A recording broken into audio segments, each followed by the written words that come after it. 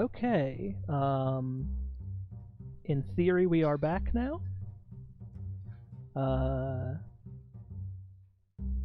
Let's see.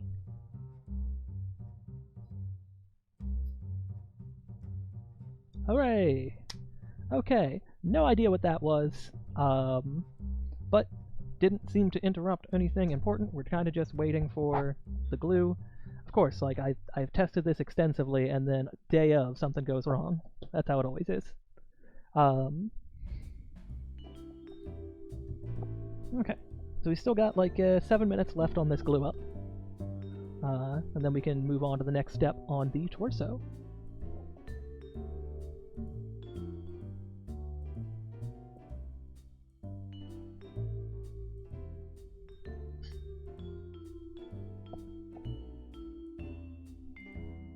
I have no idea where the recording cut off on that. Hopefully the first half of the recording is still usable, but if not, I'd rather it fail in the first 40 minutes than at hour 3.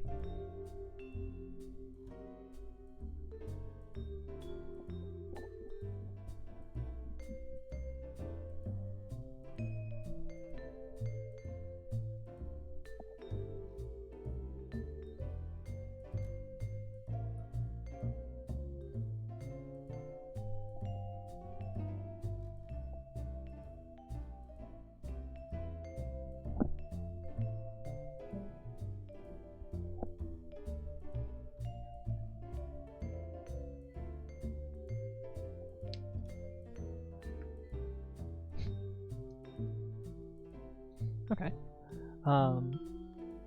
Bigger construction without plastic.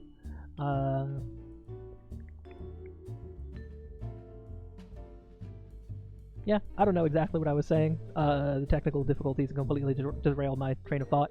But yeah, the cloth covers are nice, but they're not weatherproof, and Plastidip is.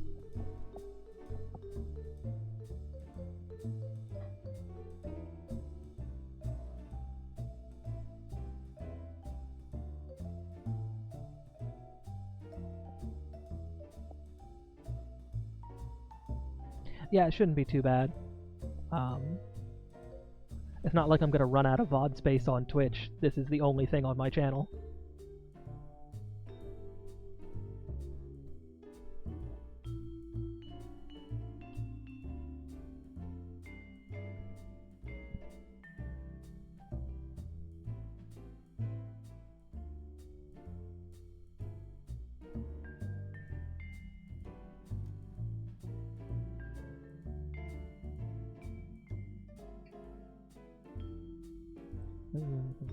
Okay, so what we're doing here is we are putting a coat of glue on the outer edge.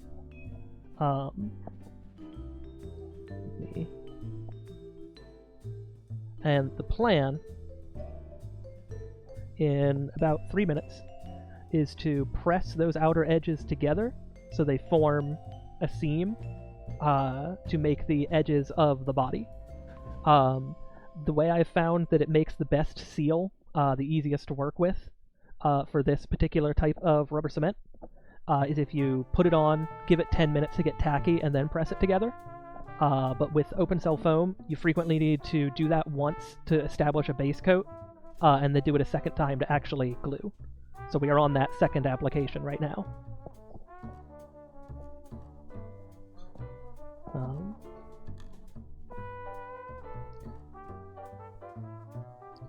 That is in about 2 minutes. So we got a little time to kill.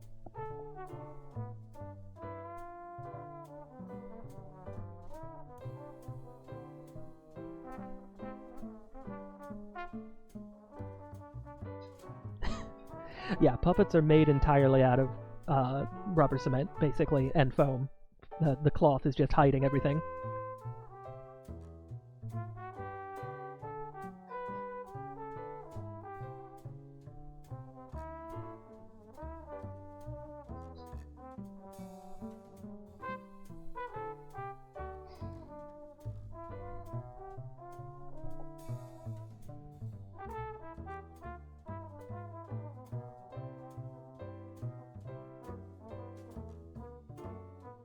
Yeah, if you don't give it enough time to dry, when you squish it together, it pushes the glue further through the open cell foam, and then it glues too much of it. That for me, I have found with this particular glue, the sweet spot for the foam that I use is about 10 minutes. And again, it's not like mission critical. As long as it's solid and looks vaguely the way you wanted it to, you can fix a lot with the outer coating layer.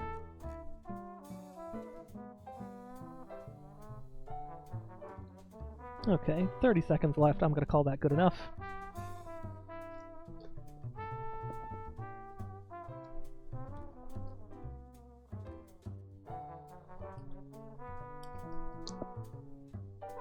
So, I don't know how well the camera can see this, but at 10 minutes it should be just tacky enough to push the two edges together, and then that will need to sit for a little while because it's a little wet, and then give it another squish and it will come together nicely.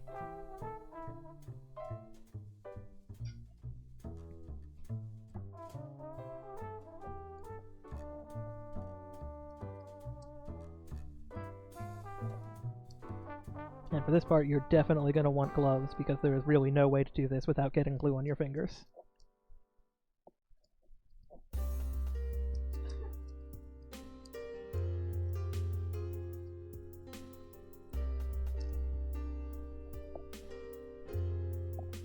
Okay. Yeah, that was maybe a little hasty. It could have used another minute or two to sit, but that is basically the shape we're looking at. So it's got like a rounded belly, and then the back is gonna, sit the way the back does. This is gonna need to be cut because, it's kind of hard to get my hand in there right now. But that is the general shape, and then we can refine it later.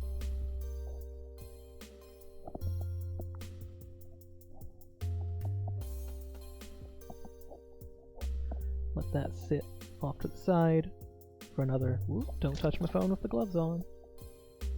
Another couple minutes. And we will get back to that.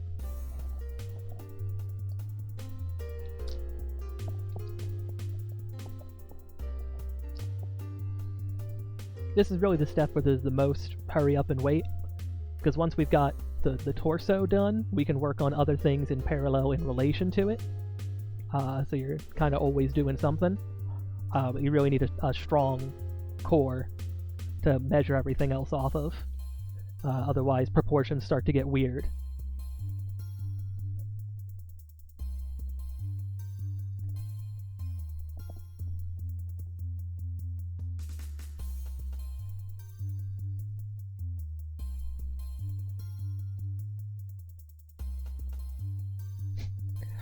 And for those of you who have the eyeballs that I gave out, I am going to be doing one with the set of animal eyes that have the flat side, and one with the fully round human eyes.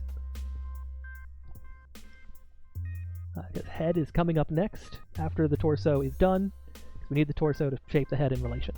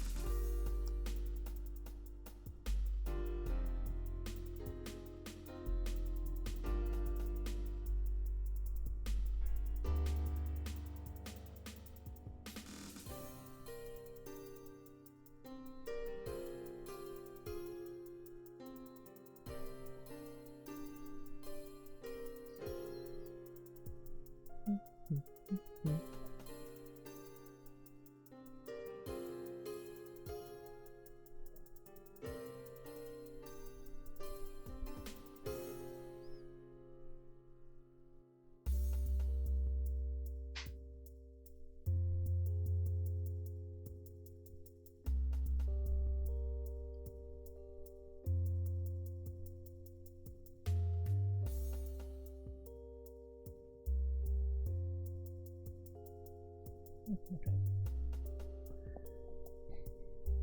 While that sits for another couple minutes,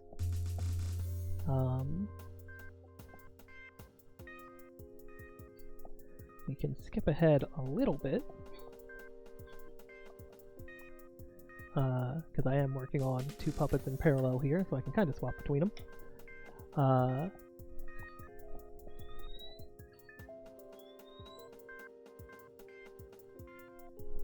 Oh, come on. Oop.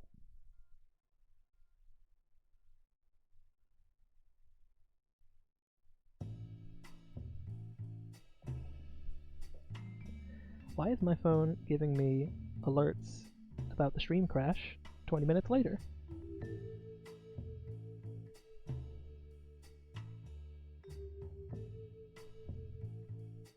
Come on. This start recommendations on characters of Open Fabric and OpenCell Foam. Okay, so on the Catalyst Discord, I did post a materials list that included an Amazon list that has all the materials of the varieties that I use. So for animals, you're looking for like I think they call it a minky fabric.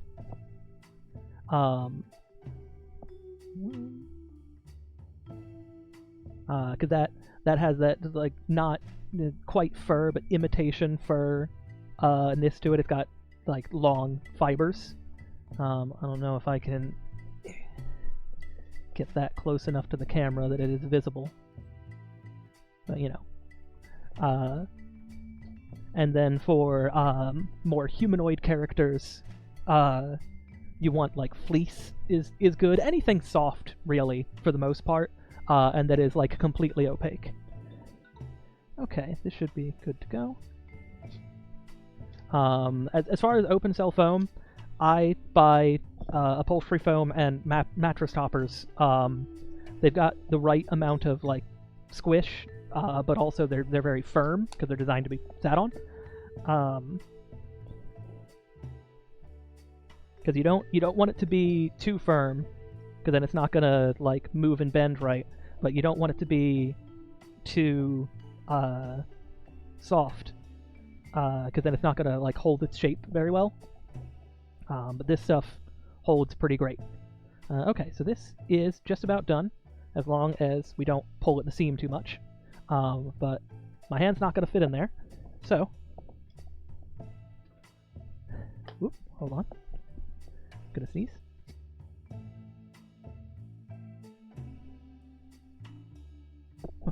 Okay, hopefully I muted in time for that. So we're just gonna pick arbitrarily a side of this to be the top. And like we have on the other torso that I have pre-prepared, we're gonna cut out sort of an arm indent.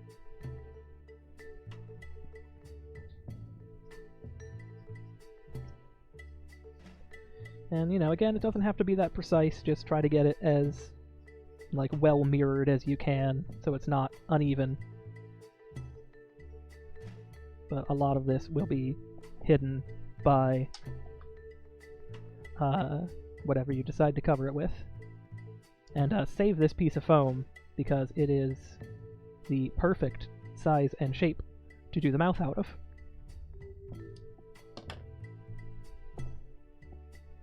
Okay, with that, I can get my arm in there up to there. It's a little tight for my hand, so I'm going to cut the top centimeter or so of this off.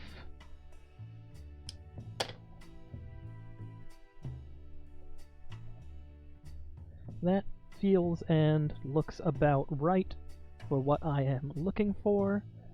Maybe a little further, just so I can get my hand all the way in there without squishing. But, you know, I'm trying not to pull this seam, and it will get easier once that is fully dry.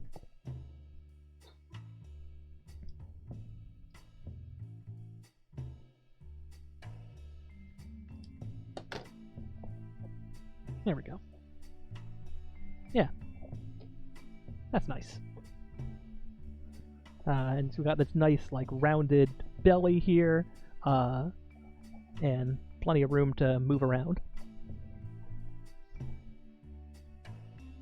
Same with this one. It's got the nice divot in the back for your arm, and then this one's got shoulders.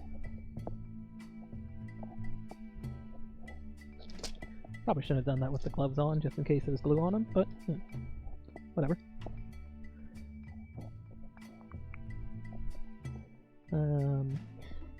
Okay. So now, snip those corners just for my own sake. Now that we've got a decent body, we need to cover it with something. This one's already been covered. But yeah, there's always little bits of glue on the inside that no one will ever see. So I got this long faux fur cut together into strips and then sewn back in together to make a nice big fuzzy bee. And that we are going to just sort of drape around the front here. And in my case, it's not going to quite reach the back, and I'm fine with that. People aren't going to really see the backside. So I do need a little bit back here just to keep it together.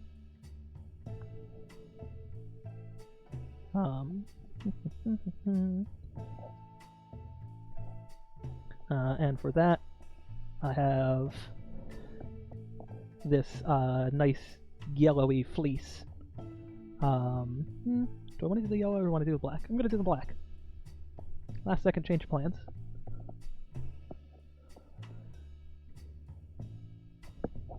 And we're going to need just a little piece of that.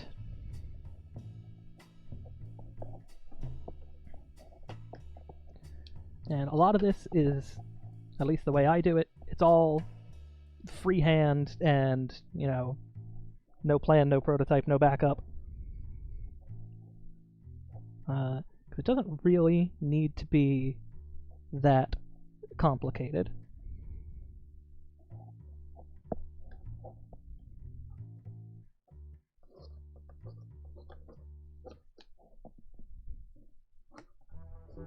Like, if I were mass producing these, I would make patterns and templates and things.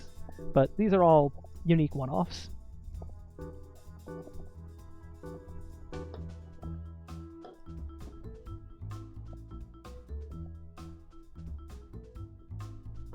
Or, you know, maybe if I was replicating a specific character, because that's the other thing. Like, especially for when I was making Bud, there were a couple times where, you know, I went off script, ended up doing something a little different than the way I had planned, or something came out a little different than the way I had intended to, and that's just what it is now. You know, nobody knew what it was supposed to look like before.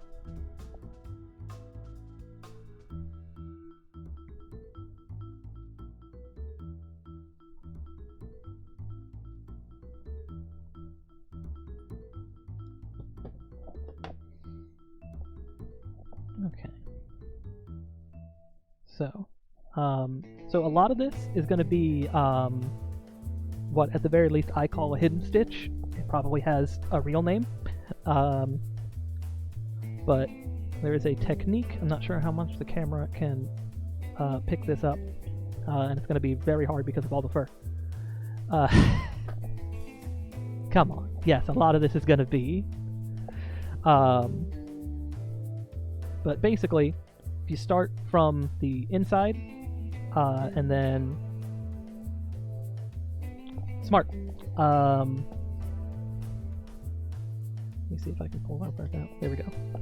Do I have a scrap handy? I do have a scrap bag.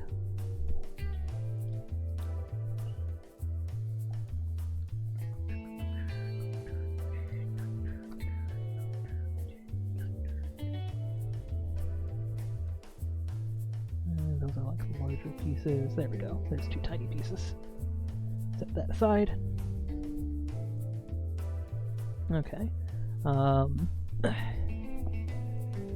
don't really have zoom controls, so front and center is going to have to be the best I can do. So, got my two pieces of fabric. I'm going to come in from the inside.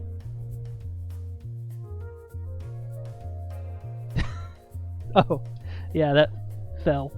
That's a surprise tool that'll help us later. Pull this from the inside, and then you go in through the outside of the other piece, and then back out. And that will pull the things together and leave all the stitch on the inside. Do that a couple more times.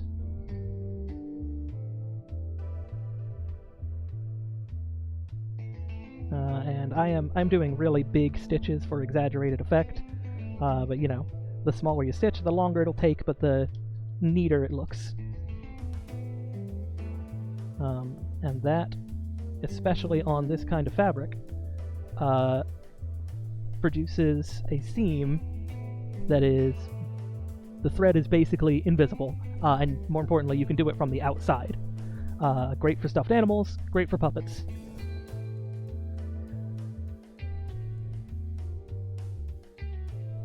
Let's reuse that thread real quick.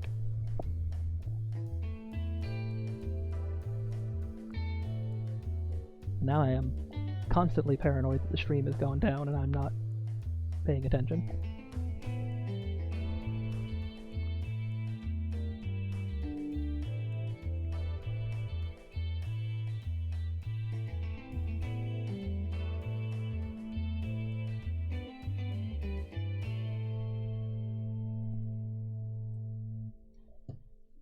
Okay, now back to our actual piece.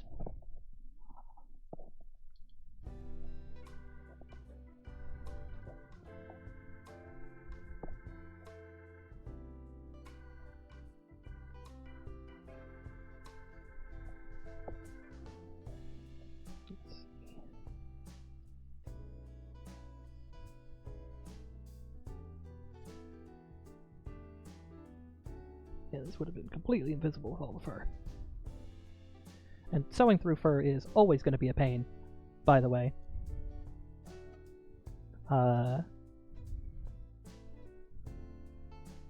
Okay, apparently the name of that stitch is a ladder stitch or a divisible stitch.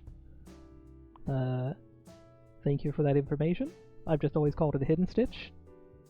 I'm sure these all have names in a billion languages since before the times of writing. But it's always good to be able to, know what to look up.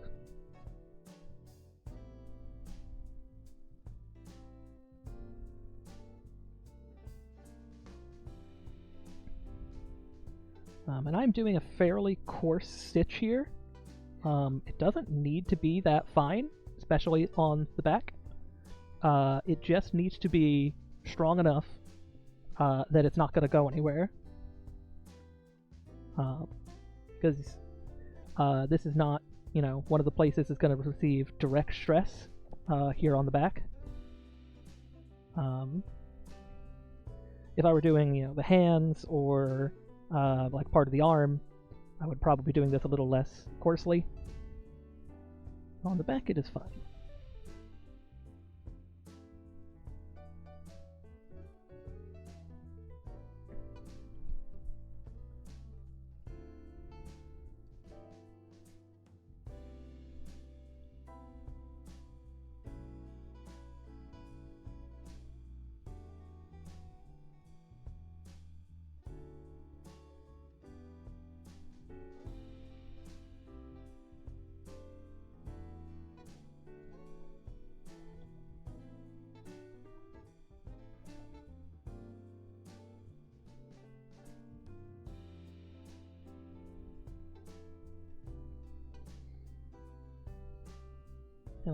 And I'm not a complete masochist. I machine sewed this fur to get this pattern.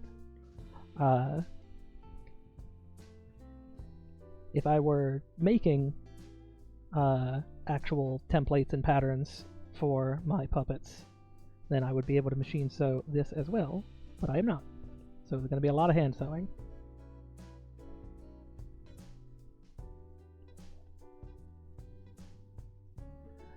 I didn't buy it this way.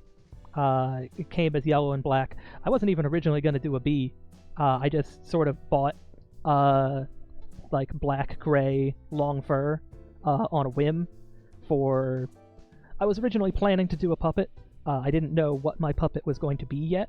Haha.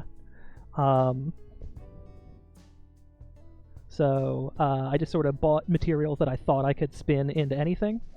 And I landed on yellow fur for some reason, and that became a bee. Okay.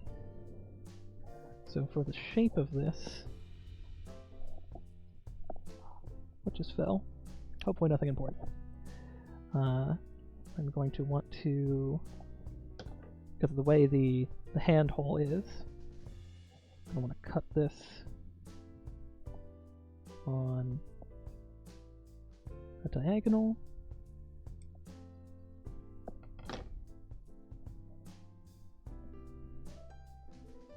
And that will wrap around nicely there. So you don't have to worry too much about attaching it to the foam at this point. You just need to get it the right sort of general shape. Attaching it to the foam actually happens at the head and neck stage. And that's where it becomes sort of a complete usable puppet, sans arms and legs and accessories and whatnot.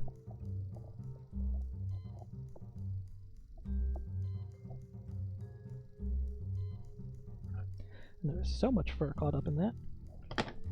That's gonna have to do.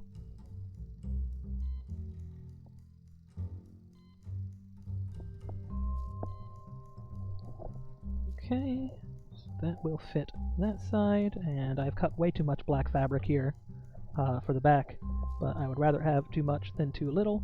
I can do my invisible stitch just wherever it falls, and then we can cut off the scrap later.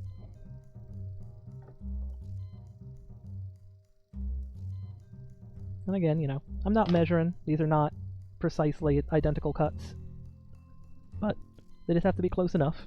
And I think I'm going to save these little pieces. I might salvage the gray and put them on the ends of the antenna or something. I don't know. Faux fur is expensive.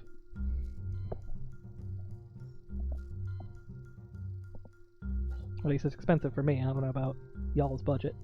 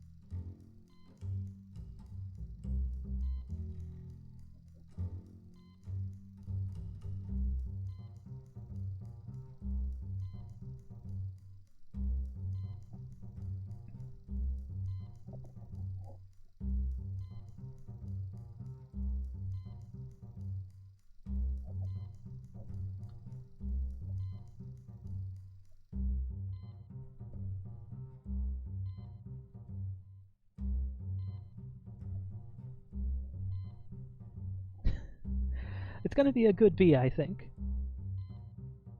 I've got some plans. I've got some ideas. The bee revelation came a little late in the development cycle, so I don't think we're going to give him wings today. I've got an idea for what I want to do for the wings, but the material has not arrived for that.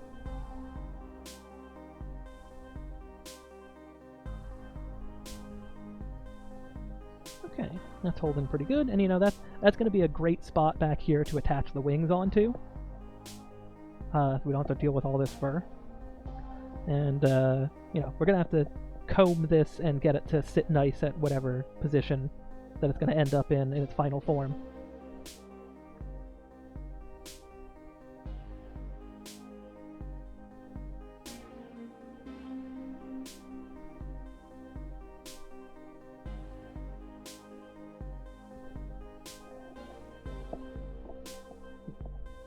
Doing my best to not default to making things directly in my lap where you can't see them.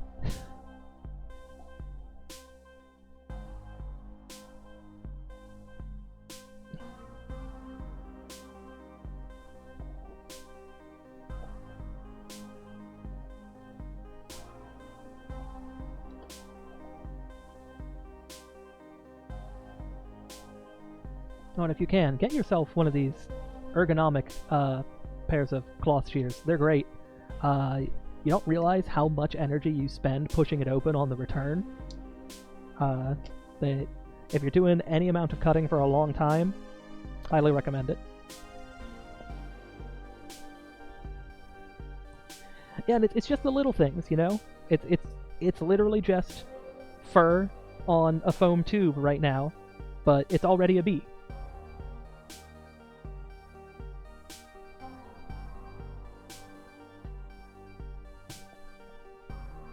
And so because of the way I've sewn it, I've got a little sort of excess in the front here.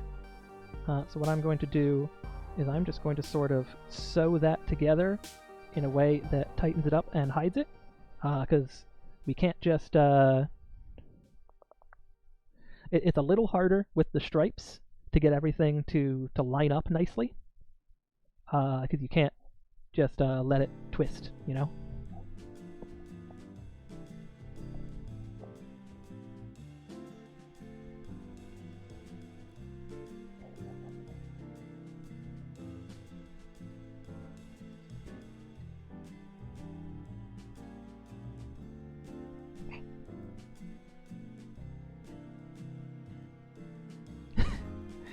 Yeah, I've got water here, off to the side. I've also got a Soylent. I'm not going anywhere for lunch. But I would highly recommend taking your stretches and your breaks. I will be enforcing a break on myself at some point. Hopefully before my body forces me to take one. But we shall see.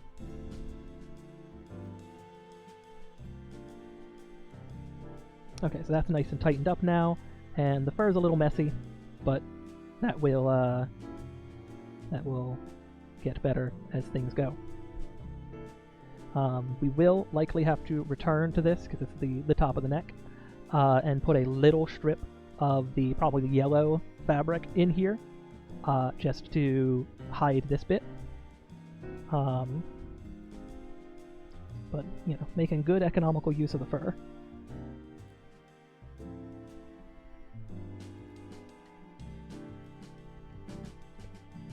And I always prefer to, whenever I've got a little slack in something, just sort of invisible stitch it shut rather than cutting it and resewing it, just in case you ever need to pull out that slack for any reason. Okay, so we've got the fundamentals of a little bee here. And now that we have both of our torsos ready to go, we can move on to step 2, which is sculpting the head. Now, this part might, in theory, get a little loud because I am going to use an electric knife. If it starts annoying people, let me know and I will just mute my mic while I'm doing it. So this is the head I have pre-prepared. It's basically the same shape as Bud's head is. You can see it's very rough, but the fur will hide everything. Don't worry about that piece, that's for later. So this is what we're looking for any sort of like mammalian creature. Now, should it be a little smaller in the snoot, probably, for a squirrel? Yeah, but I'm going for sort of an elongated look, because also I want it to kind of look like Bud. So, got the big cheeks. The eyes will go right here. You don't really have to dig a recess for those. For the animal style eyes, for the human style eyes, you really do. But they will go right there. And then the important part and the difficult part is you do need to sort of open the bottom and give yourself a place for your hand to go. And for this, I've gone about maybe 1 3/4 to 2 inches deep. And I am going to put in a little special secret sauce here. So this is what I like to call a scruncher. And what this does is after I cut a little hole in the head here, just be a little wider than that, and then fill that with rubber cement, this will grab onto the foam on the inside, and when you pull it, it'll scrunch in the nose. Scrunch, scrunch. That's how Bud can do that.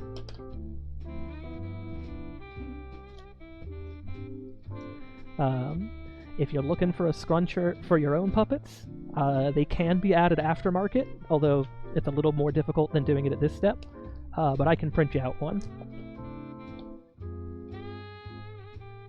Yeah, the expressiveness was, like, high priority for me, but, like, so Kermit has almost no foam in his head, and that's why he can make the shapes that he can. He's just all hand under there. It's extremely tight. Bud's got a much more heft to his head, so the scruncher really helps.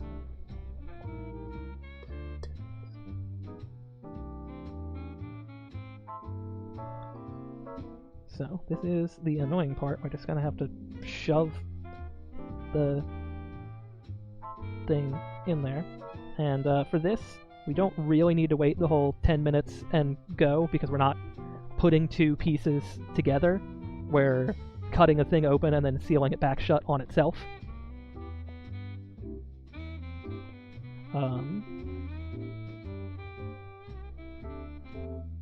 Just fill that with barge all the way down. Install the scruncher.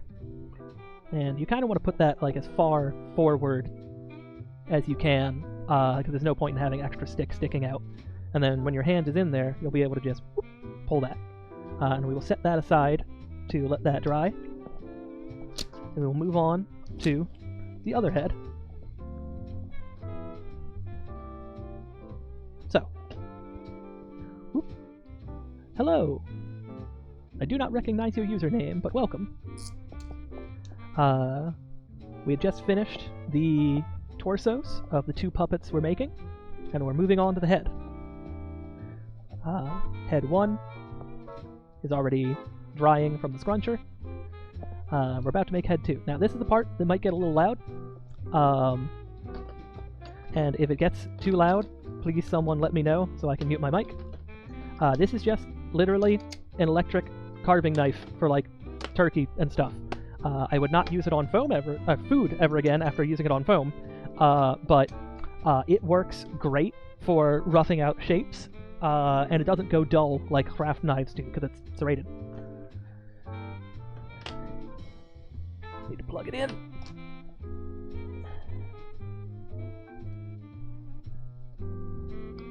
So glad I installed outlets to the top of my work table. So, in terms of design, what I'm thinking for the head, because it's a bee, is just round. But we gotta sort of keep in mind that it's gonna have like a bottom jaw, so if we want the whole face to read as round, then we really only need like a slightly more than half of a sphere. So like I am going to cut basically that is the plan. I don't know if that shows up. There we go. That. And then sort of a similar sort of thing on the front, but I'm going to get a lot of space and leave the sides somewhat flat. Okay. Potential noise warning. I didn't test whether this is too loud on the mic or not.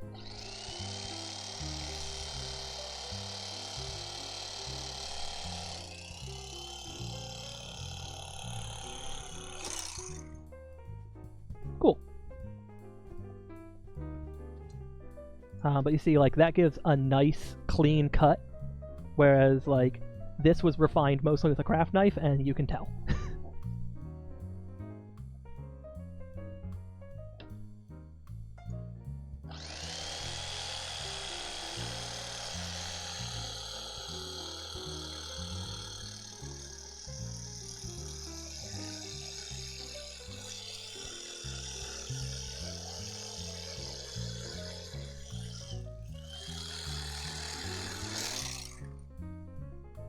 I got a little bit off there.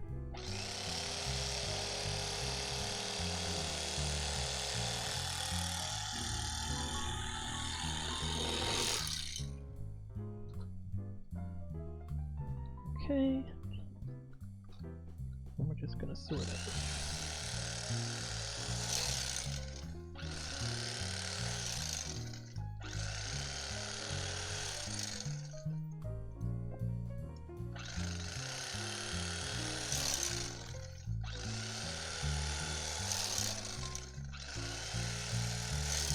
I'm gonna leave the face kind of flat, not quite as rounded as the rest of it.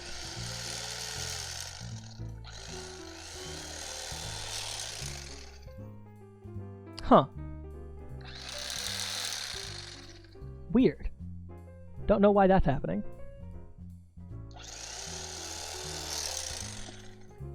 But, you know, you should still be able to see the result, so... Yeah, they are sort of plugged into the same circuit, so that probably has something to do with it.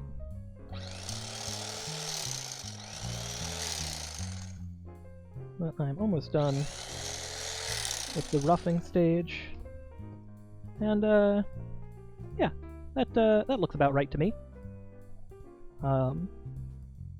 We can always carve off more later.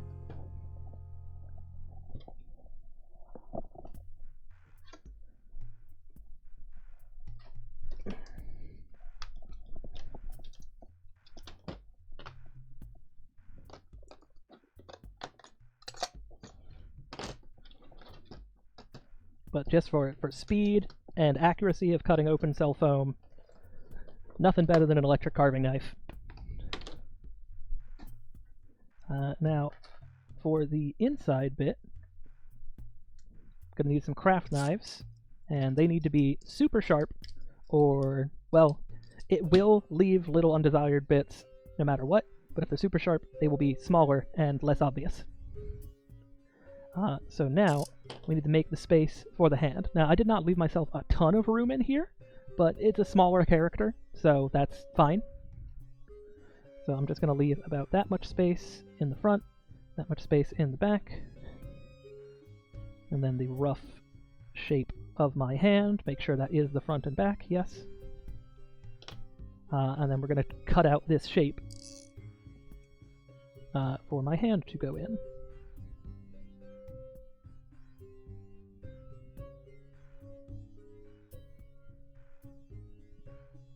And I can feel it dragging, so it needs to be sharpened. But that is how quick your craft knives will get dull cutting this foam.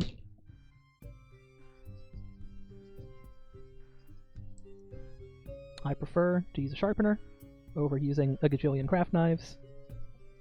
It just makes more sense to me. And then you can kind of turn it inside out.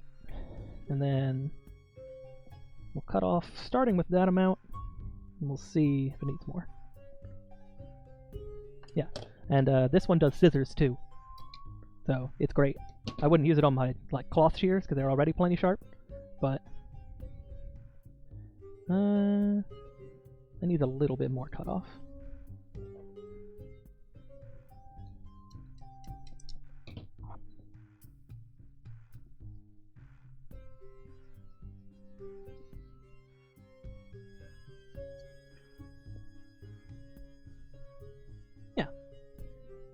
that feels about right there. Got a good cradle for the hand there. Not too cramped.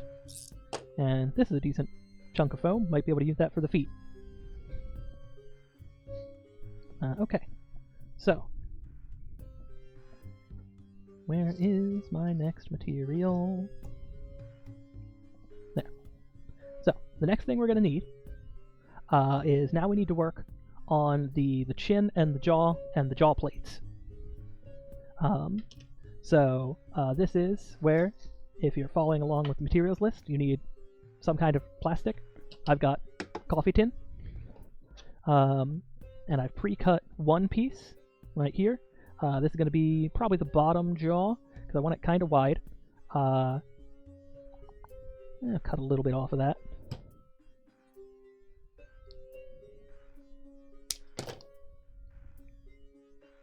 Yeah, just like that. And then we also need a top jaw that's similar in shape to the actual foam you've got.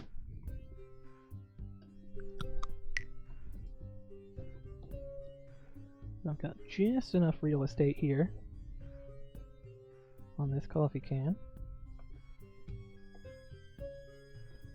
And because you need a sort of top surface to grab with your fingers to be able to operate the mouth. You don't need one, makes it nicer. And again, you want super sharp knives here. Dull knives is how you hurt yourself.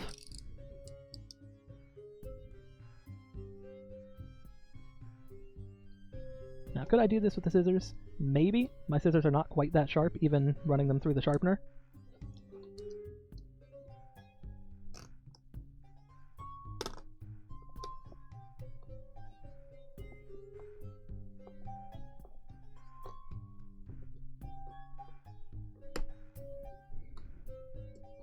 And that is already dull.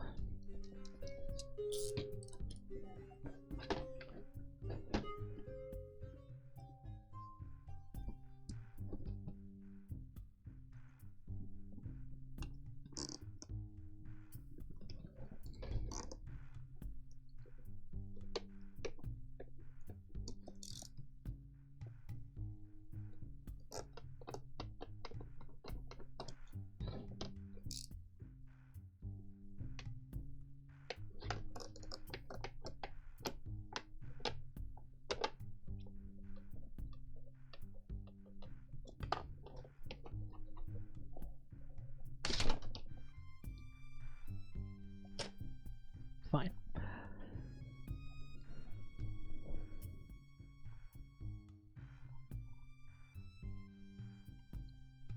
Want to trim off corners.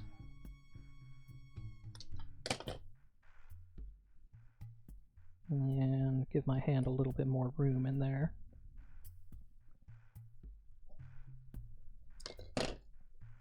And trim off those sharp edges. Don't want points. Yeah, that feels about right.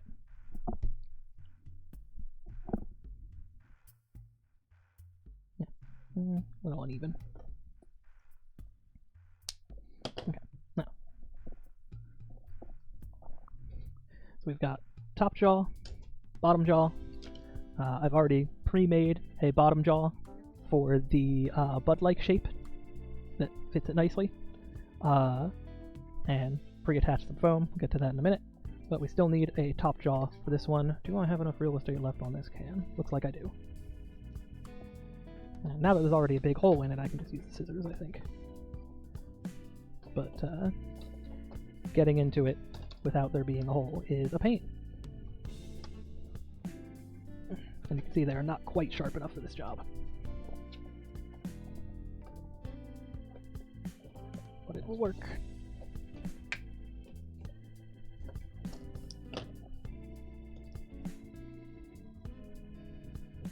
It's basically already the right shape. Don't want any sharp corners. Okay, perfect. We don't need this anymore. I don't think. So, for these pieces, since they're going to be glued onto foam, you're going to want to rough them up. I've roughed this one up already with a knife. I like to do it on the printed side because it's already a little rougher than the inside. And I just sort of run the knife over it a couple times in a couple directions. You could use sandpaper, I'm sure, but the sanding motion is not great for me. And I don't really have any sort of electric sanding devices that would be good for this task. It doesn't take long to cut it up with a knife. Because you need something for the glue to hold on to.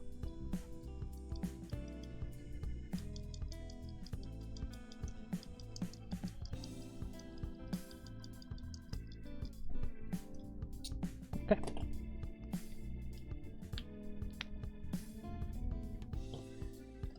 That one goes to there.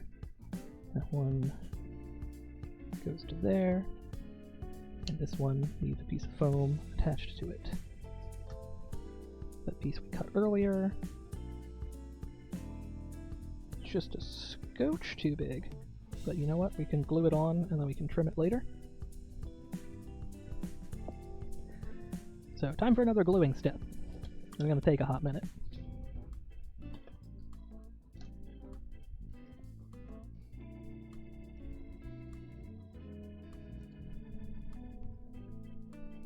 Everybody following along so far? Is this making sense? Did the stream drop again?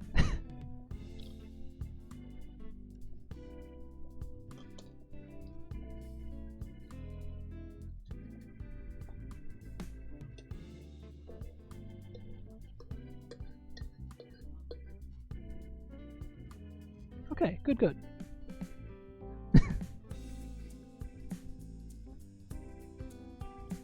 And like before, this is going to work better if you get the glue on and wait a little bit.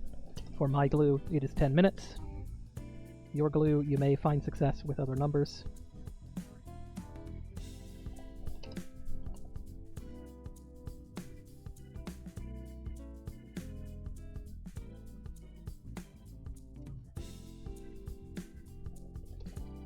We're going to do the edge of this.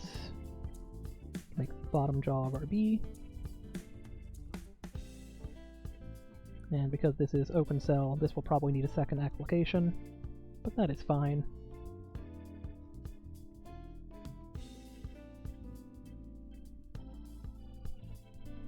Set this somewhere where none of the sides are going to touch my table.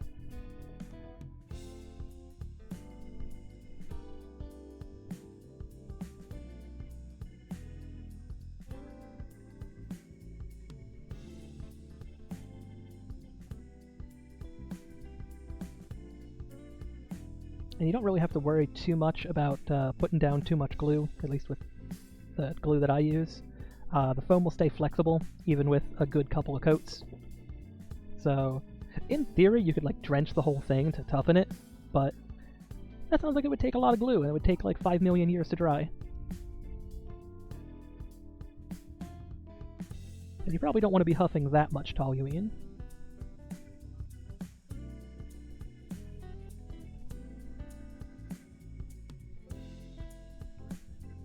Okay, so that is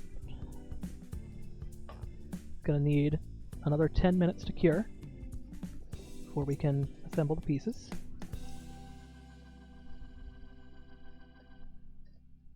Do not touch the phone with glue hand.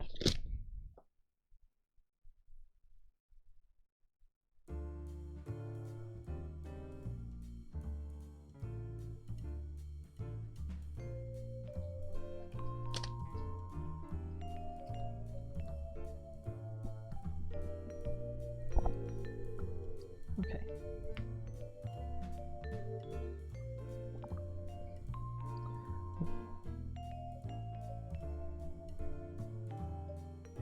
Yeah, I hadn't really thought about like plasti dipping the inside of a puppet, but that would make it super durable and watertight. But you want it to breathe, because let me tell you, it is warm inside a puppet. So it not being able to breathe anymore would be a pretty big downside to me. So while we've got a minute here, I'm going to skip ahead a little bit to making some antenna for this bee. And I've got some wire here. It's copper colored. It's not copper wire. I am certain that it's aluminum wire, because that is cheap. And for the price I paid, there's no way this is real copper. But any, like, flexible armature wire will do.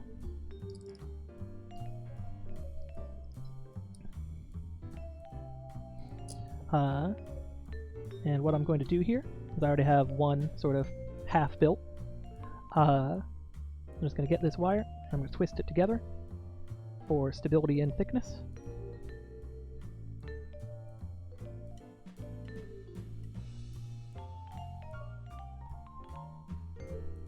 Get that in roughly the same bend ratio as I have the other one. I'm going to take a little scrap of foam. Take a little scrap of foam, very tiny, just roughly shaped. Cut a little tiny hole in it. Yeah, the puppeteers, they all wear sweatbands for a reason. It gets grody in there. So I'm just going to cut a little tiny hole in it, and I've got some super glue, which for this purpose is going to work just fine.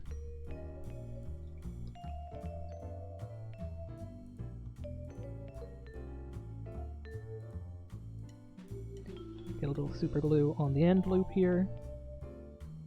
Because anytime you're gluing something into foam, you want it to be sort of have a positive end to it, so that if it gets yanked on, it has something to grip, and it's not just like the wire by itself.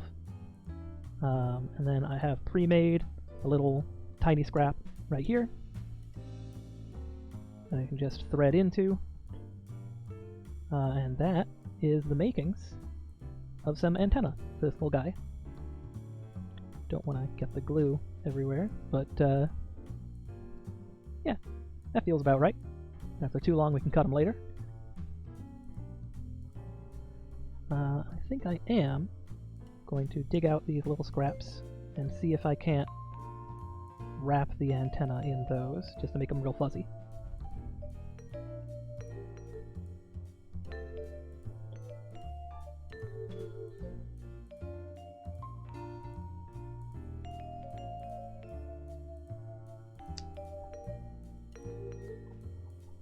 Now, would a seam ripper be the better way to do this? Almost certainly. Do I have one on hand? I do not.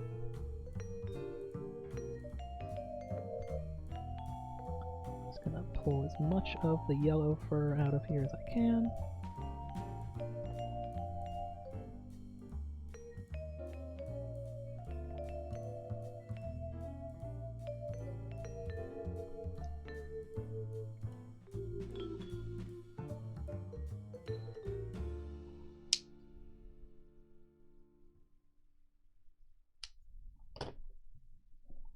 Save those scraps.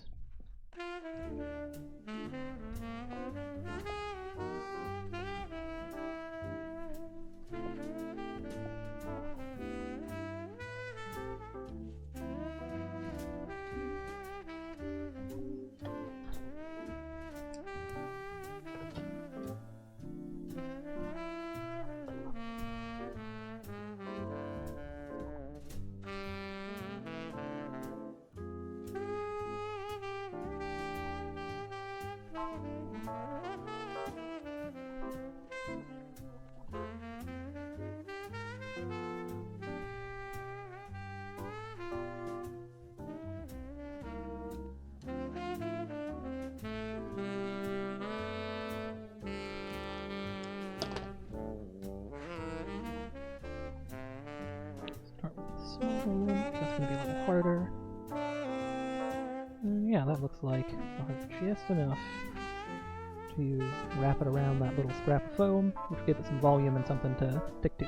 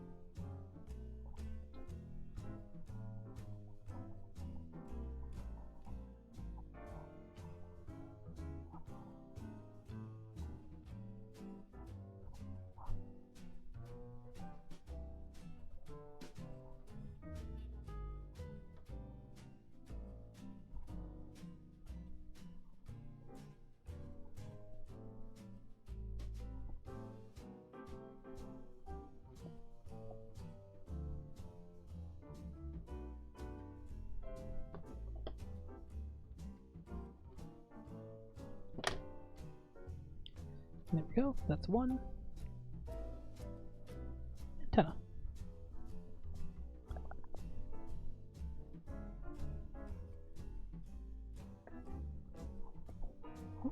Now we are just about ready on the glue, so I'm going to put a pause on the other antenna for now. We can get back to that during another glue step.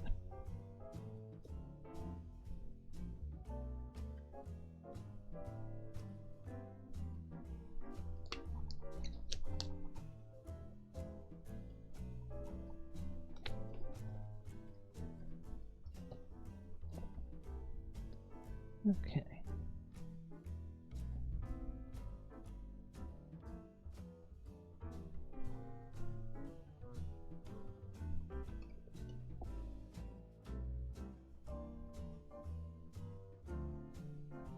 Let's go right there.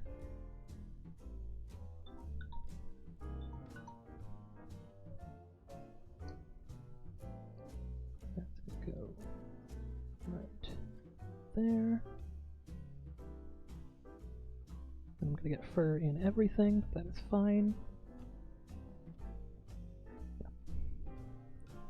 And then the tricky one, got the foam, which is going to need another coat because it is not tacky.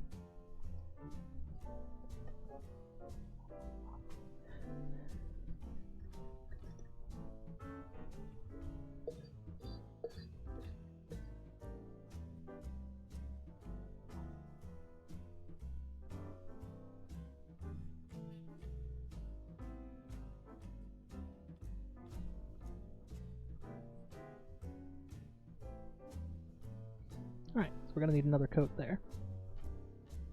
That will have to sit again. Do not touch foam with glue.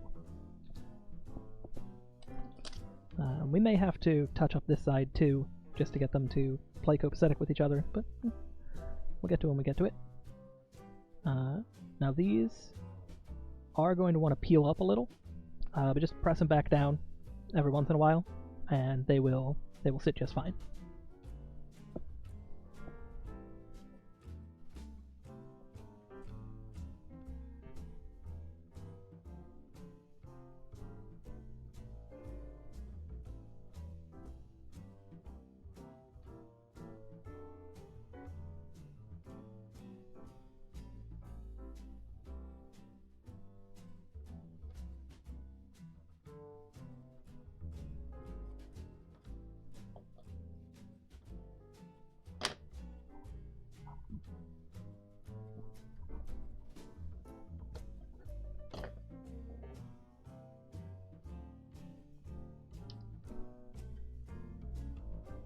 Dang it. Need to make a really big knot to sew through this faux fur. You know, it's kind of built like a carpet. Got a lot of holes in it.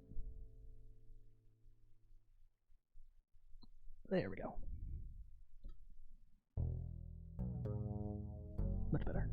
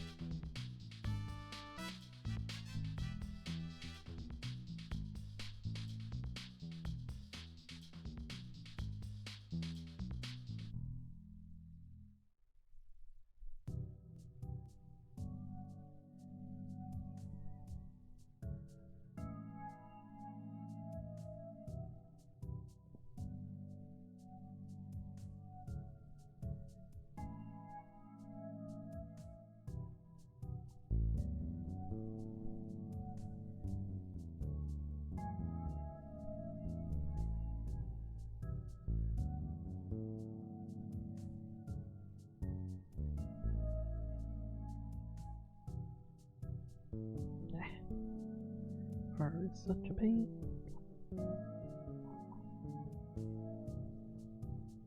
It's all worth it.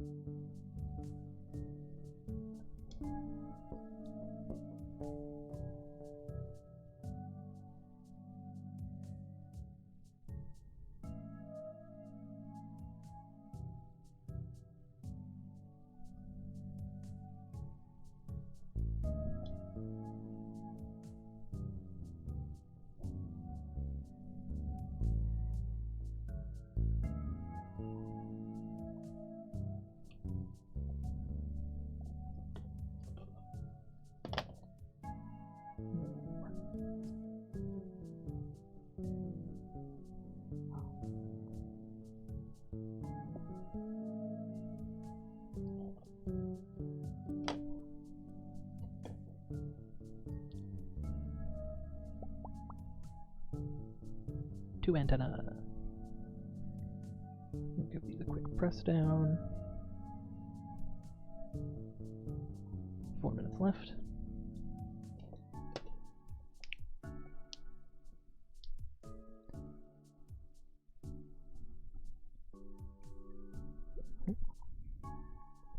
What we can do, switch gears a little bit and work on the neck. Let's start with the bee. So the neck of a puppet is basically just a tube. Now, the way I do them is I make the tube go the whole way down, so I'm not touching any foam on the inside.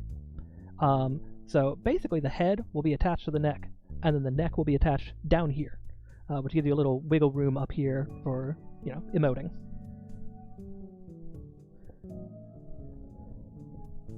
So I'm going to measure my arm roughly there.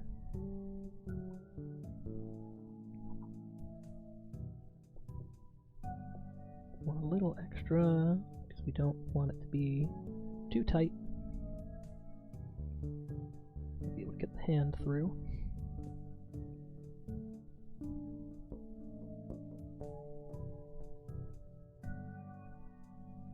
There.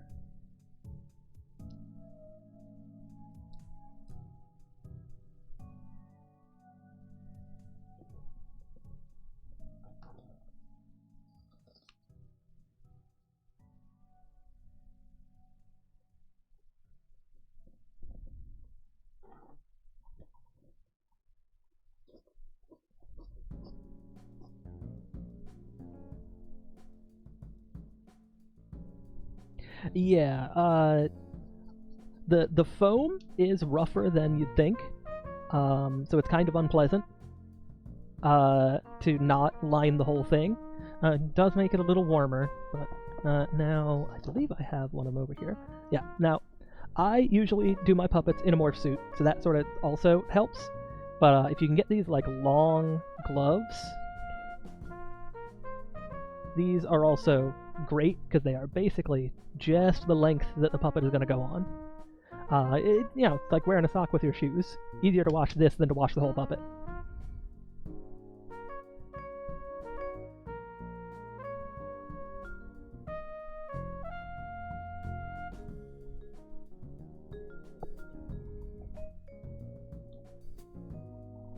Okay, now this would be super easy to machine stitch, but I don't particularly want to get out the machine. So I think I'm just going to hand stitch it. And that definitely needs a little bit extra glue.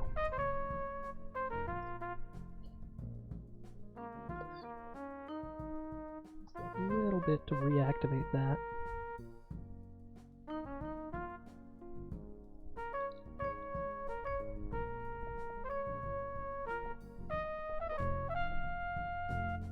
It'll wipe a lot of it off. It's tacky and not wet. Okay, timer's about to go off. Oop, don't touch that without gloves.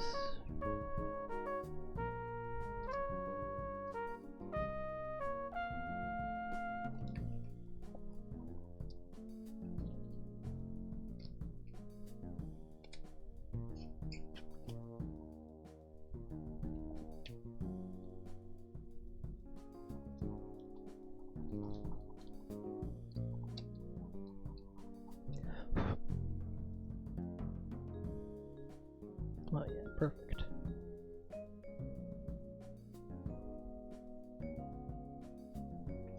And we've got a little bit more foam here than we need for this, but always easier to cut than to add. That gives you a place for your thumb to go. Okay.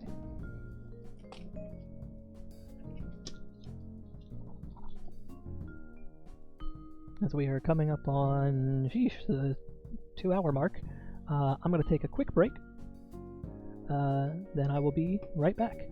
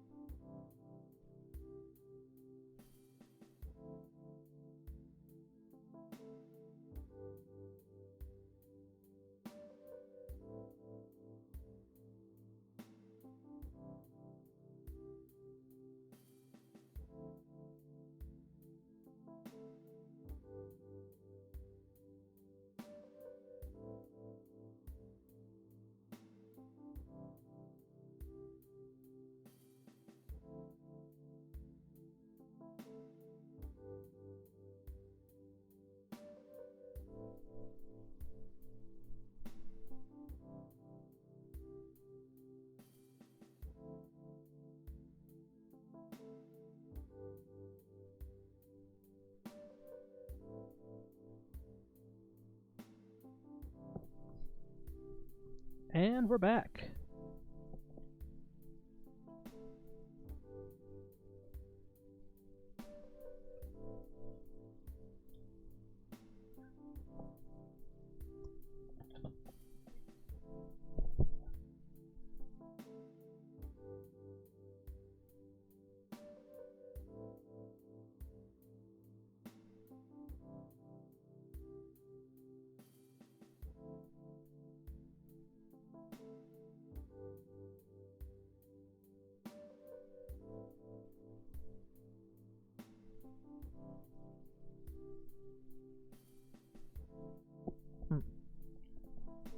Two arms, 4 legs, 4 arms, 2 legs. I haven't really decided. I'm thinking maybe 4 legs. Because that's not going to be especially difficult. But it is a stick hand puppet, so 4 arms is, like, doable.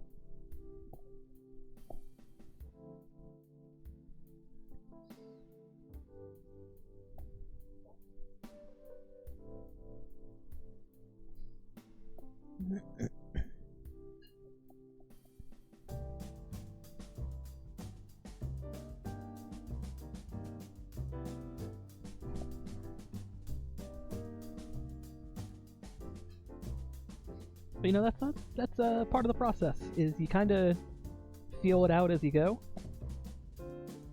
Nothing is set in stone.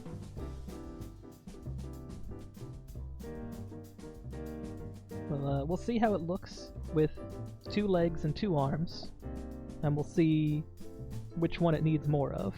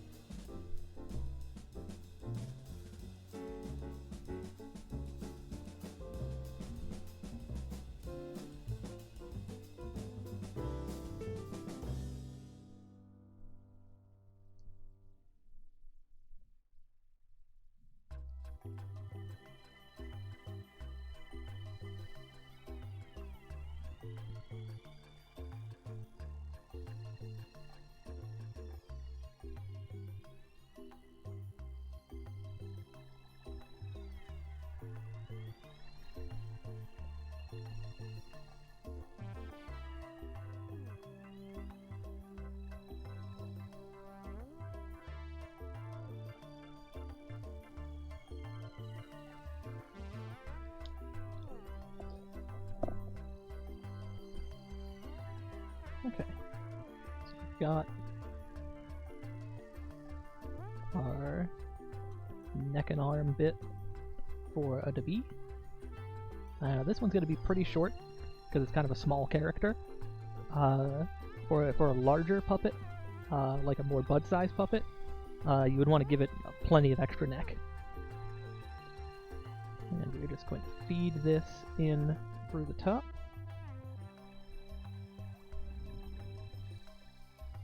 And then we're going to take the bottom edge here and sew it directly in to the edge of the fur that is there. That'll create our opening.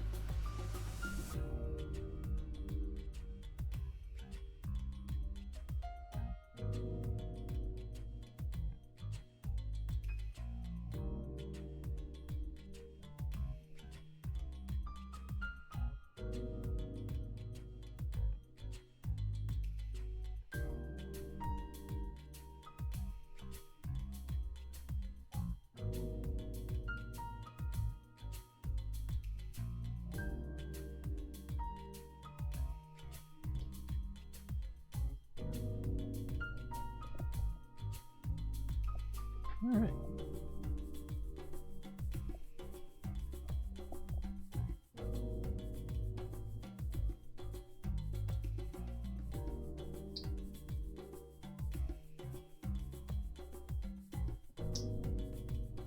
It's pretty good.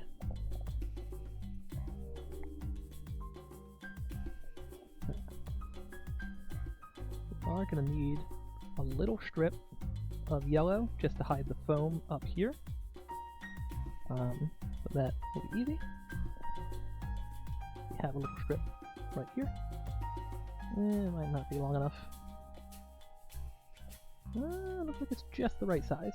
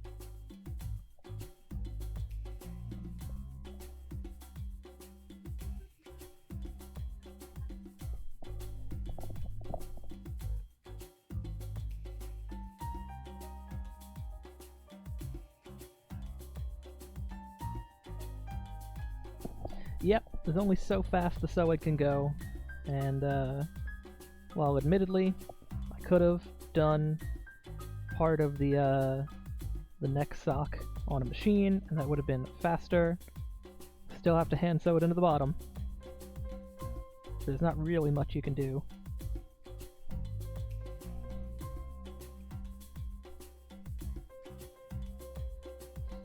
I'm sure the hand sewing is boring, but I am going as fast as it is reasonable to go while still maintaining quality.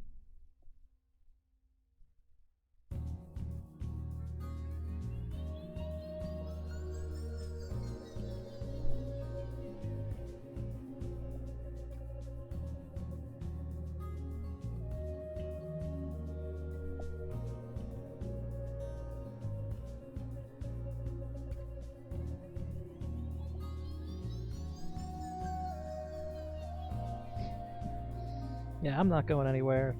The VOD will be up. And, you know, on the VOD you can skip this part. Just jump to the next instruction. If YouTube doesn't gate all of the cool features behind having a gajillion subscribers, I'll put up chapters or something so you can skip to individual steps.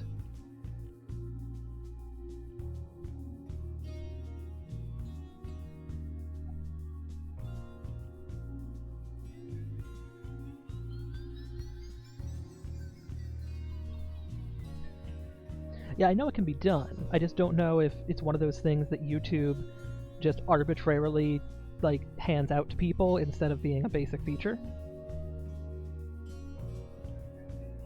Oh yeah, I mean, if they're following along, but you know, your puppet is not my puppet. We will have different tasks that we need to perform. Like, your puppet may not need this tiny little collar I'm sewing on right now. And in fact, likely won't. The only reason mine needs it is because I just barely ran out of fur. Now, could I have just made it a little smaller? Yeah, probably. But I like the size that it is.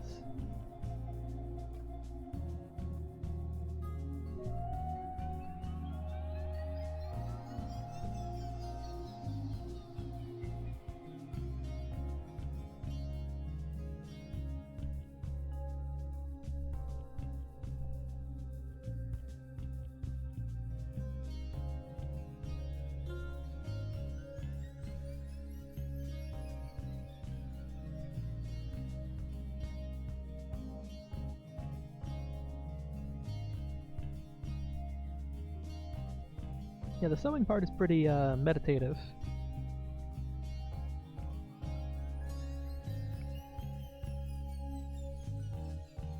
Although I would definitely be getting antsy without the music. The music is as much for my benefit as it is for all y'all.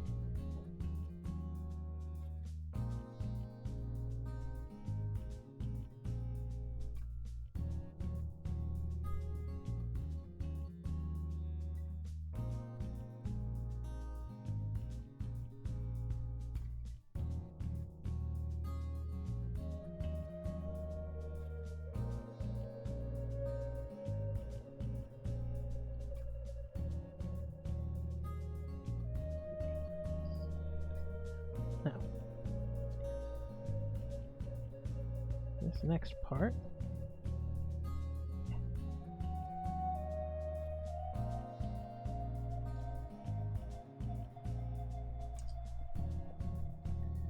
I am going to be sewing the end of it directly into the foam.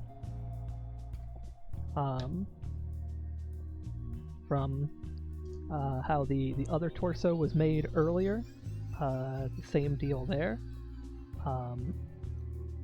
Really the only way to prevent the top of the torso piece from shifting around as you move the neck is to either sew it directly into the foam or have an entire additional internal liner that goes all the way to the bottom, and that just sounds like extra material that is unnecessary. But I know some puppets are made that way. So I'm just going to sew this sort of around the bend and then into the foam there, and that'll hide that seam.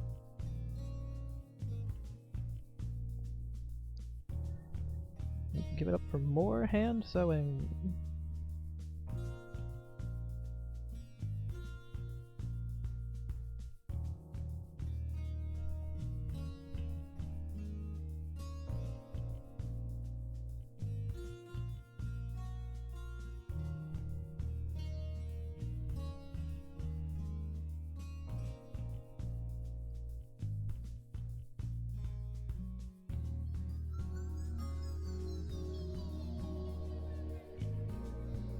And you need to go through quite a substantial amount of foam here. If you go through not shallow, or too shallow, not deep enough, whichever direction you want to word that, it will just tear out as you tighten it. I had that problem with the original Bud to the point where I had to, when I fully tightened it, I had to cut like a centimeter off because it just tore a bunch of holes. So don't do that.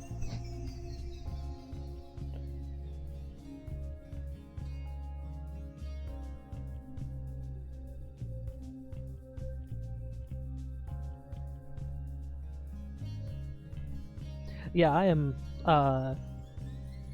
almost entirely self-taught when it comes to stitching everything. A lot of the stitches that I learned are from plushie and puppet making tutorials that I watched ages ago from people who also were self-taught, so they didn't know the names.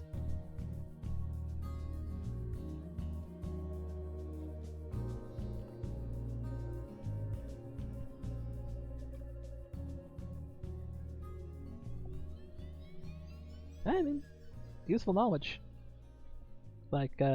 Half of knowing what something is just knowing what it's named, so you can look up more information about it.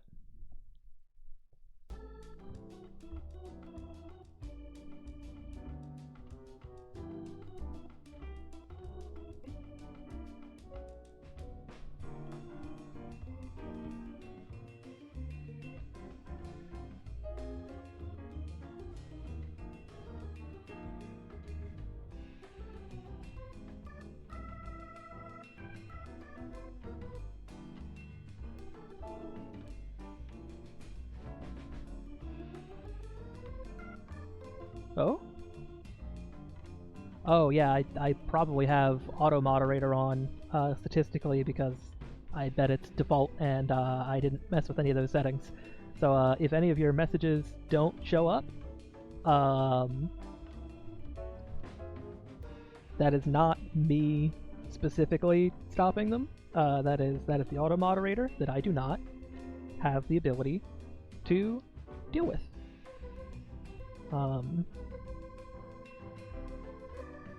Because that would require. Jeez, really, auto moderator? That shouldn't be on the list. But I would have to have the sort of Twitch thing open and not just OBS, which I do not, because it is running a lot more stably without.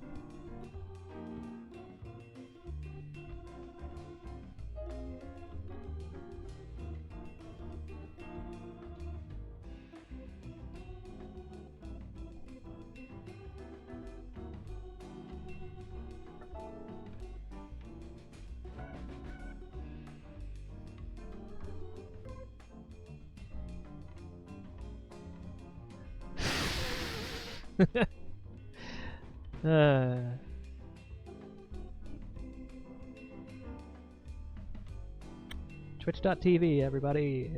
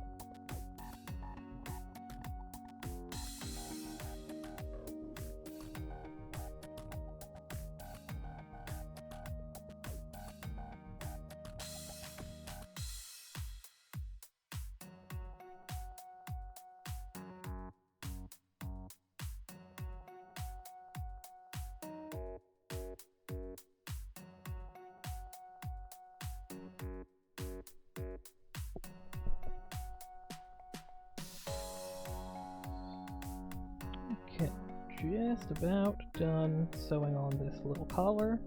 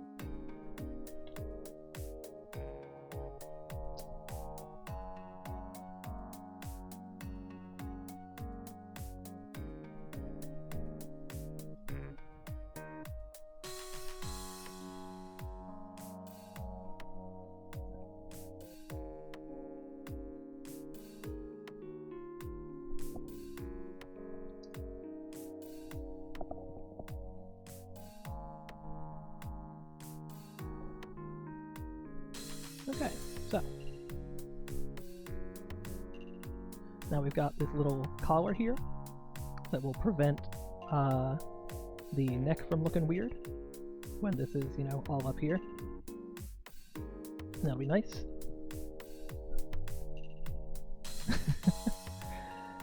Yeah, I wish.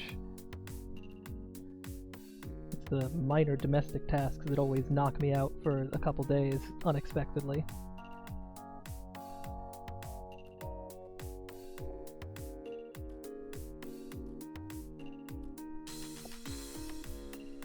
Just get it massaged into the right position.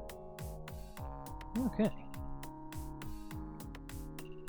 So now, we get to do the whole thing over again for this one.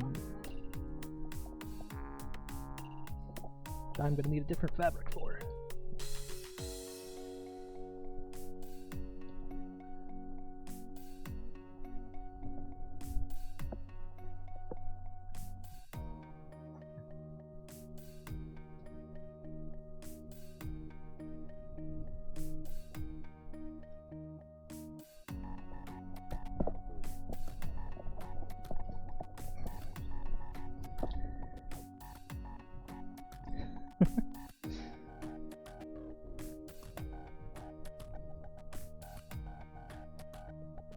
Okay.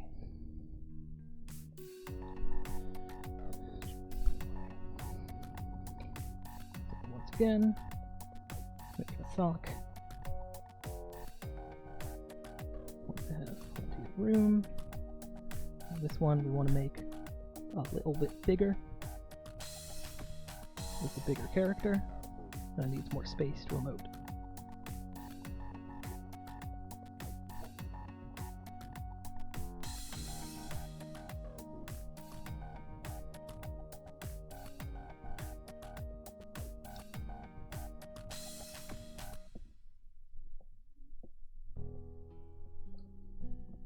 Ack, I have glued my pen to the table.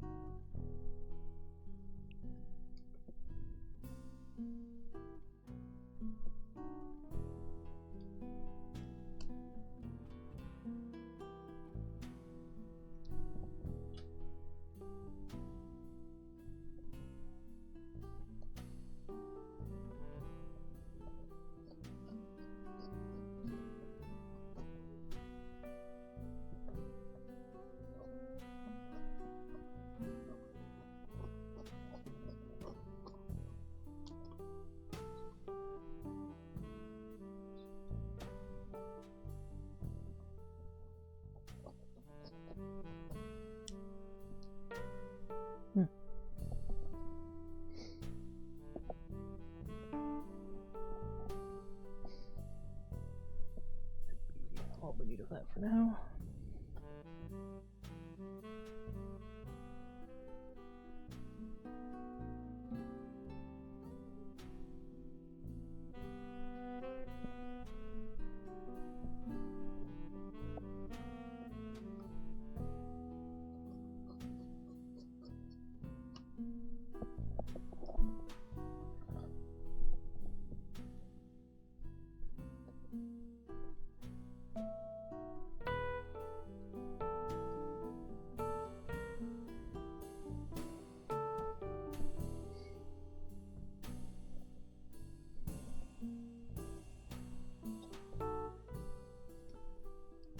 Again, sorry about how long the hand sewing takes, but this is really the only part that would benefit from doing it real fast on a sewing machine, because it's just a straight line. And I think it might take longer to set up the sewing machine, get everything copacetic, and do this one quick line than to just hand sew it.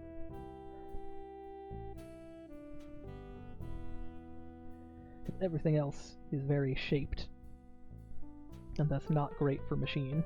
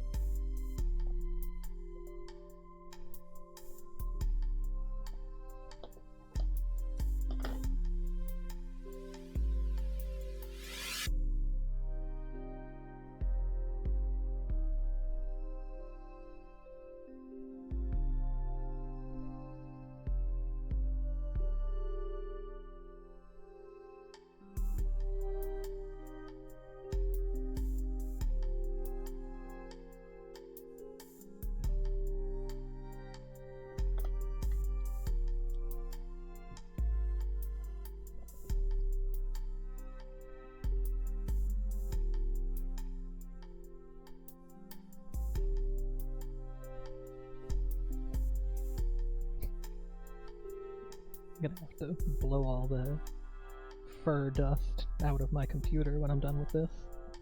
It's gonna be a mess.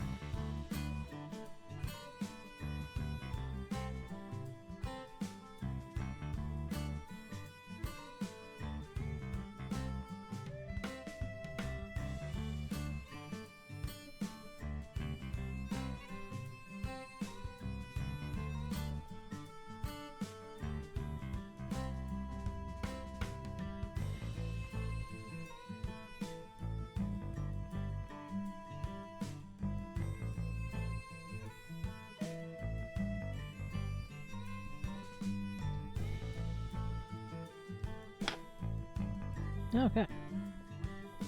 After a slightly laborious process, we now have 2 puppets at roughly the same state of completion.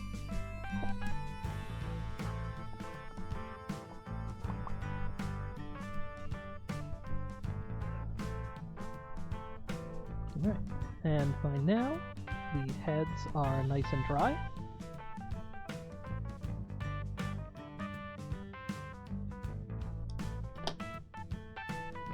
So we can get started on those.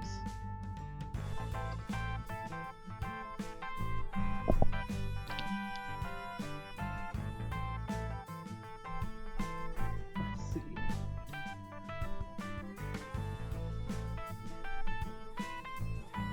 For the bee, I think I want the head to be mostly gray with a yellow face.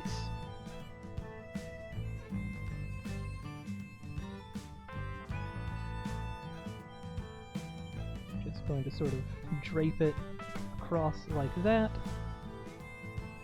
and then use that to figure out where I need to cut.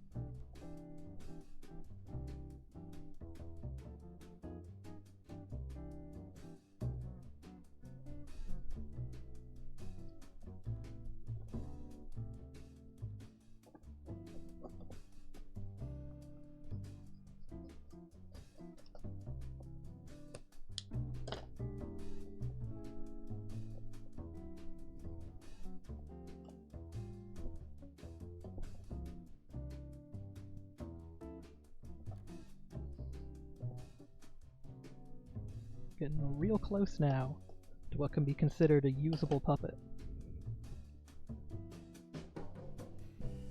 As soon as we finish up the head, to include adding the eyes, then it'll technically be usable. Won't have arms, but you know.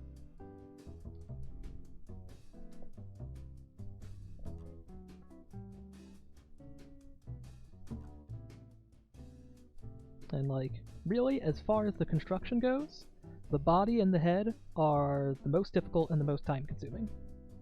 The arms and the legs, they're just tubes. Super easy, super fast, as complicated as you want to make it.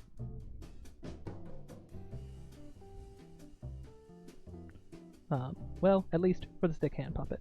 For a live hand puppet, you have that whole live hand bit going on, so there's a little bit more complexity in that you need to add gloves.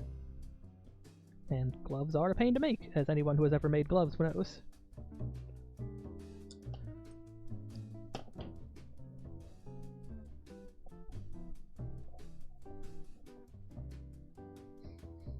Okay, actually not happy with how much plastic is on there, so I'm gonna very carefully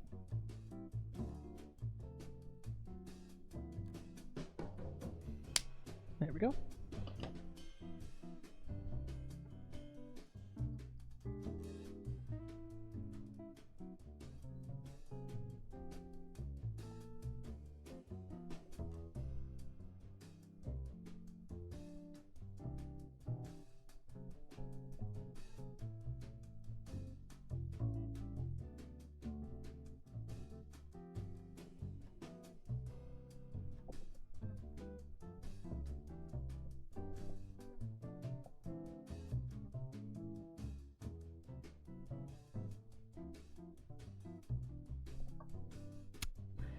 Didn't tie a big enough knot.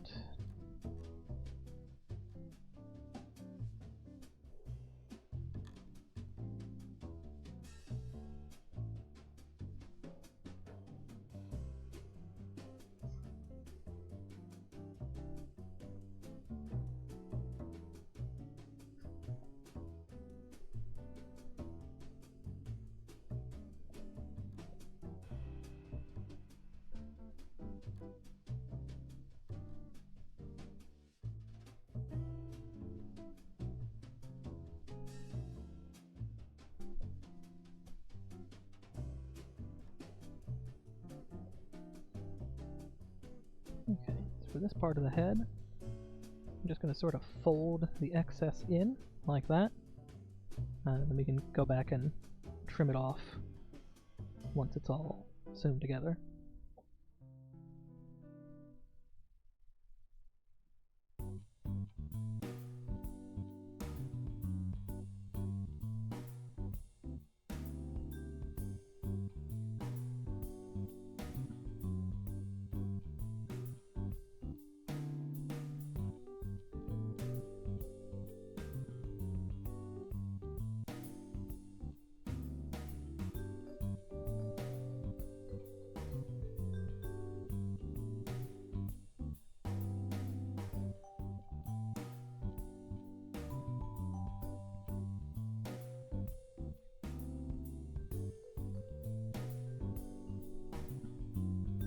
Hardest part is going to be this part in the beginning while it's still shapeless. Once you've got something to sort of hold on to, everything gets easier.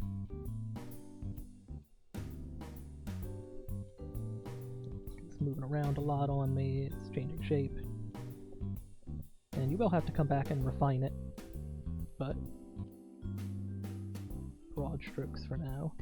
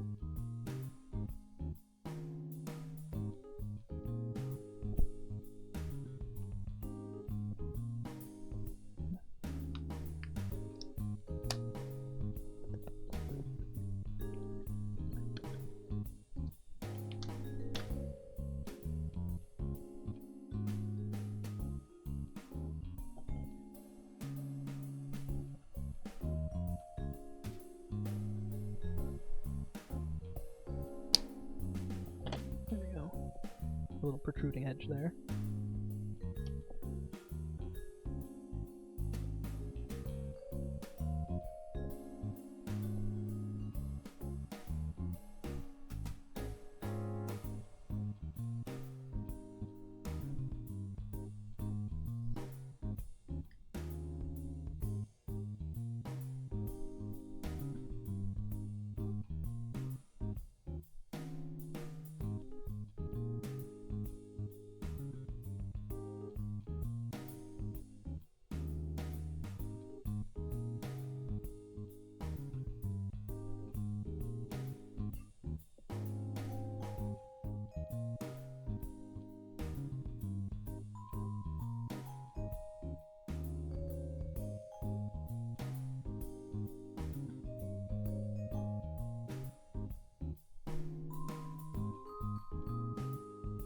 this is a part of it that is very much like making a stuffed animal.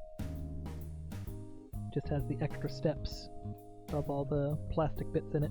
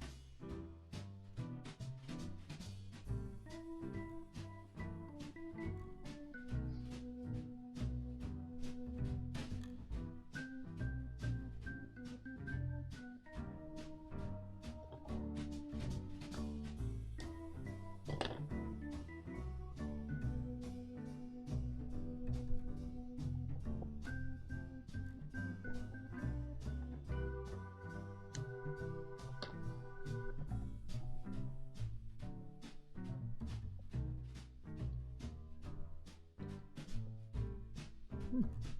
5 o'clock already.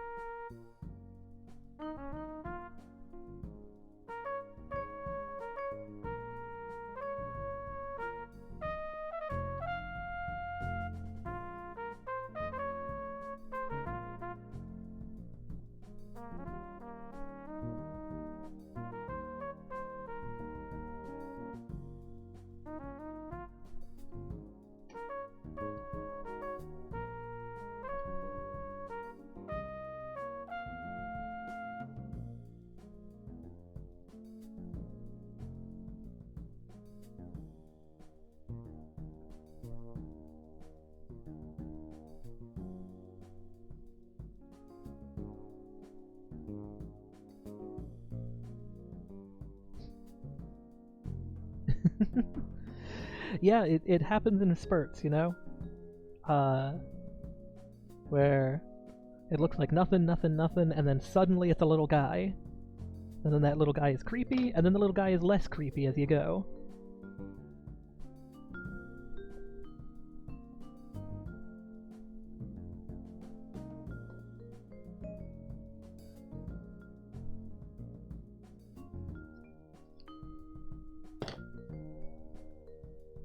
Let's see. Here's what we've got so far. We've got this, and we've got that. We're obviously, you know, missing a little bit in the middle here, but... Oh yeah, Ratatoskr. He's gonna be a good one.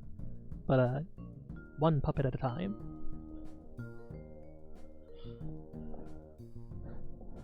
Ratatoskr is a bit more complex, so I have a lot of... I have a lot of his bits already pre-done.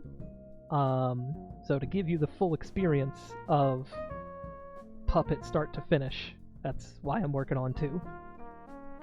And I just wanted to make a second one. But, you know, priorities. Okay, so this guy...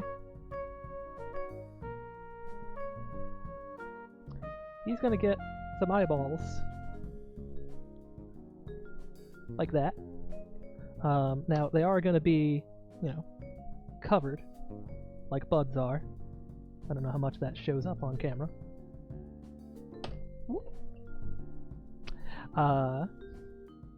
But they could easily bug out quite a bit. But I think I am going to carve little recesses for them. Just so they sink in a little bit, not too much.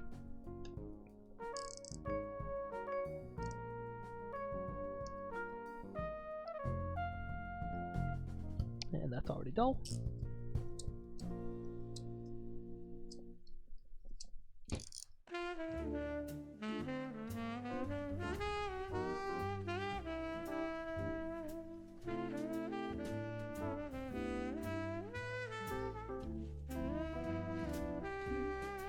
Interesting that I know this playlist is like 6 hours long, and yet I have heard some repeats because it's on shuffle. Because statistically, with it on shuffle, it gets more and more likely that you're going to get a repeat the longer you've listened to the playlist. Guess I could take it off shuffle, but...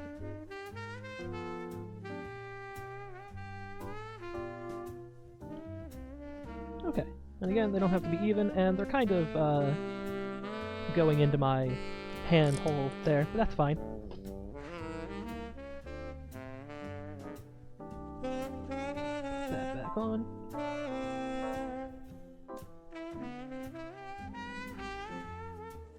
Yeah, so I'll give it little divots to go just that little bit extra in.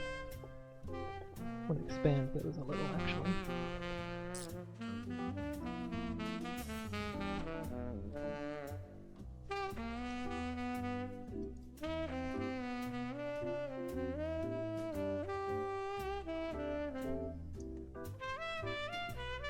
Already dull.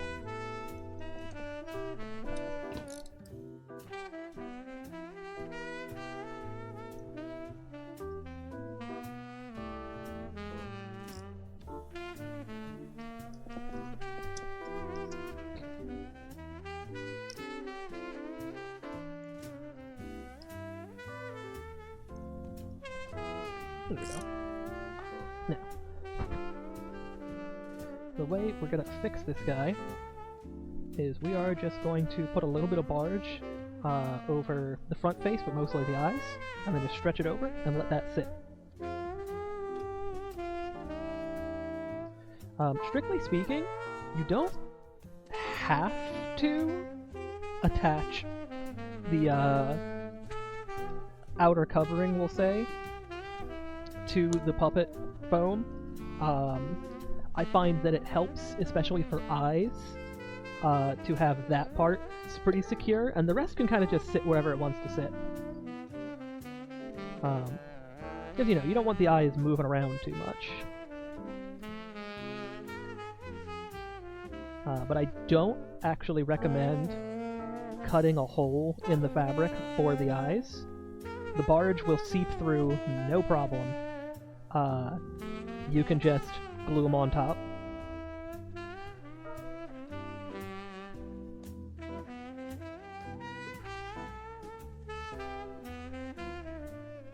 And just going to give that another coat immediately,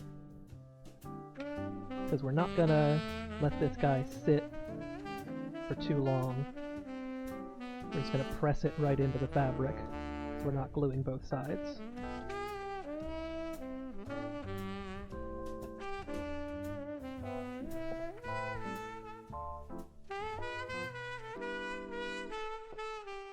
Make sure it's positioned right. Because while it's wet, you have a little bit of time to move it around, but once it's set, it will be set. And we want the face to at least be evenly aligned to the plastic bit on the inside. Do try to keep the glue off of the front, but if you get glue all over the back, that's fine.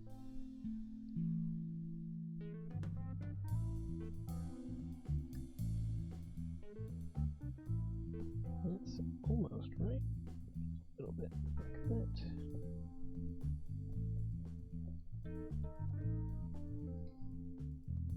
Go. And then to not get glue on the front, press in the eyes. Little tiny divots. That makes a big difference. And now we have to set that aside for a little bit. Luckily, we have another puppet.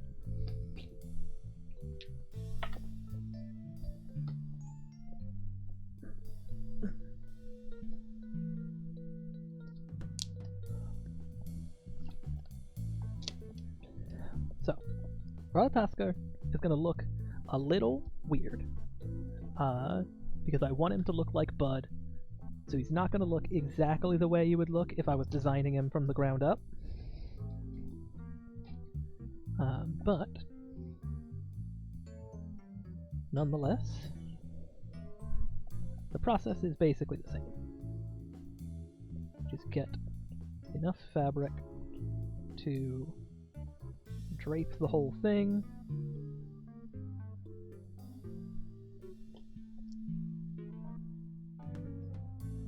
There's a little bit of excess.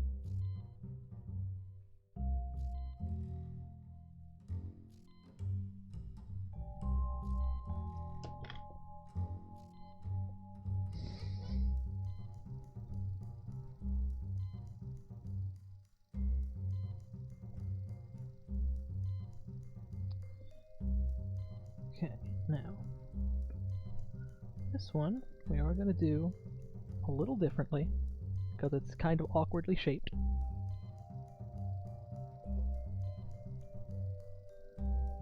And really the best way to do this is to just sort of drape the fabric on with glue and then clean up the seams. So what we are going to do, if I can get it to lay the way I want it to, can make some vague marks of where to glue. Doesn't have to be too precise, just don't want to end up gluing too much.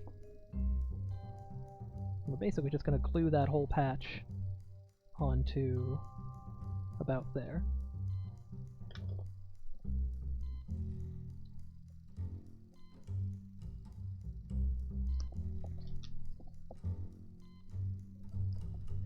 And that'll help not only with the eye placement, but also the scrunchability.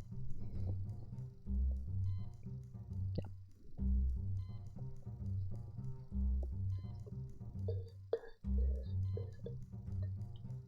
Now for this one, we are going to do the 2 coats and wait 10 minutes technique on the foam.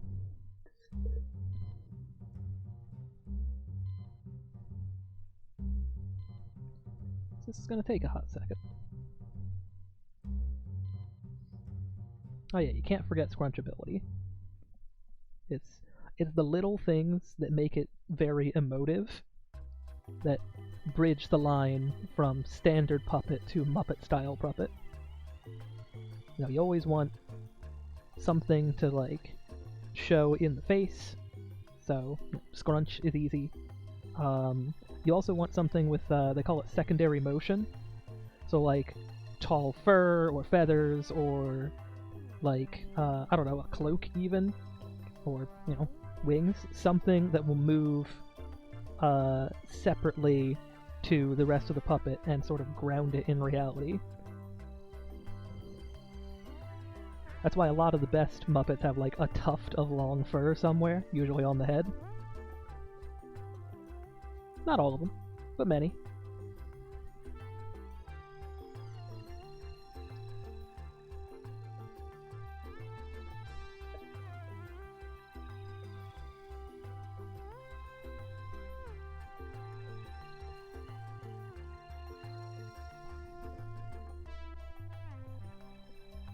Alright, now that's thoroughly coated. That can sit for 10 minutes.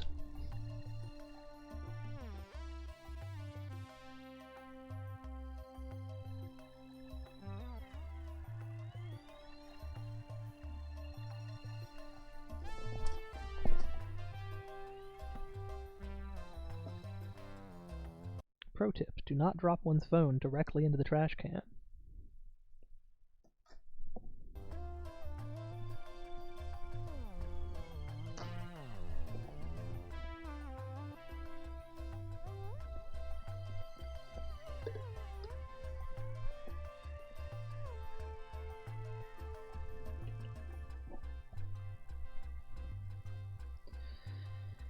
Okay.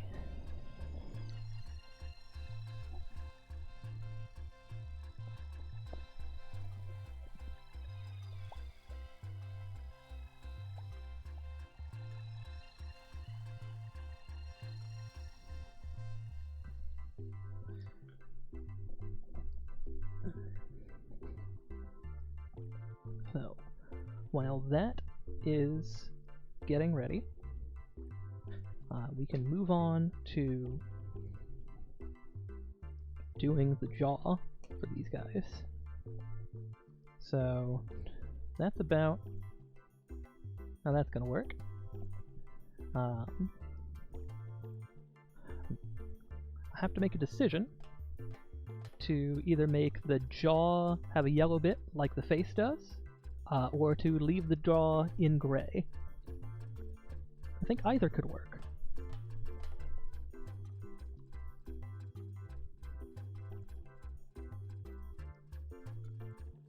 Let's see how that looks.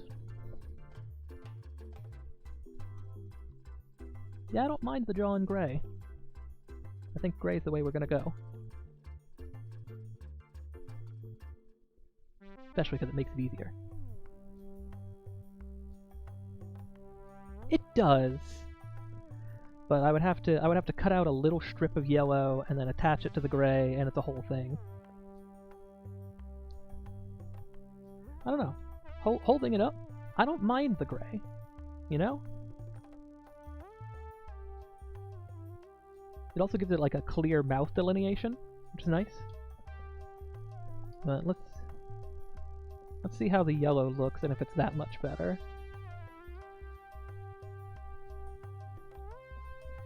Yeah, see, the yellow to me reads more like a monster than a bee for some reason. Like a, you know, like the kind of monster that Muppets are. And it would have to transition to gray at this point anyway. So it wouldn't be that much yellow. But you know what? We can, ooh, that's a good question. Top of the body is a yellow stripe.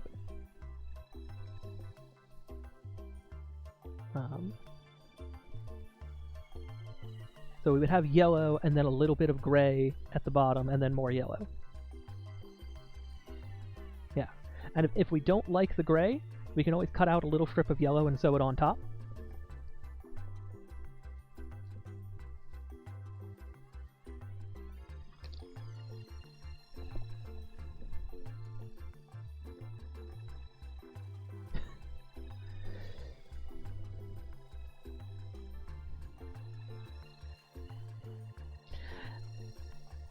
I mean, I think that would make it look more like a monster. But, you know, it's still going to be a humanoid, sort of. Well, let's see. We've already got these. They're going to go roughly there-ish. So I don't know how much I like that compared to that.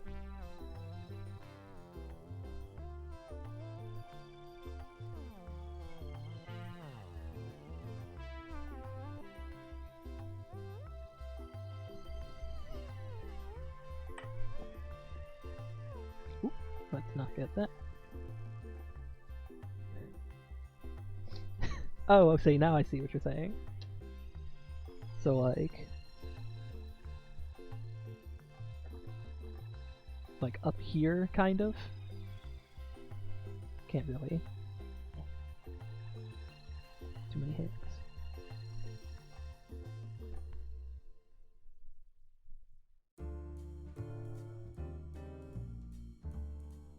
Yeah, I like it this way. It's also a little easier.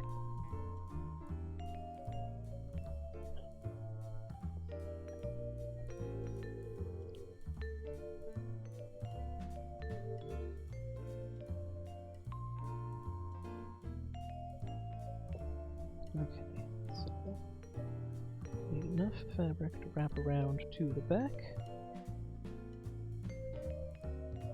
Roughly that much. On either side.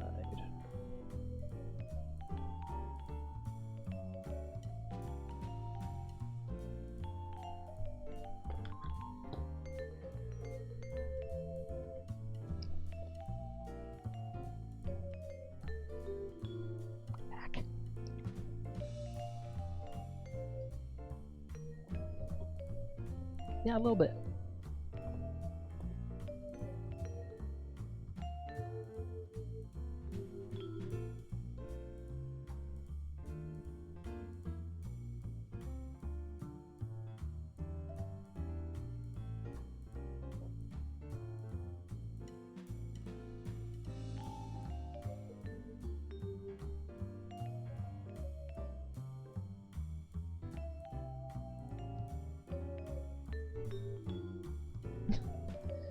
Yeah, it's not too late. Mustache could totally be on the table, but you know, that's in the accessories step. We're still in the core step, just making sure that it works. Ack. Yeah, stay you. Fine, you go over here now.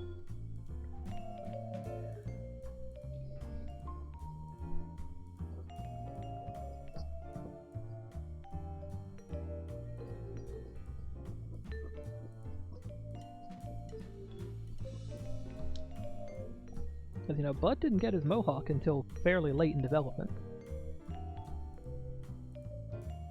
Yeah, he just needed that certain little something extra that something that moves around gives it.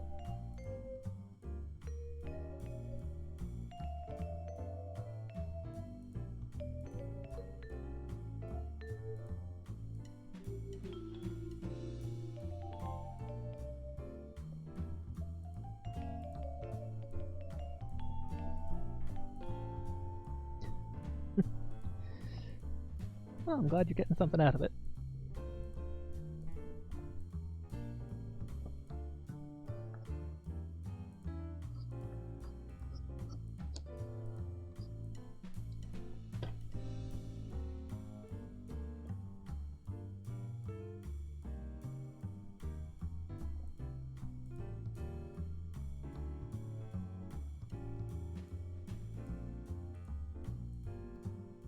Oh yeah, it's not like mission critical. Kermit doesn't have a lot of secondary motion. Some Kermits have a little bit with his like neck frill, but it's not mission critical. It just helps.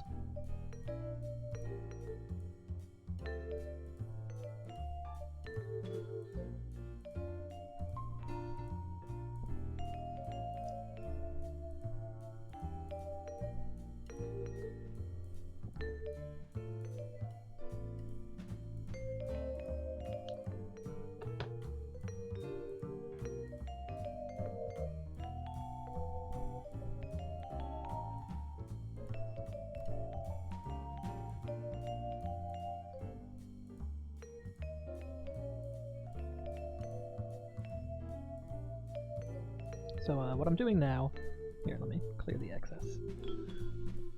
It's not quite obvious that I'm making a tube for the hand to go in that attaches to the bottom jaw. This part is a bit finicky.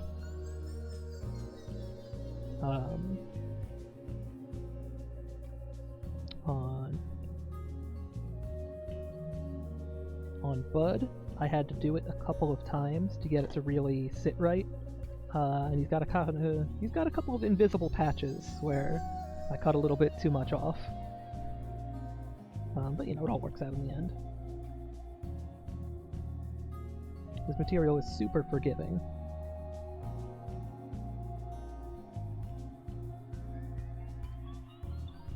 Oop. And that's the first glue phase on this. Definitely going to need a second one. Set that aside for now so it doesn't get glue on it.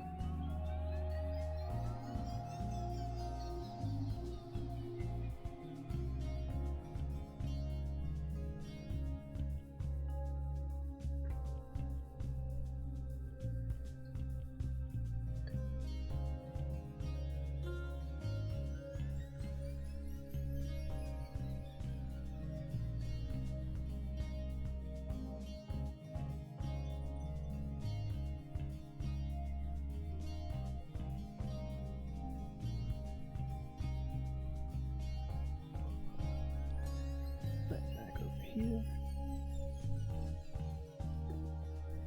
This is the part where it gets a little weird.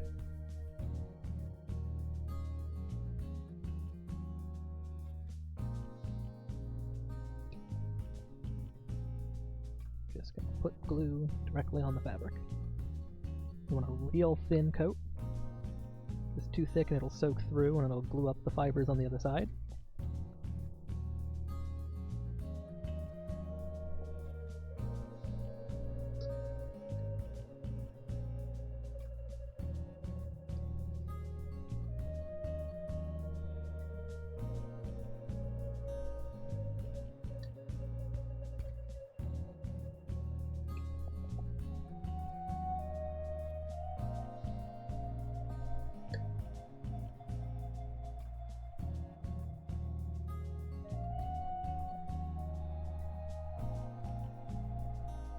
Okay. 10 minutes.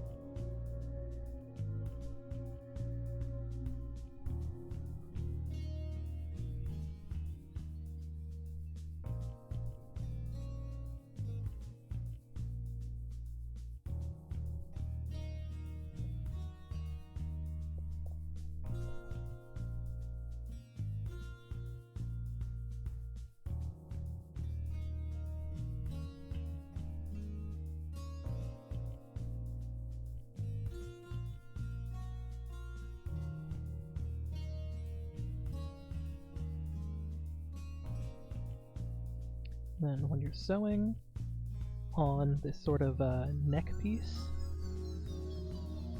you want to take it just to where you want the cheek to open. So you can kind of determine how much mouth it's going to be that way. For mine, I'm going to bring it to right about there. There we go, right about there, because that's where this ends. It's going to hinge thereabouts. But make sure that is a motion that is good. Yeah. So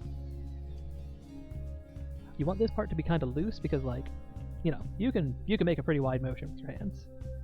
And Bud has a much longer snoot and a much bigger angle of attack there. So you wanna leave yourself some extra room. If you go all the way up to like here, it's barely gonna be able to talk.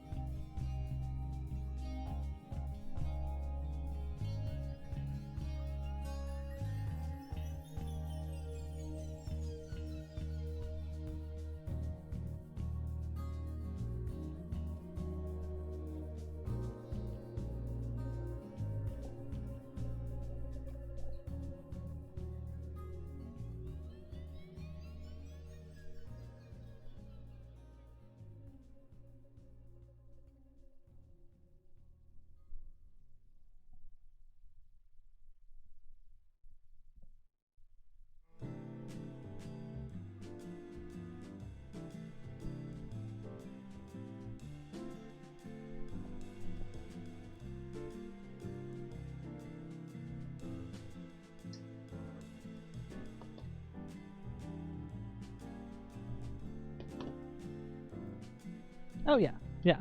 You don't want it to be too small, but you know, it depends on the size of the character. Some characters just have small mouths, and if you size the character to the mouth, it looks weird. But the more space you've got to move around in the puppet's head, the more expressions you can pull off. Because I mean, like, the bee doesn't have a scruncher, so you can't scrunch.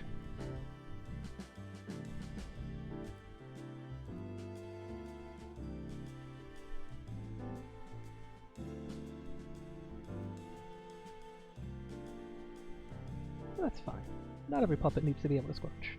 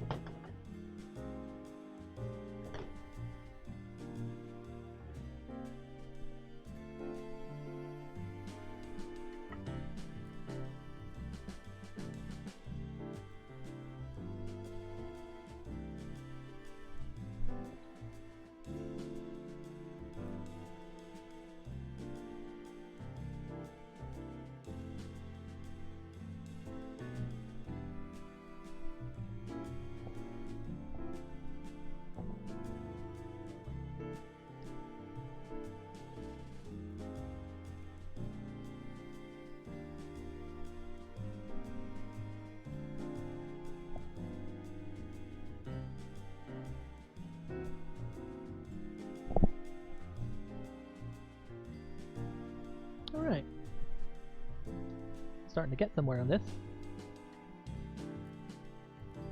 Almost.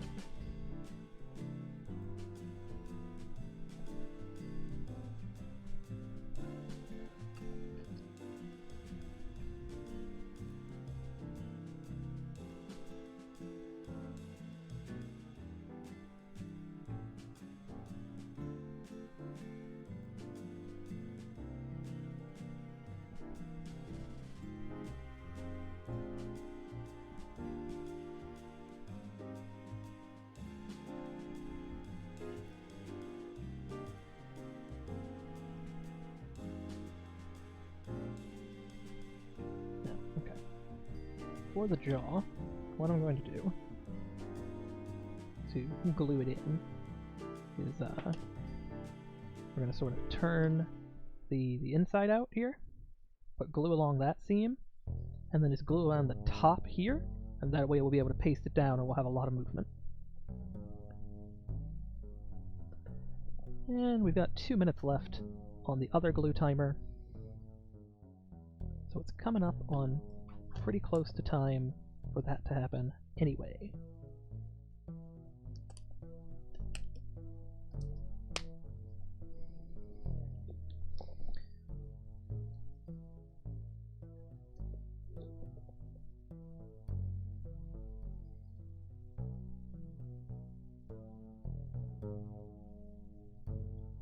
And this is a part where you gotta be real careful to not get any drips, but if drips do happen, a quick paper towel will take care of them, as long as it's still wet. If you don't notice, not so much.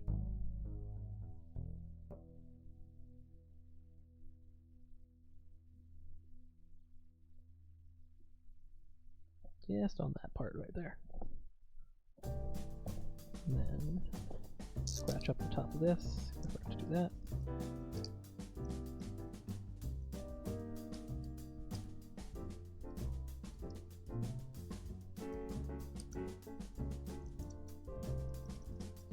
Something to stick to.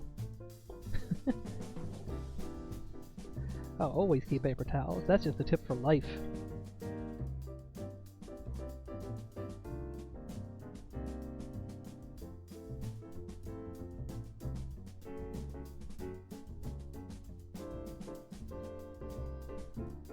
I cannot count how many times I've sat down to do something, anything, and going, ah, should have grabbed a paper towel before I sat down.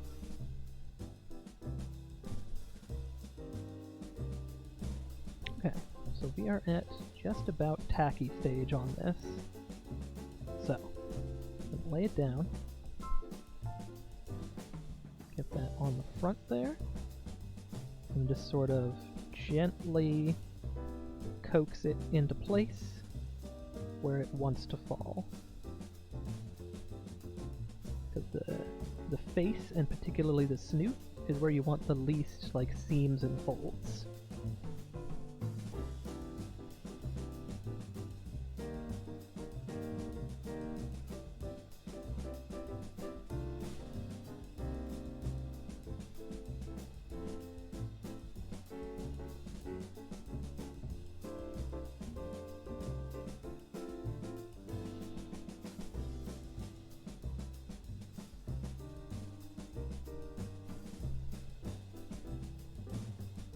And remember, we only glued up to about here, so that's as far as it's going to go in this step.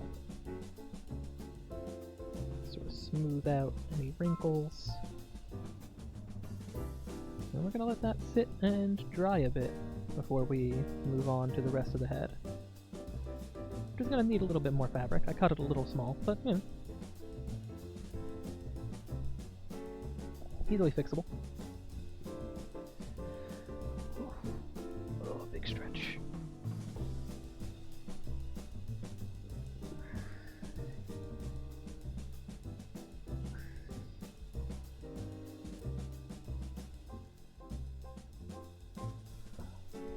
Well, while I've got these gloves on, may as well move on to another step that needs gluing.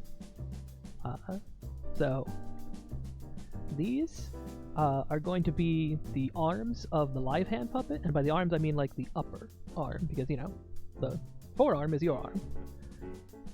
This is just 2 pieces of long foam glued together at the ends to make a tube. Would it have been easier to use 1 piece of foam that was twice as wide and just glue it together along one seam? Yes, it would, but I was trying to use up scraps. So this is what I had. And then this will sit inside a basically a sleeve of the same material and then get sewed onto where the glove sits. And we can glue up a second one. Now, for the stick can puppet, I'm just going to use a piece of foam. If you notice, Kermit's arms don't really have a lot of integrity to them. Like, they have a fold in the middle where there's an actual elbow, but, like, you know, they're not rigid, per se. So just 1 piece of foam ought to be enough. If we don't like how it looks, we can always pull it out and replace it with something else. Now this piece of foam, I've already done the base coat on the sides, so I should just have to do the actual adhering coat. And in about 10 minutes that will be ready to use.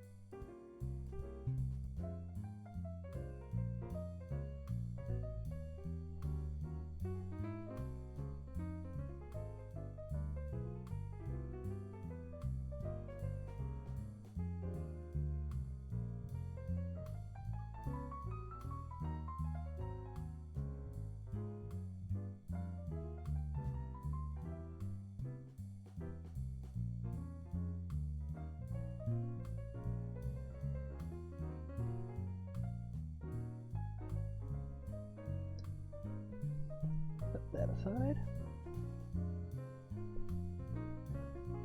Somewhere where both sides of the glue will not touch anything. Okay.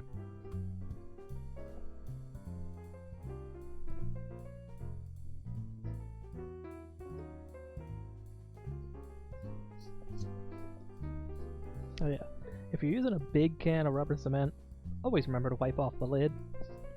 Small can, it's not that big a deal because you're not going to use it that much. It's not going to have that much buildup. Over the lifetime of a big can, I have glued these shut with half of it still full and had to take tools to it. And then, you know, it's the lid, so it's hard to get it back on there in a way that seals. It's not worth it.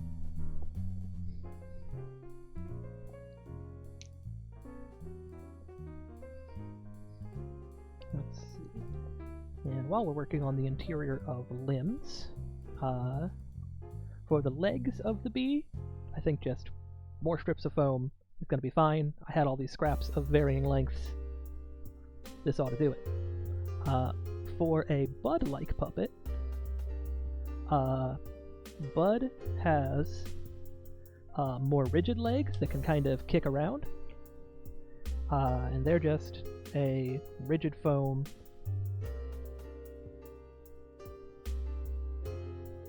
inside a sleeve with a little foam foot on the end, all wrapped in cloth. And that rigid foam is literally just, you know, those edge pieces of the floor mats that you never use. You just put those together, cut it to size, duct tape it up, and that's a pretty good puppet leg. And if we don't like how the bee turns out with the open cell foam, we can always come grab some of this, because I got a billion of these. Where'd I put my tape? There it is.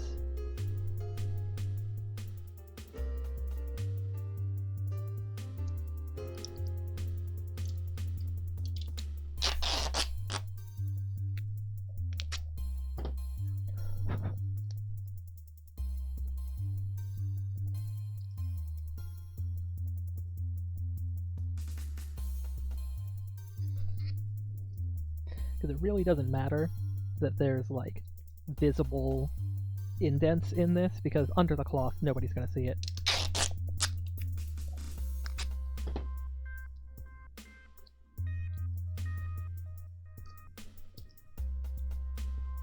Heck, it doesn't even really matter how good of a tape job you do. I like it to be secure and not flop around in there, so I tape it up.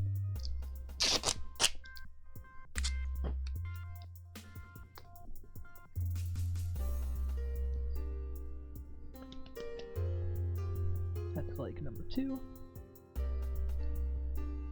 And then we've got a minute left. Just a sleeve, like so, that the tube fits in. And making these foam and cloth feet is exactly the same as making the heads. You just sort of drape some fabric across it, sew up all the seams until it's closed. And like, they can be any shape. This one is real lumpy, and barely looks like anything, but as soon as you attach one end of it to a leg, it's a foot.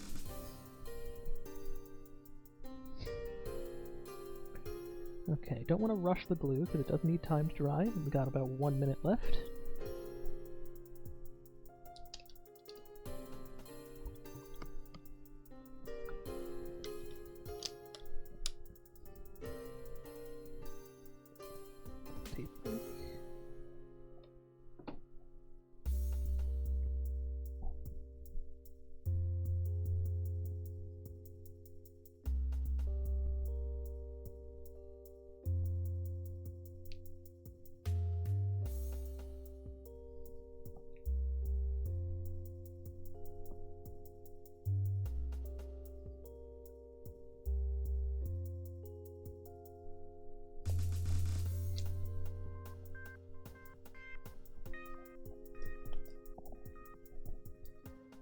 And just a reminder, the glue we were waiting on is this.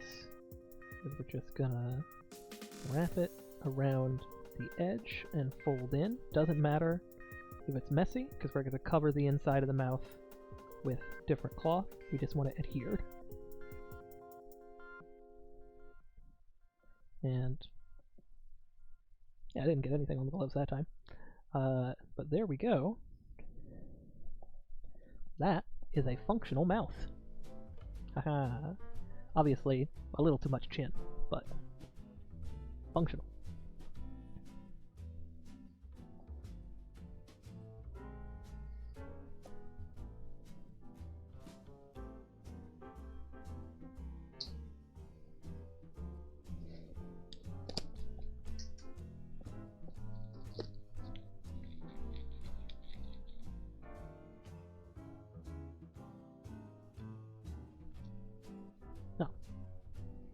Should have kept the gloves on for this, but who cares?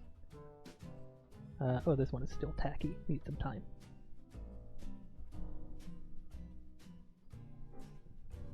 They didn't have a separate timer on for that one. Let's give it another 4 or so minutes.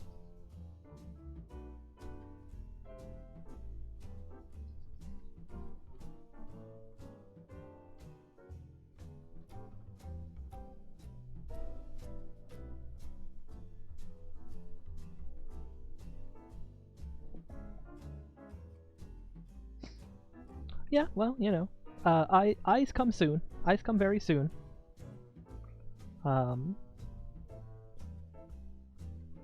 we really need the glue behind the eyes to fully set before we do that. And it hasn't quite fully set yet. That said, what we can do, while we're waiting for other various glues to dry,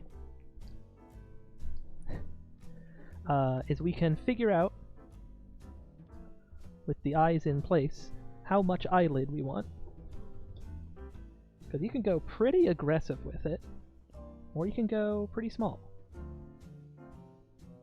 And whether we want a lower lid or not. Which, for this guy, doesn't feel like a lower lid type guy.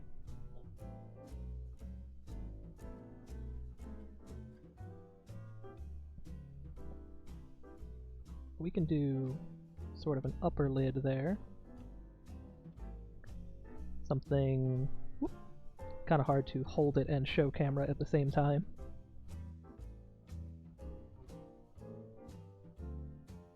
Maybe something like that. Closing off just sort of the top part, and then leaving it in a neutral expression. And the easiest way to do that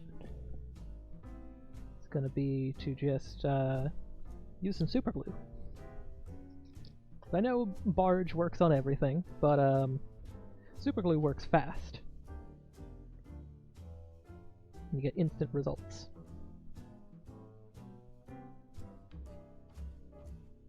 It's also easier to do much smaller pieces. Because at a certain point, Barge is just too cumbersome.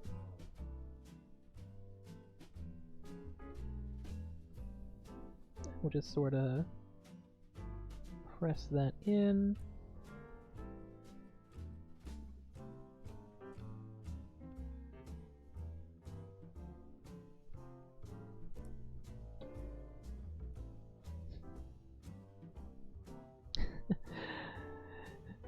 Yeah, the eyelids can really change quite a lot. But you know, a big part of it is also what sort of orientation you attach them in. So I think just sort of trailing off the end, off the top there like that, I think that's about what we're looking for. And then positioning will determine the rest.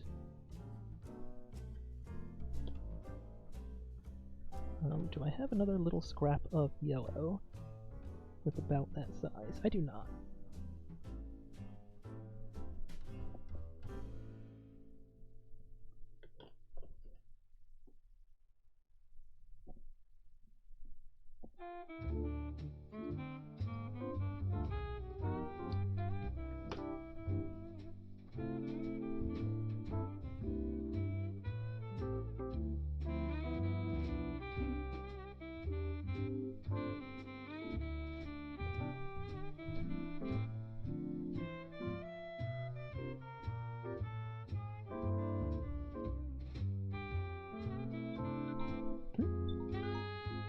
Check on that glue. Still a little tacky. Let it dry a little bit more while we work on this eye.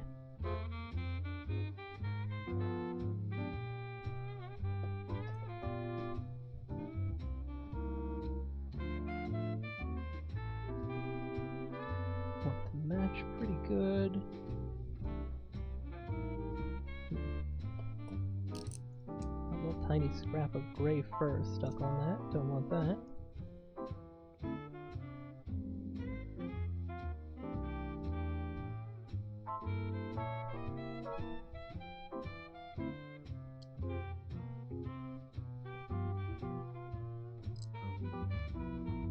And for anyone who got the eye kits from me at an event, these are exactly the same eyes as the ones I gave out, just painted.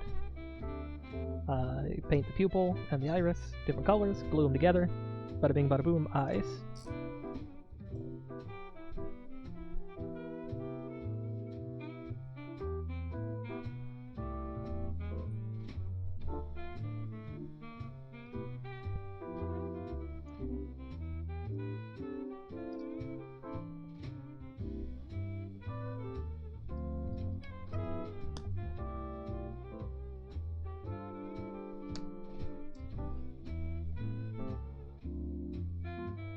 Let's check on this arm piece. Feels about right, like it's about ready to press together. Now, of course, this is going to be a pain. because the natural forces of the foam are going to want to pull this seam apart. So you kind of have to do it like a couple of times until it figures it out. And you kind of have to pinch it around the side. But eventually, when it is dry enough, it will stick correctly.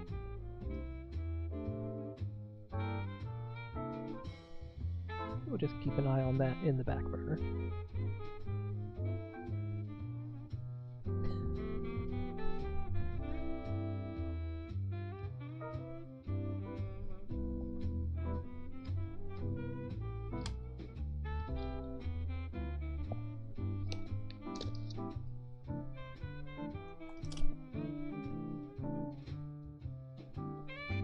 Right?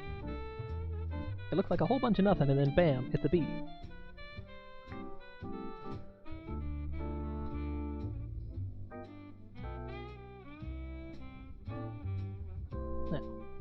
Now that we've got a body, I can size these and figure out how big I want the arms. I've got a couple of scraps of a few different sizes here. I think these smaller ones are about the right size for the arms. Oh yeah, it's crazy how much it feels like Bud is emoting when his eyes are glued permanently in place. That's the Muppet effect.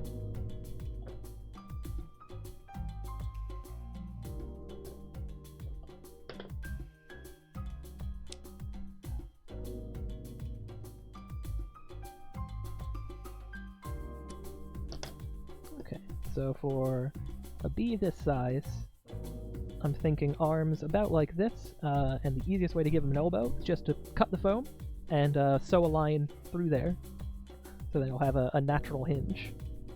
And, you know, that feels about right for arm length. Let me take that out of the glare. And just about there, because, you know, we want to attach it, you know, not all the way up at the top, but, you know, somewhere down here. And that gives us room for either an extra arm or an extra leg, depending on which we decide to do. Those are all about the same length. Check on the eyes. Are they dry yet? Just about.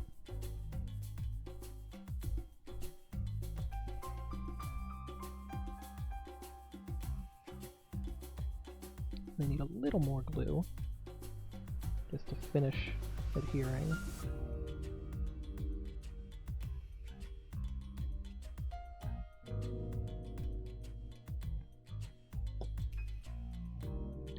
And really, only the leading edge of the eyelid matters too much for gluing down.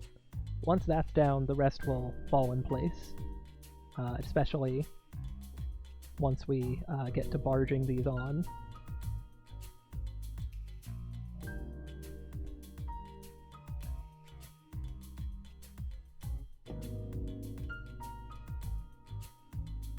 Which, speaking of, one thing that many rubber cements, and in particular Barge, the one I use, have a chemical solvent base that is real good at picking up colors,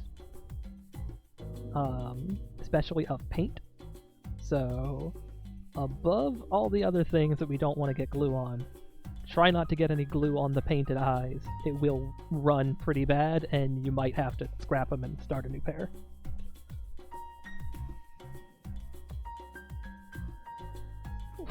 Okay. That's looking pretty good. Can we come back to this one yet? Is it fully adhered?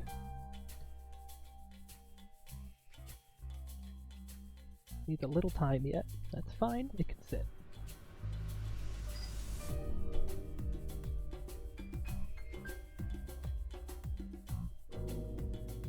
So back to the dark gray for the bee.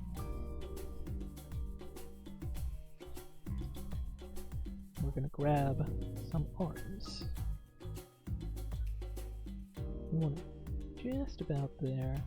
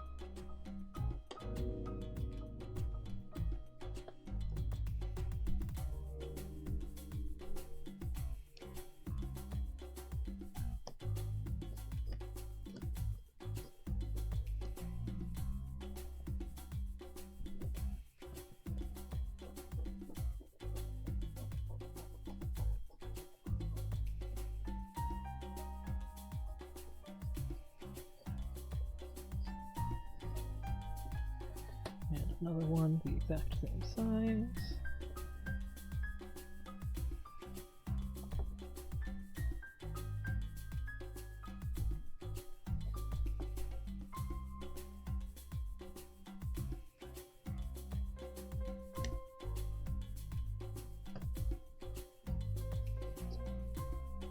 Yeah, I cannot count the number of times I have loaded something up with Barge and then, a little bit of it seeped through or dripped off, and it just picked up a bunch of color from whatever it was on. Although part of that is my fault for my my number 2 crafting space being the spray painting spot, so it just has 70 layers of spray paint on it. I don't really clean it.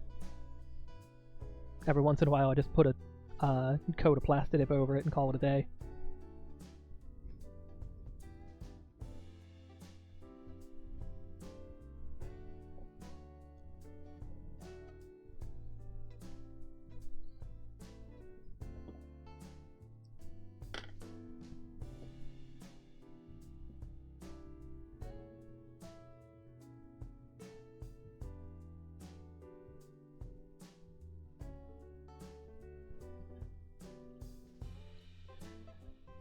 I do wish I could sort of more coherently show each part of the puppet rather than jumping around to a bunch of different parts as things dry. But if you're looking to save time, that's what you're going to end up doing.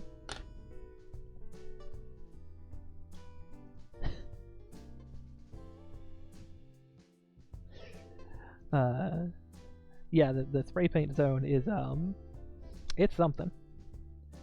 At a certain point, I'm going to end up just making my own Fordite, is what's happening.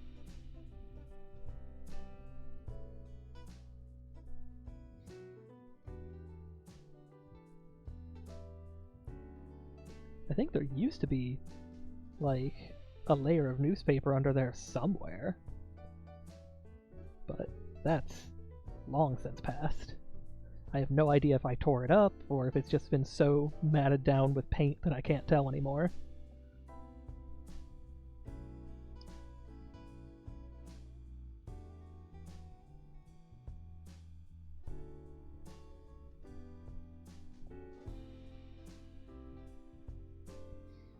Okay, so there's a few more spots where machine sewing would have helped. This is one of them. Well,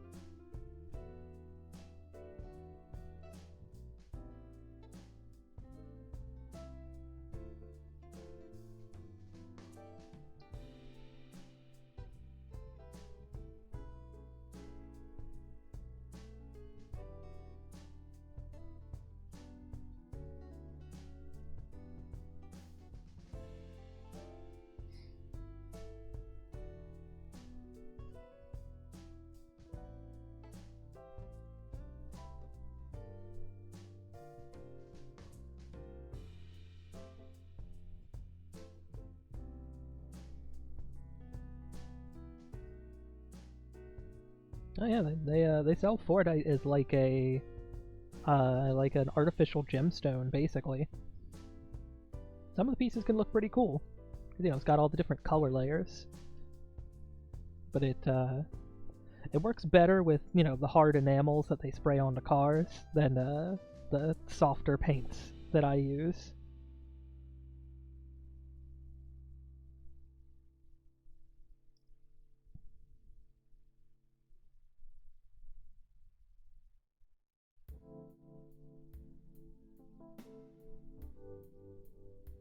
Oh, nice. I've never seen any in person.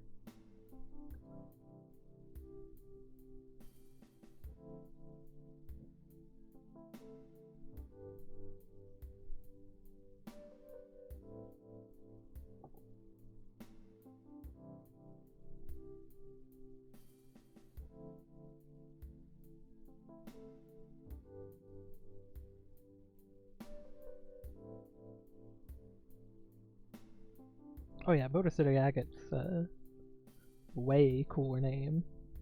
Also, it's not a brand name, which helps.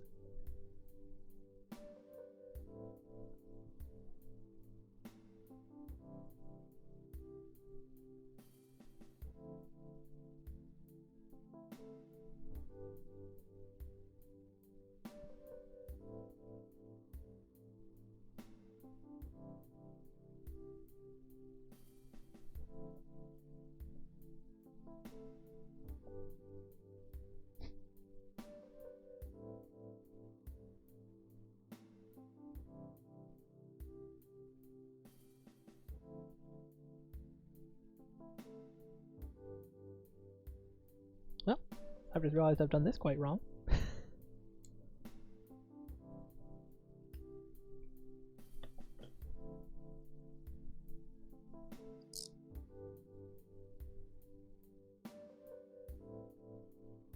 Zoned out and did a stitch that I needed to do on the outside on the inside, which makes this not something I can turn inside out anymore.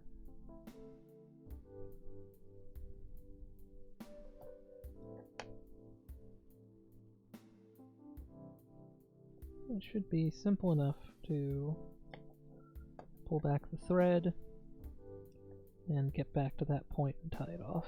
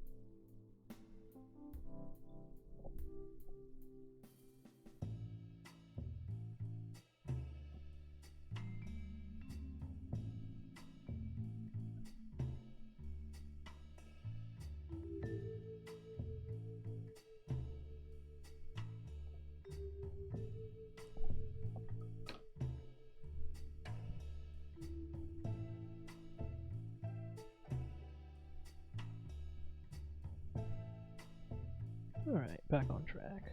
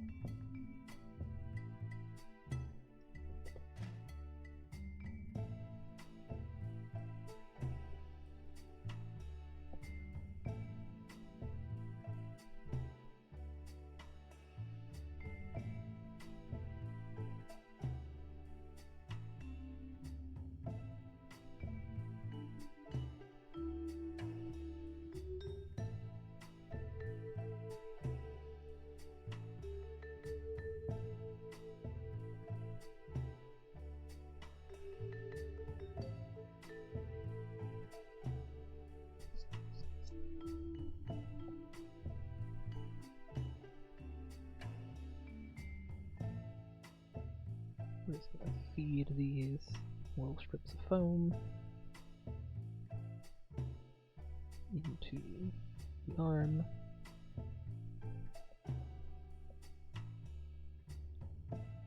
I like it so.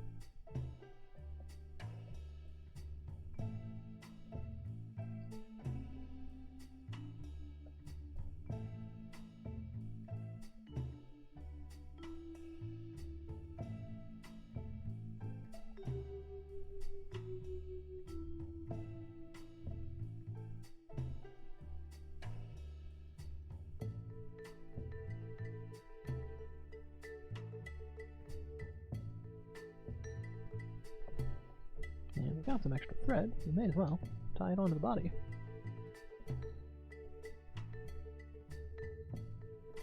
Pick a nice spot.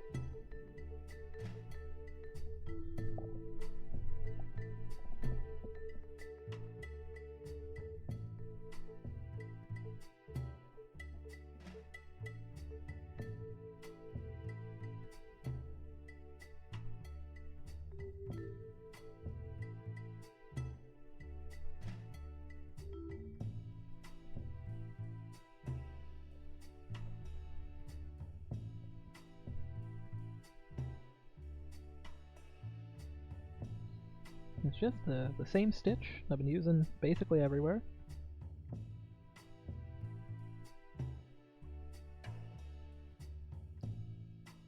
Just go around.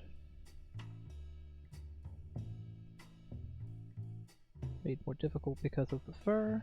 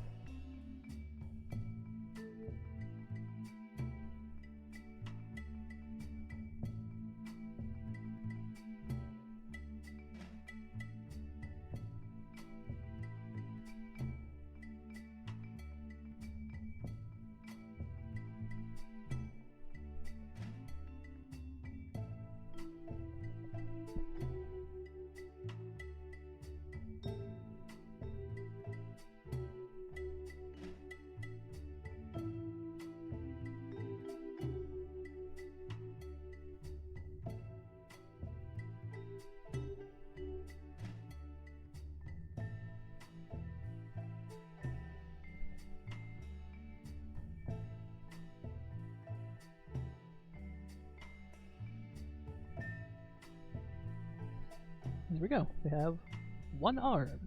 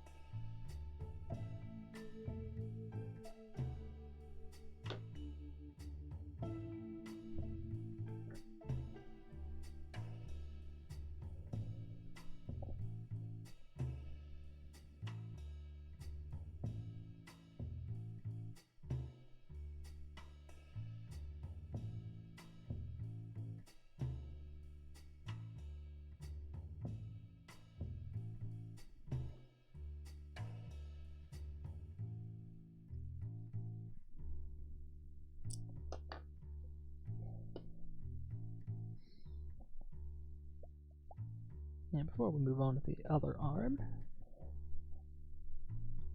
let's check how the heads are doing.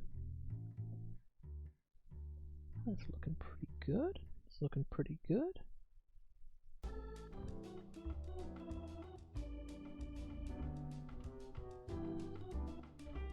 Yeah, that's secure enough.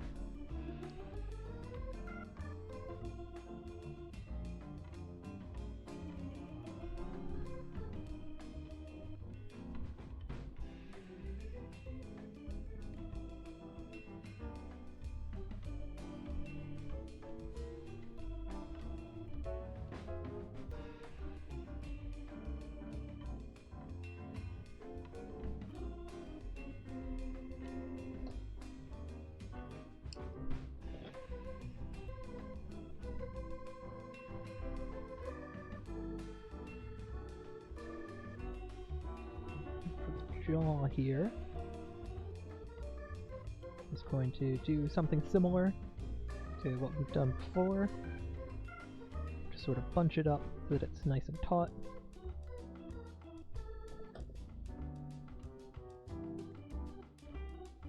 Cut it so we're not dealing with quite so much scrap.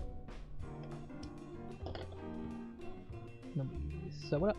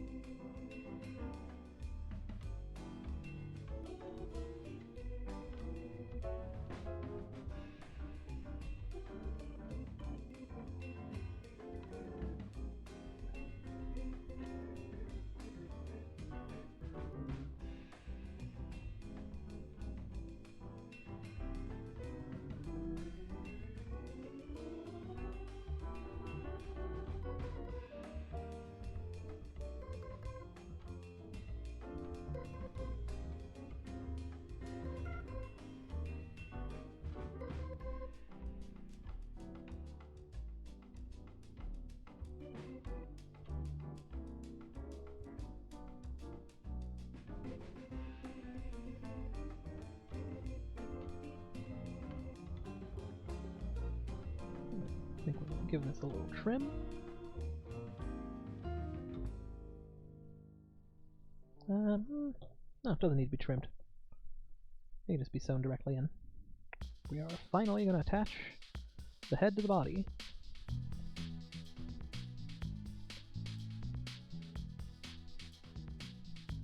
Get a good amount of the neck out of there. And make sure they don't put it on backwards. There is a chirality here.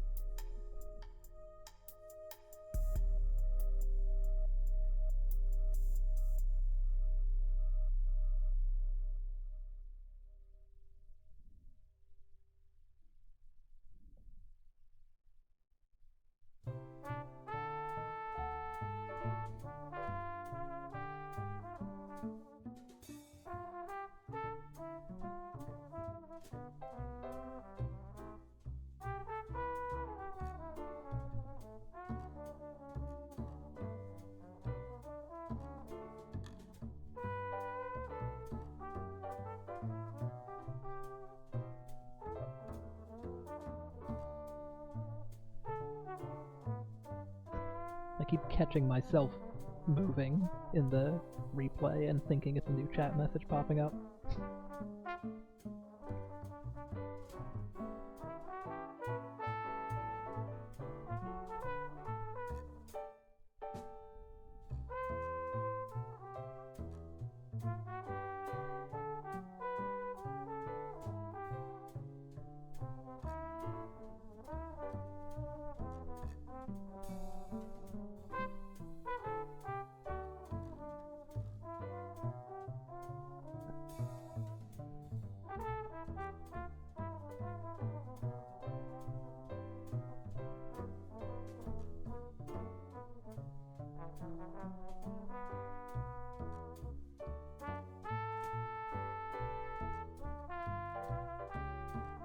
Alright.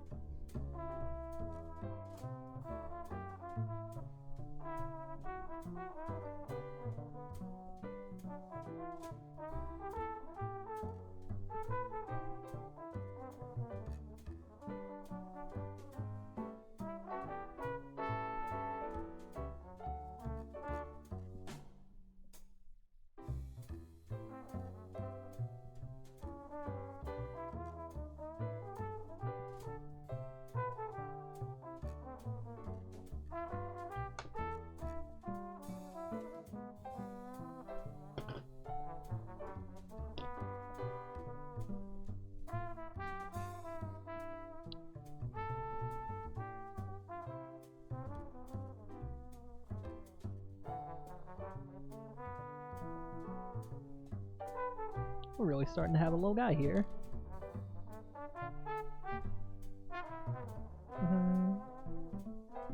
Yep. Needs a little clean. And a second arm. But you know, looking more like a puppet.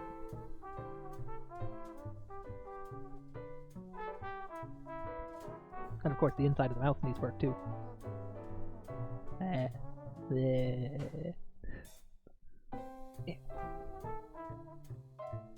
Okay, so next step is the inside of the mouth. For that, I have over here some red felt that has become entirely covered in fur. And we're just gonna basically sketch out the shape of its mouth and combination glue and sew it in.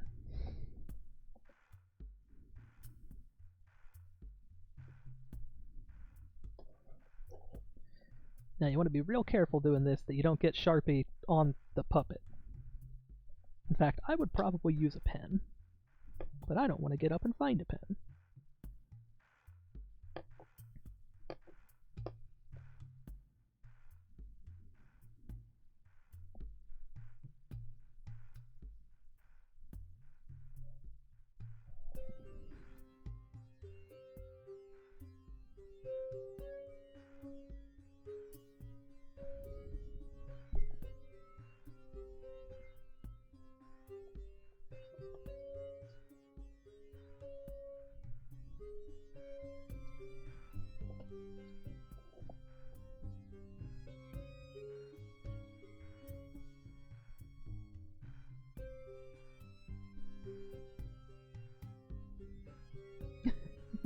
Really not.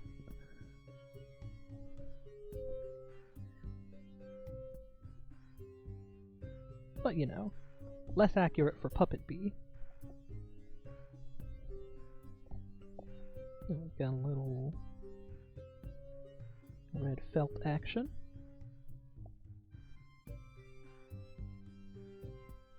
Top part seems about right. Needs a little trimming.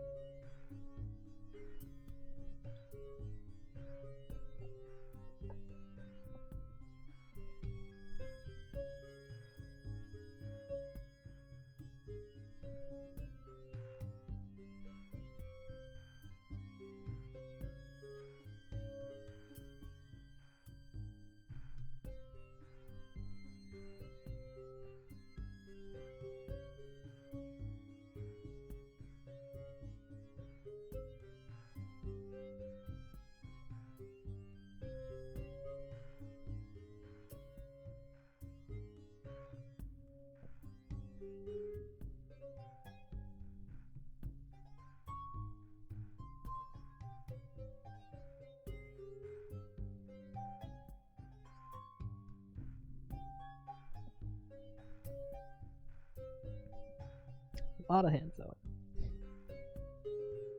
Nothing for it.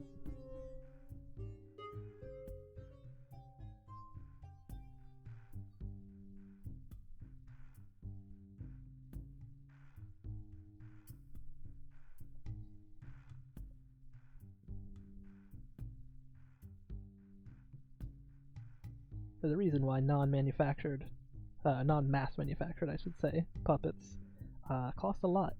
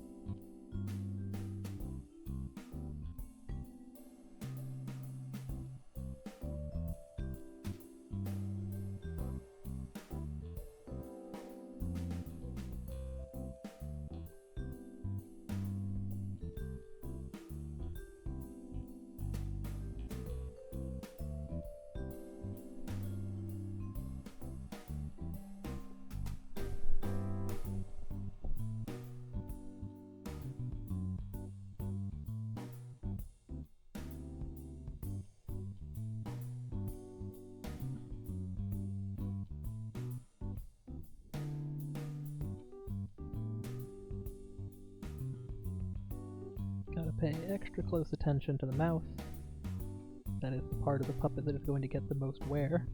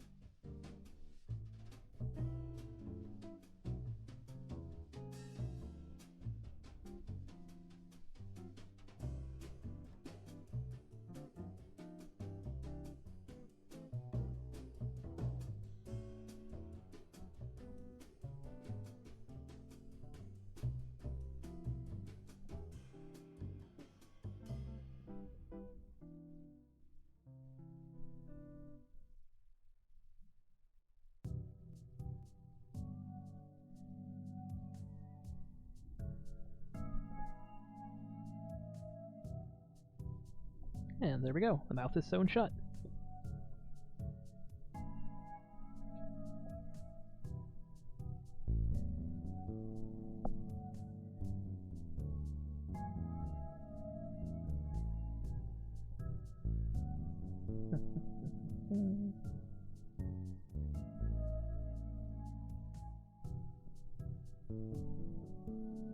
Mouth.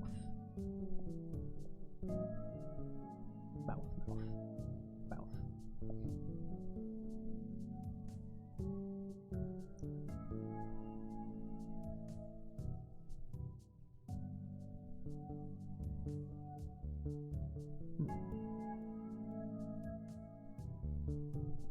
Okay.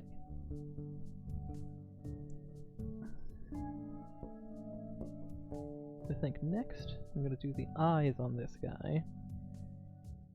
Let's swap back to the other one.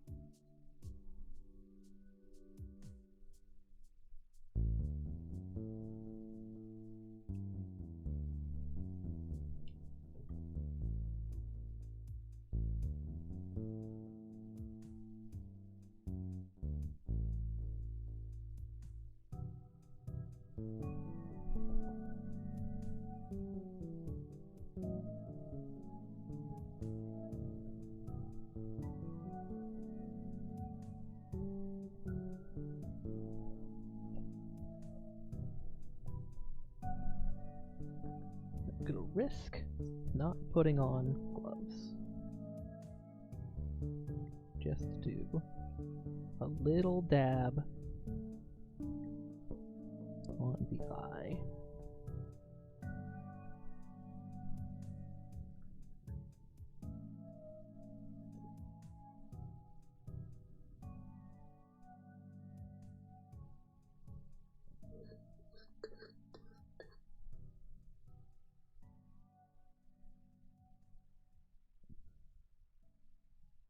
Doesn't need a ton.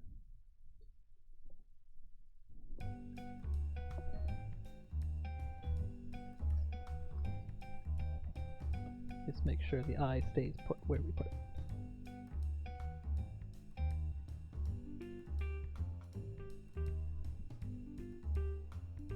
Then the eye can be sewn in on top of that.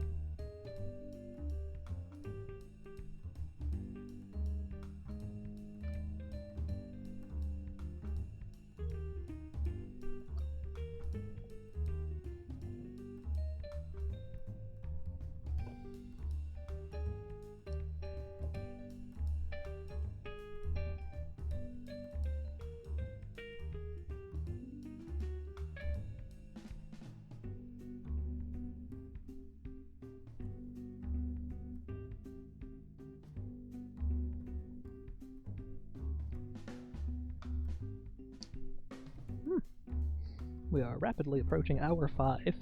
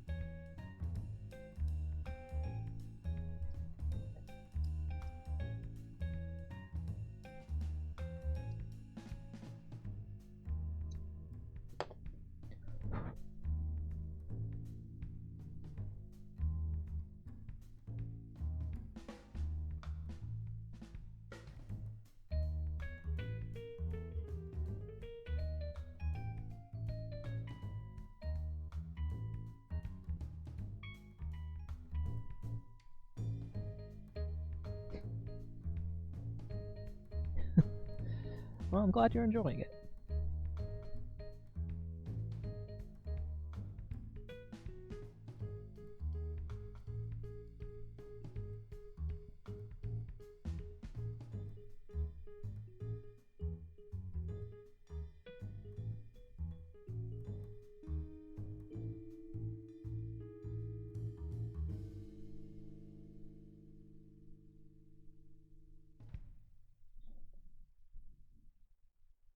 At a certain point in making a puppet, it stops being making a thing and starts being manhandling a little guy, and I think we're rapidly approaching that point.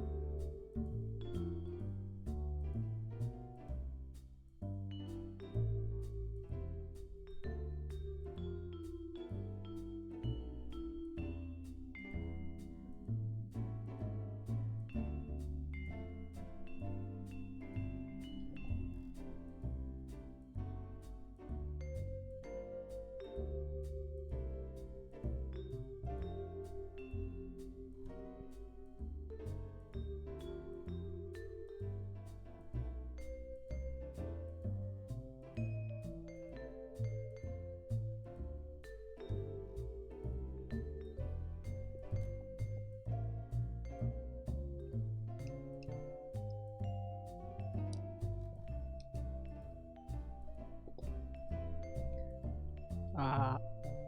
Ah.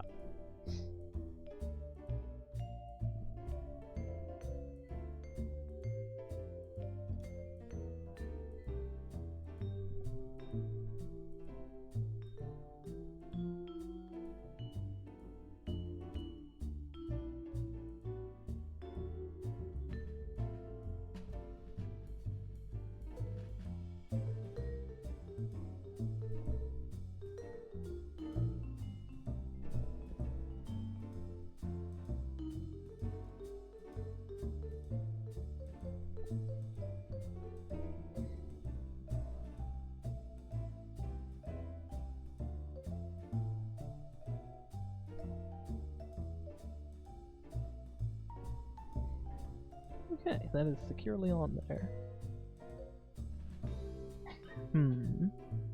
Not as securely as I'd like, though.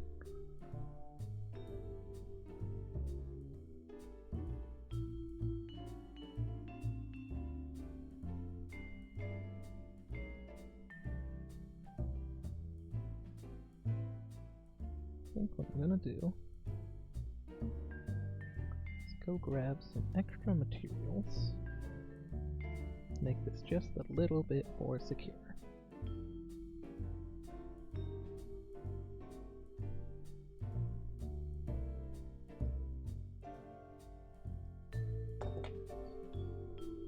Because a little space under the eye that isn't attached very strongly. I'm gonna go get some Q-tips and just very gently and carefully apply some glue in there.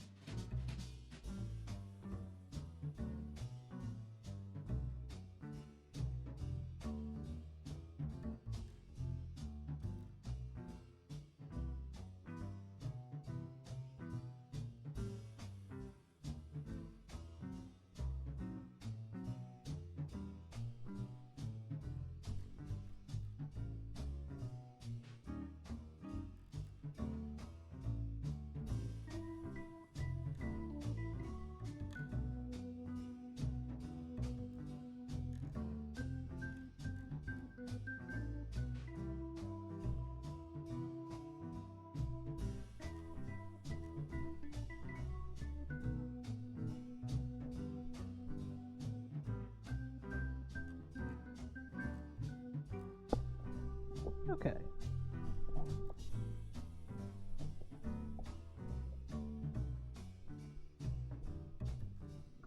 Again, I'm going to risk the barge without a glove,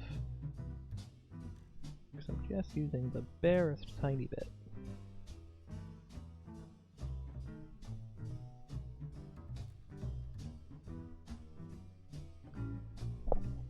Tinier than that, even.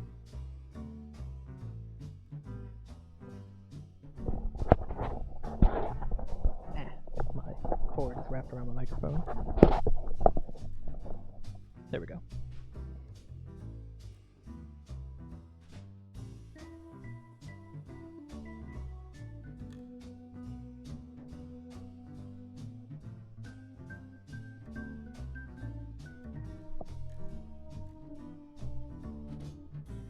There we go.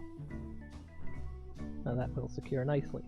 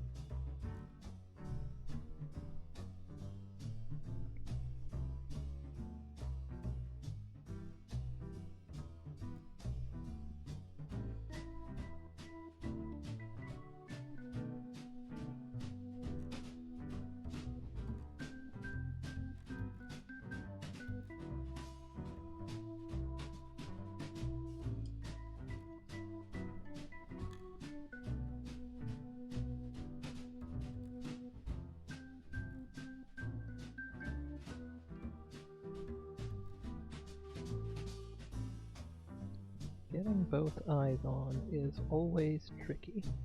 If you're not careful, they will end up pointing in different directions. And that is not always desired.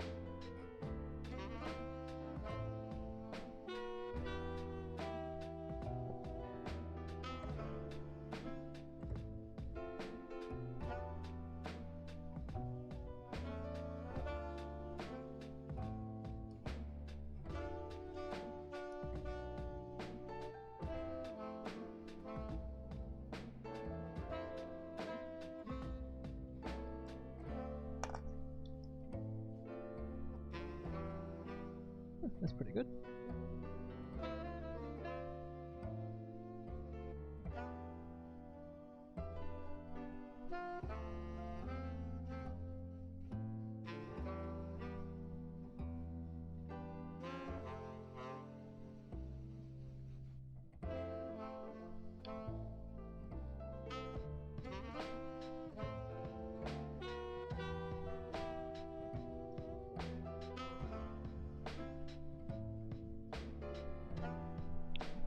Same thing we did before.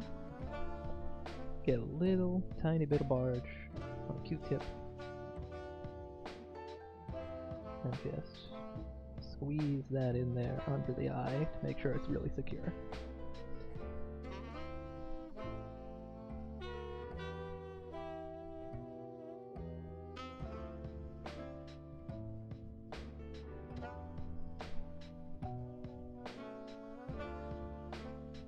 And there we go.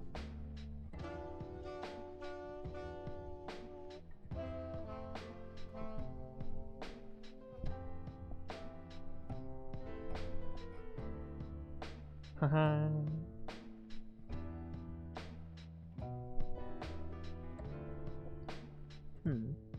Needs a little bit more glue, I think. Just to make sure that flap stays down. But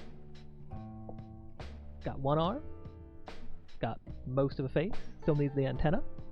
But we're gonna leave that for later.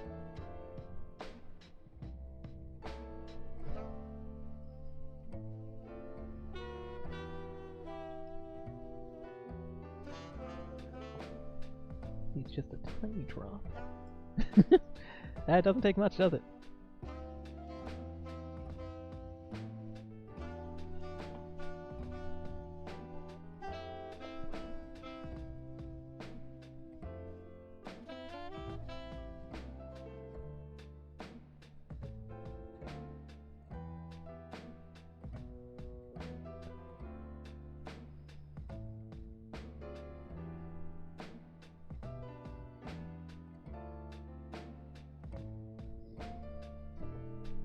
Go.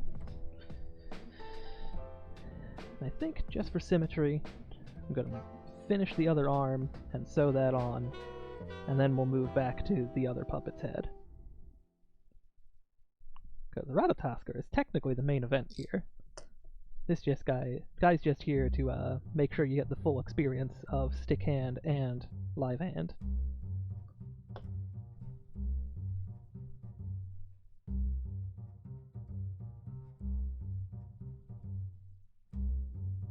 He does not want to sit with his mouth closed. Close enough.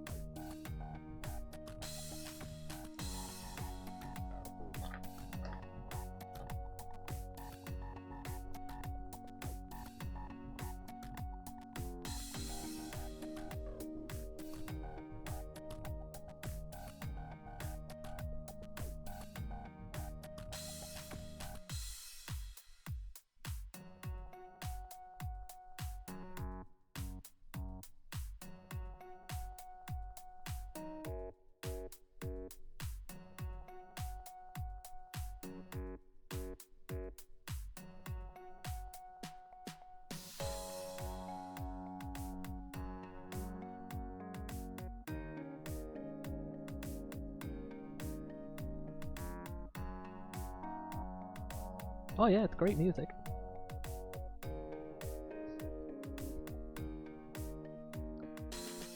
And it's all royalty-free, attribution-free. There's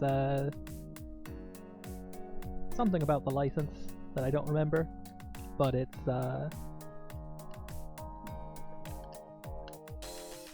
all on the guy's website.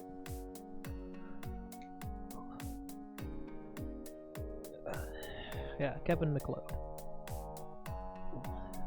He makes tons of this. This is a sampling of the kind of stuff he makes, but it's all sorts of different vibes. These are specifically the ones I chose for, like, just sort of sitting here vibing.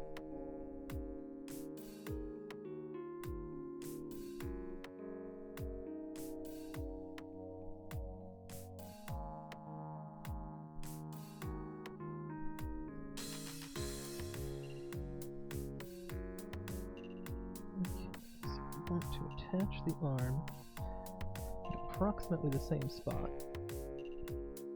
on the other side.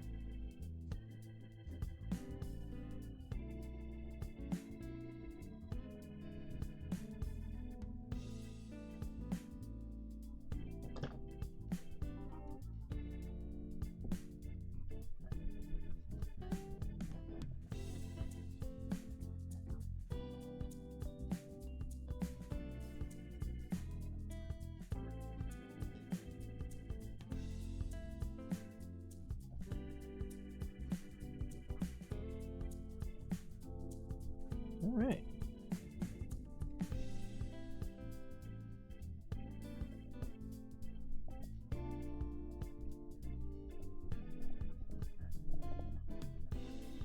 Two arms.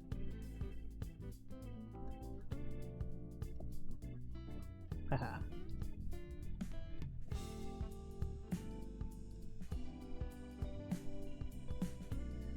set that one aside for now. Let all the glue cure completely. We can start working on this one. For Ratatoskr.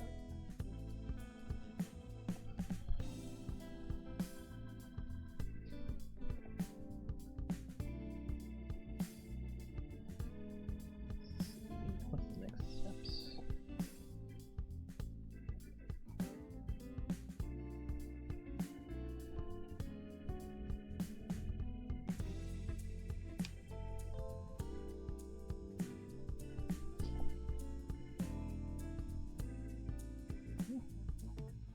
Yeah, the V is really coming along nicely. But I can't neglect Ratatoskr. Arguably that's the one I need to do.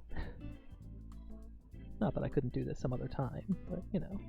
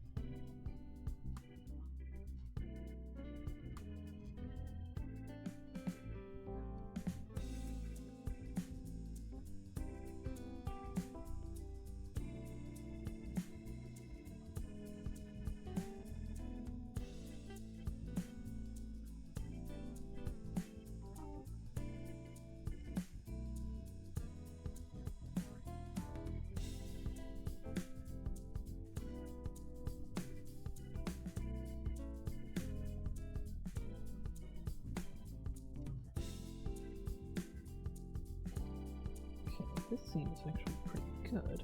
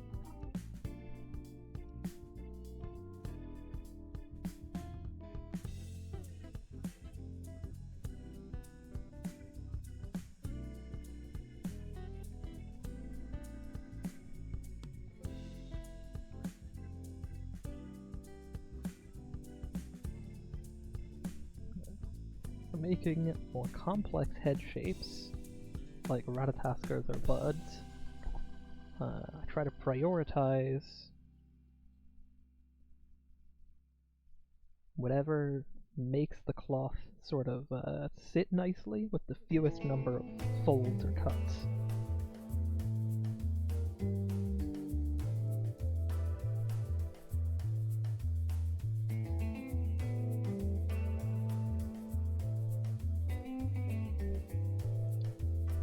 Makes things a lot easier.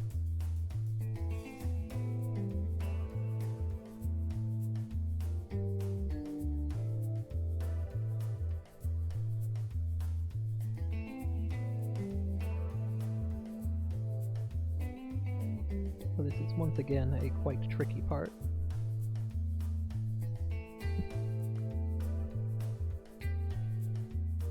Oh, thank you. It's I'm glad this can be informative to people, or even just entertaining. I was just gonna be doing this anyway. I still had to make a Ratatoskr. Yeah, the tailoring bit takes a lot of work, and like, if I wasn't already used to it from making stuffed animals, that probably would have been the thing that like I struggled with the most. But I am used to it for making stuffed animals, so sitting at the table for 8 hours and just hand sewing tiny lines over and over again, not that bad. Great when you've got some music or a podcast or something. Not so great for TV watching. I've stabbed my fingers more times than I can count because I looked away because something cool was happening.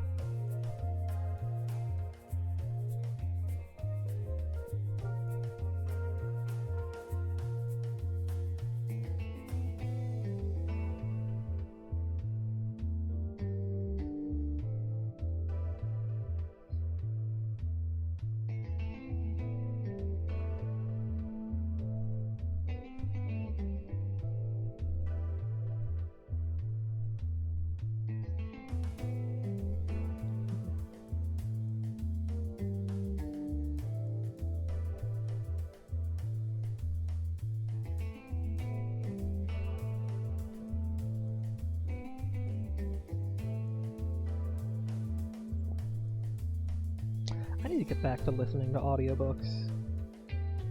I'm technically in the middle of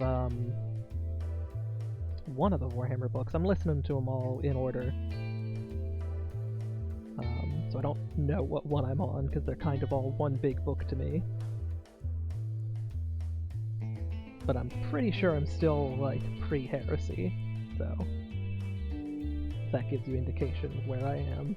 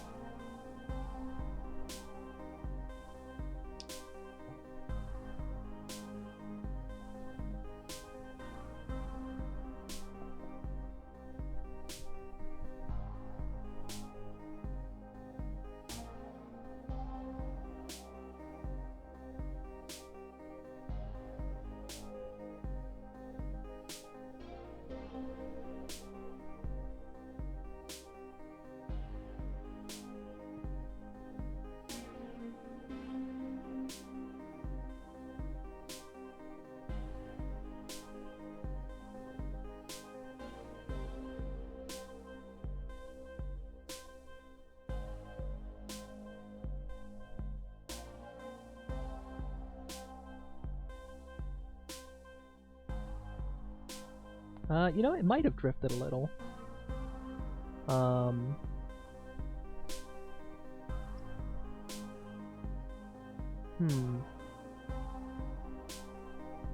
It might just be me slowly pulling back. Oh yeah, I am, like, slowly shifting over to the left, aren't I? Yeah, I definitely am. Hold on, let me do some cleanup. There's a lot of moving and non-moving parts here.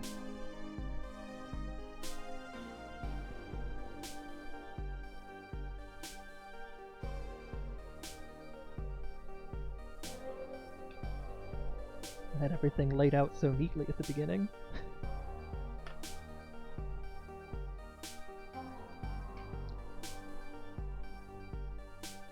Okay, that feels more centered.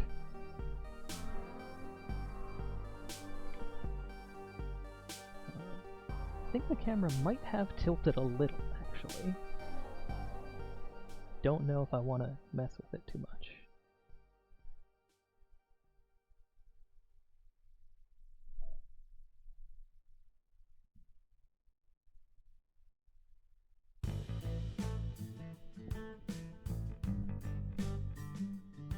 Okay.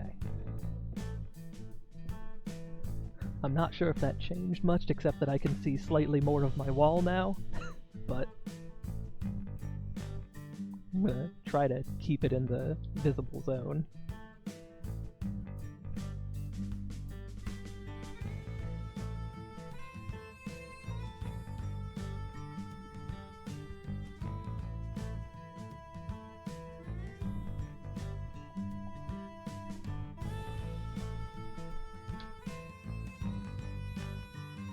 definitely drifted a little because I had this tape marking out where was visible and where wasn't. Hold on. That's what's gonna bother me now.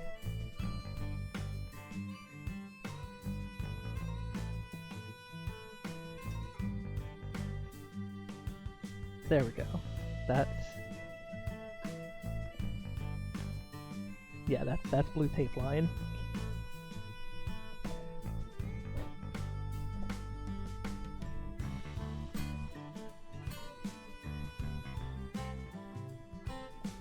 Yeah, that blue tape line has been on my workbench for like months, I think. I started planning this in April.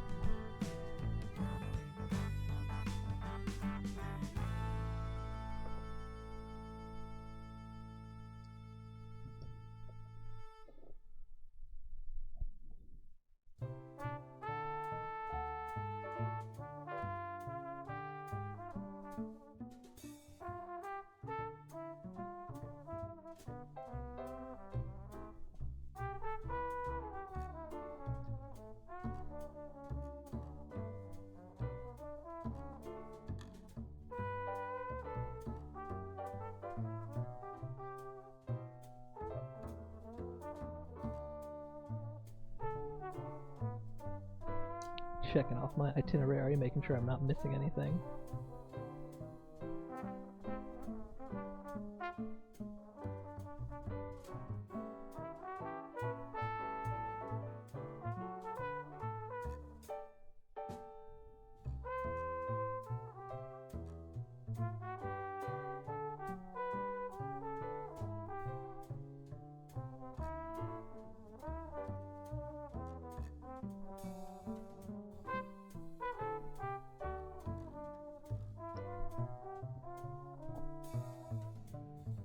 Fine. There it is. And all my terrible check marks.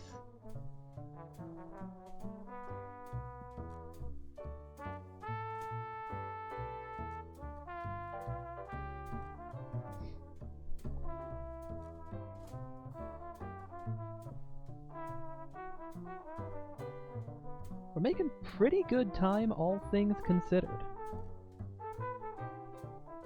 You know, given that I'm working on 2 puppets, one of them completely from scratch, and we've got a solid, I would say, 60 to 75% done.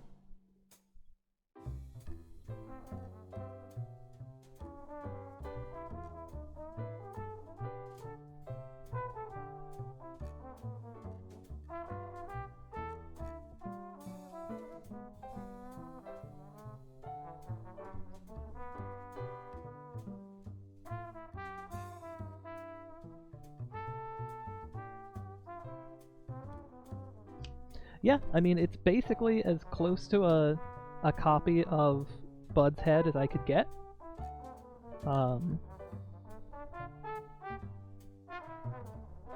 You know, it's got the nice big cheeks, big snoot, lots of hand space, lots of hand space.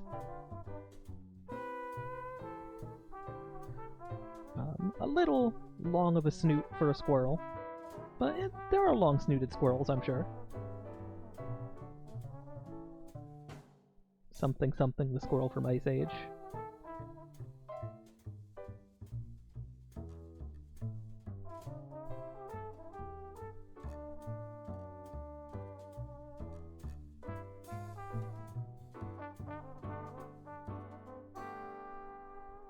Oh yeah, and the bee's eyes have been sitting on a thing since the beginning of the stream, but I haven't shown off the eyes I'm going to use for Ratatoskr, I don't think. Something fell off. That's not important.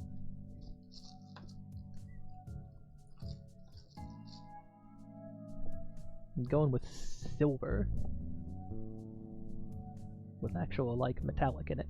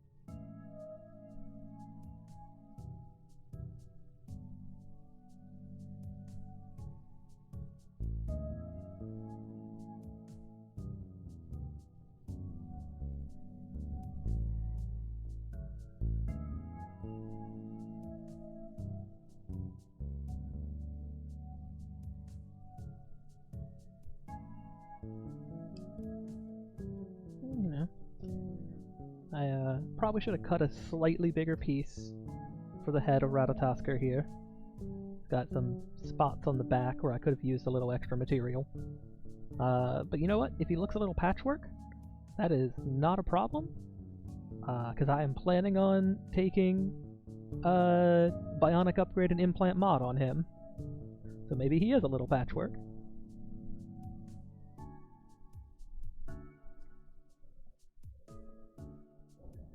Okay.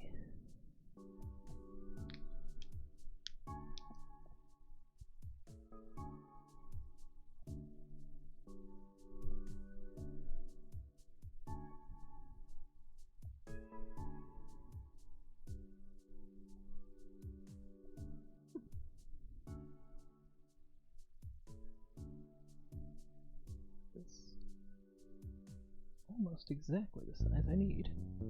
Convenient.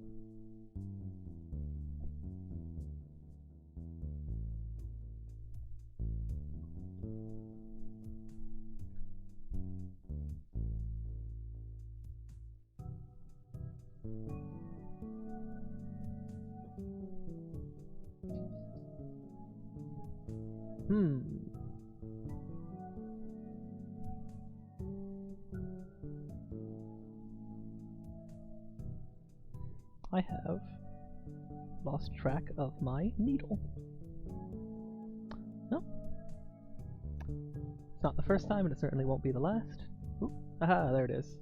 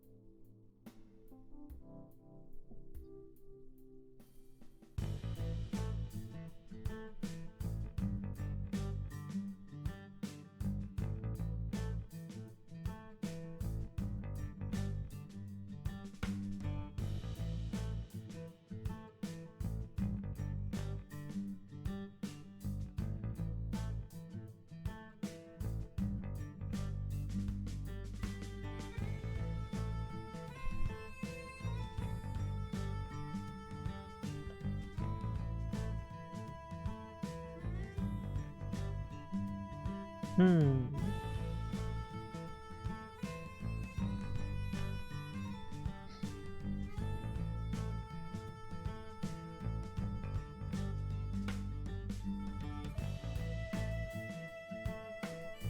I feel like if, like, historical Ratatoskr had, like, an actual tech upgrade, it would be, like, some kind of, like, fang or stomach thing, or, like, a side effect of eating Yggdrasil. Because canonically he gnaws on the roots.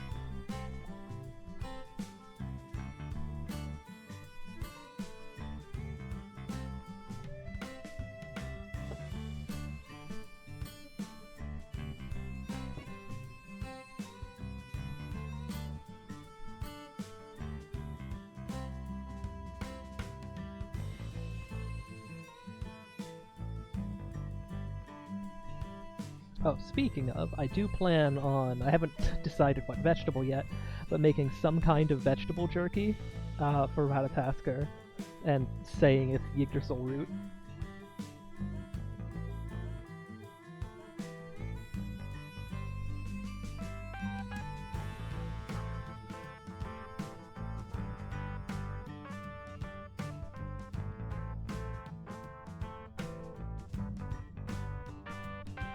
Thinking maybe carrots? But I'm gonna have to do some experimentation, see how that comes out.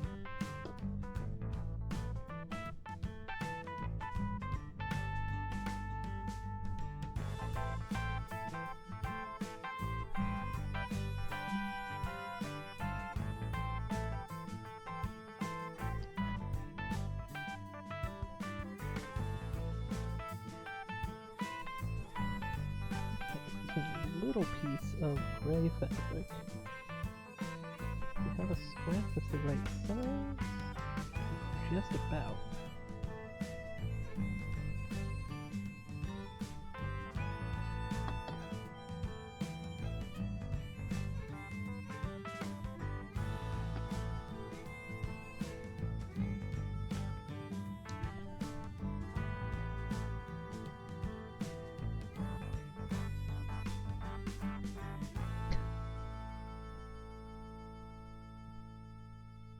You know, it doesn't necessarily have to be directly appropriate.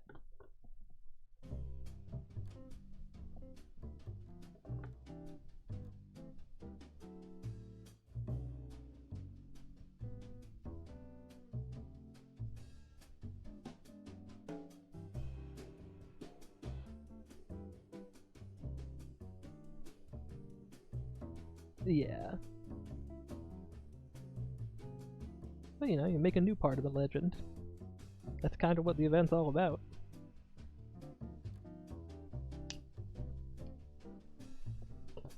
Hmm. Yeah, some kind of seed, maybe. How do you feel about, like, pre-shelled pumpkin seeds?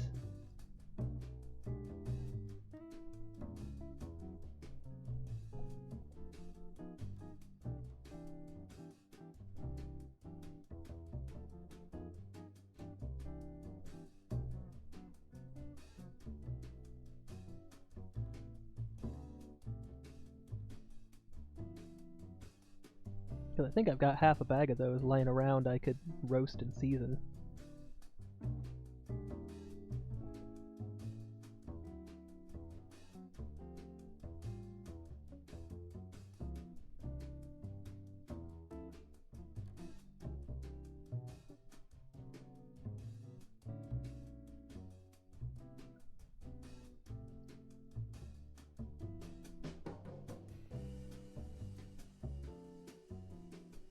If it wasn't such a whole big ordeal, I'd make pumpkin seed tofu again.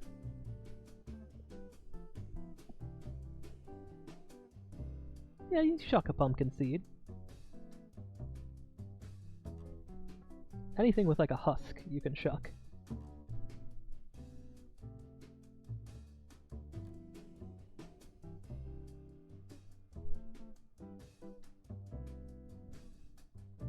Oh yeah, it's great. It's just the...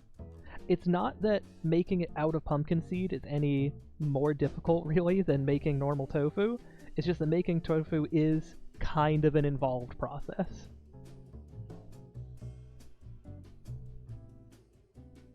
But, like, tofu's great. It just comes out just like tofu with no extra steps or ingredients or additives necessary.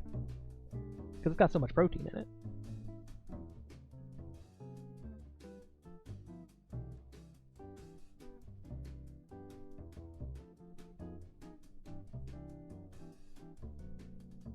I think that's going to stay a once-a-year thing.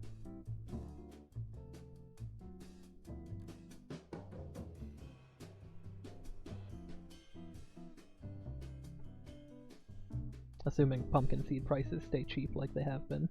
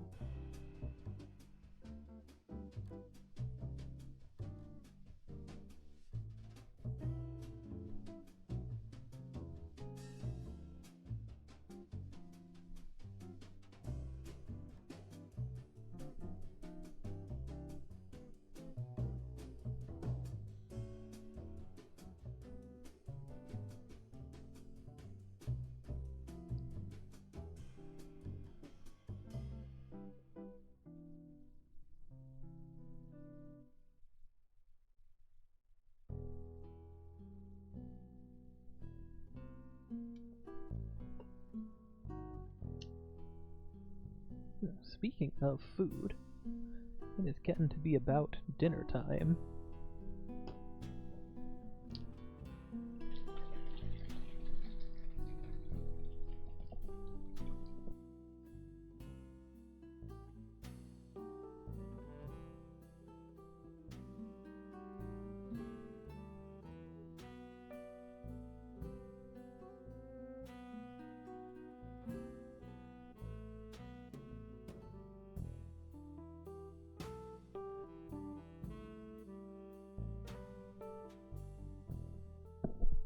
Alright, dinner over, back to crafting.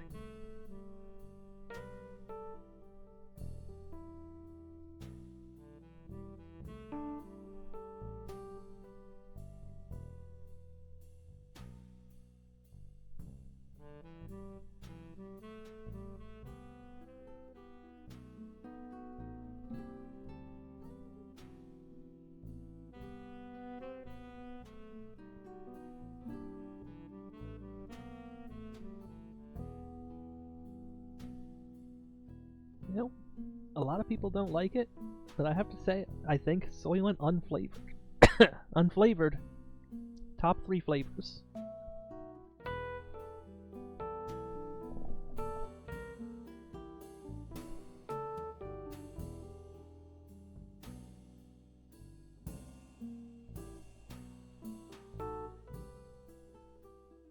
Whew. Choked on it a little bit, though.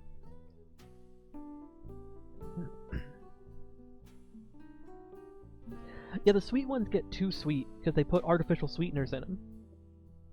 Which, like, I don't need anything that's, Yeah, the pumpkin tofu is better with breading.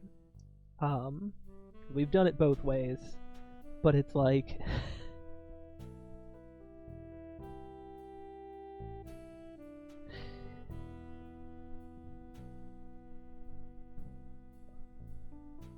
I mean, you can order original flavor, which has less sugar. But I think even original still has a little bit of the artificial sweetener.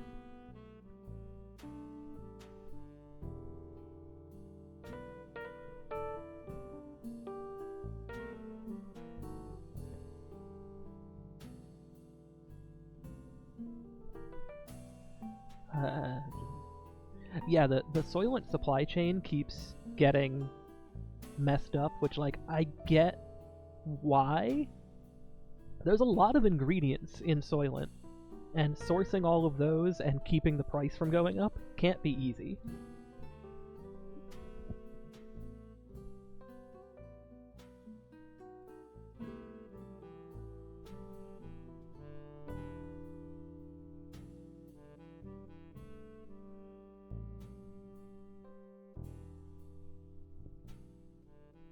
Hmm.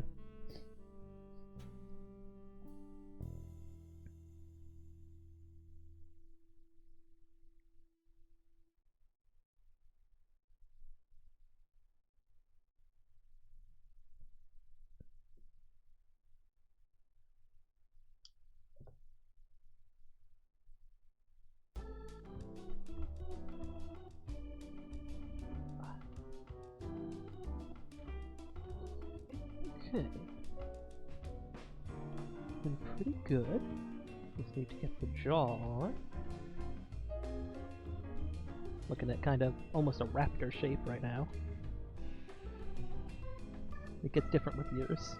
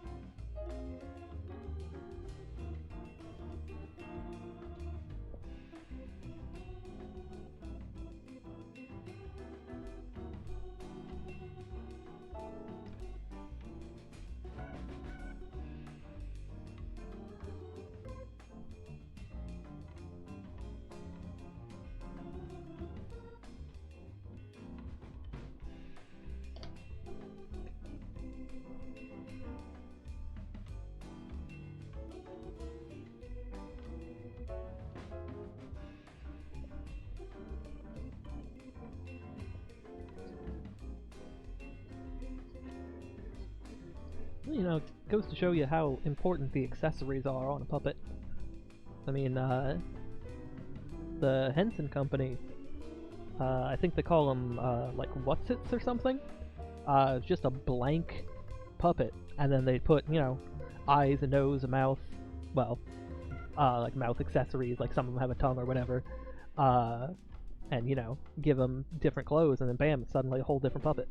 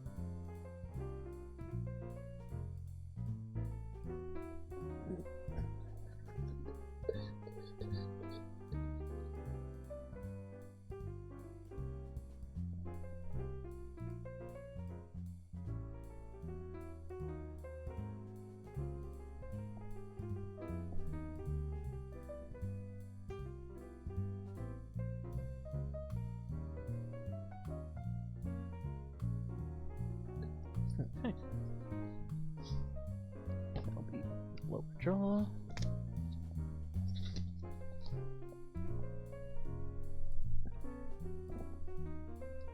the meantime, I can sew on this a little bit. I didn't quite line this up correctly, but little extra piece, and no one will be the wiser, except for all of you. You'll be very wise.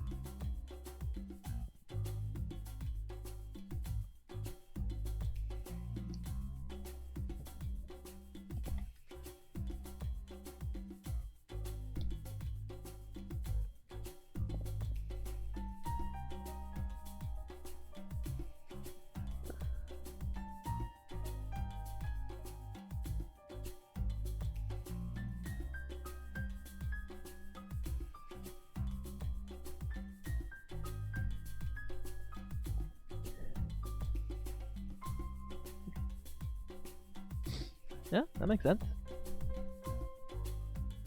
Clearly also pulling from Ratatoskr, I think. Ratatoskr. I keep saying it Tasker. Toskr.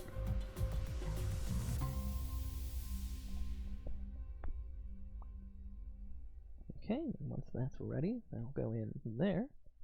If you're making one with a snoot, make sure to do the underside of the snoot, because the mouth doesn't usually go all the way to the snoot. That's like for birds, basically.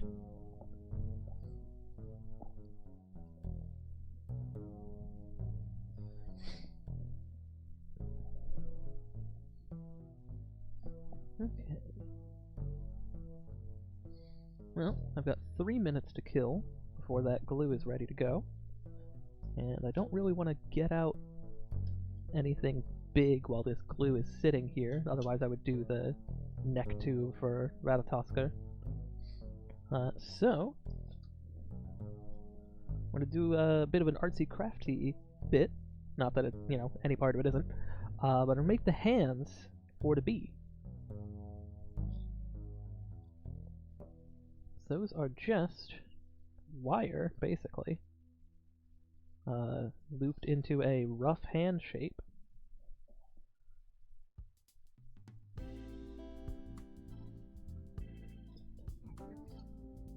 And then you cut out some cloth to cover it.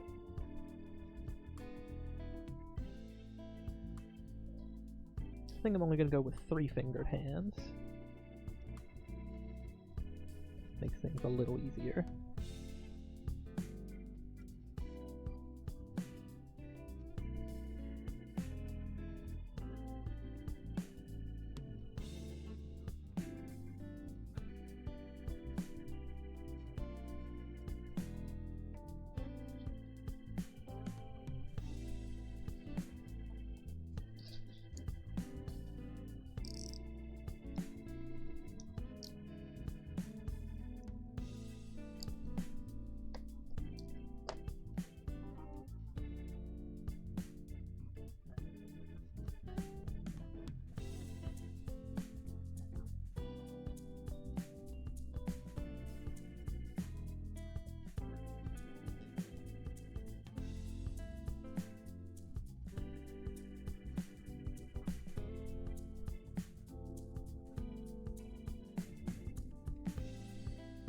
So technically there's 2 ways to do these hands. There's the way the Henson Company does it, and the way I'm going to do it. Henson Company would take an even thinner foam than the foam we've used for the body, and sandwich that around these hands, and then put cloth on them and attach them. I'm not going to do that. I'm just going to put cloth over it. It'll be fine. I think I might put a little piece of tape around the center, just so it doesn't unravel. And to give it a good point to sort of grab onto.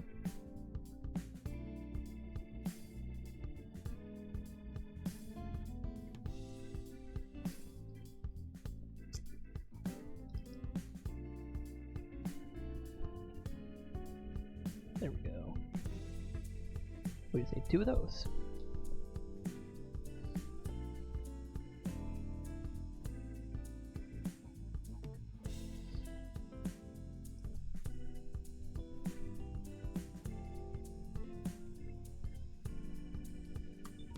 Oop.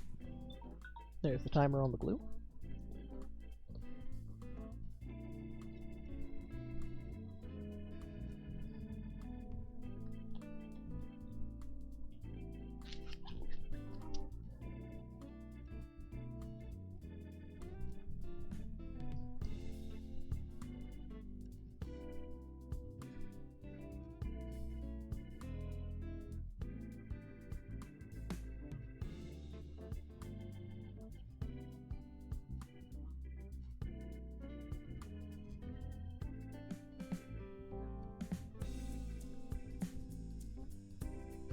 We're just going to let that sit a minute before we completely cut to size. back to hands.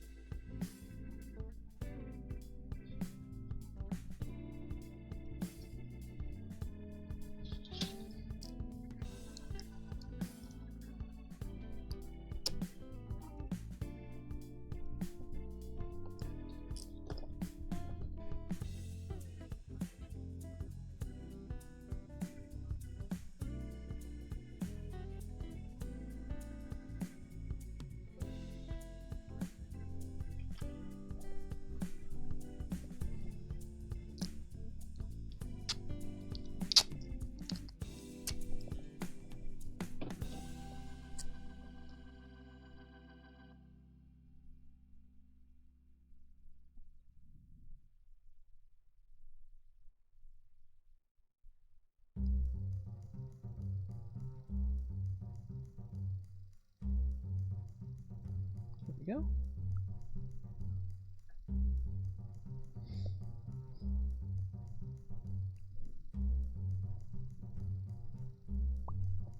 So, these are eventually going to go onto the sticks and then get attached at the end of the arm. But not right now.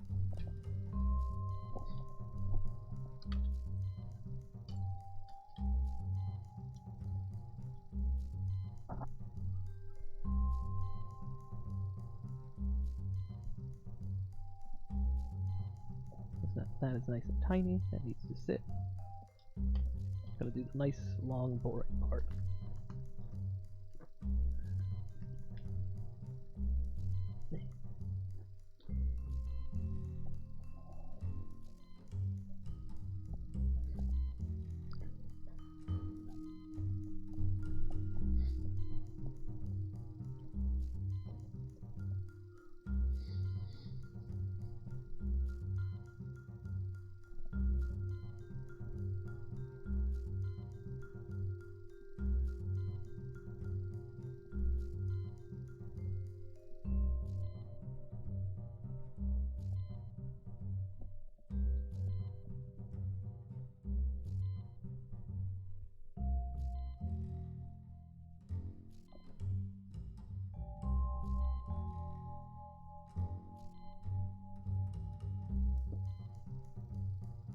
Oh, we already did that part, right?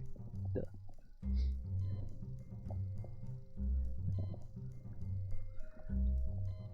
So,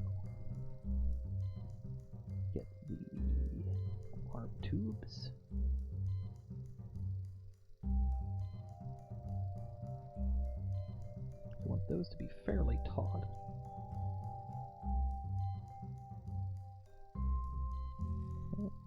Even in the middle? Nah, unfortunately not. Oh, I can do it that way. Perfect.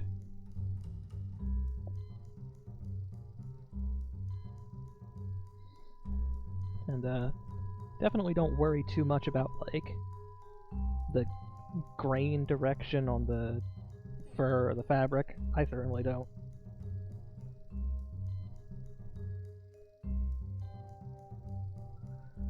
Like, technically, will it look a little weird? Yeah, at first. And then it'll all sort of jive together.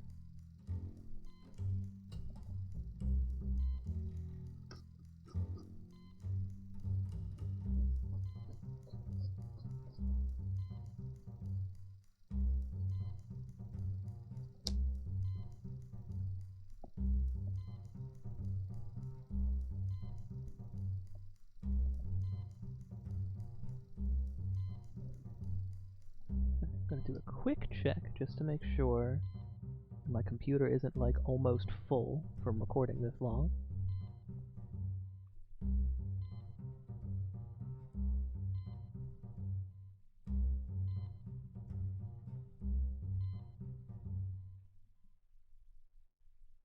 It's definitely filling up, but we got plenty of time.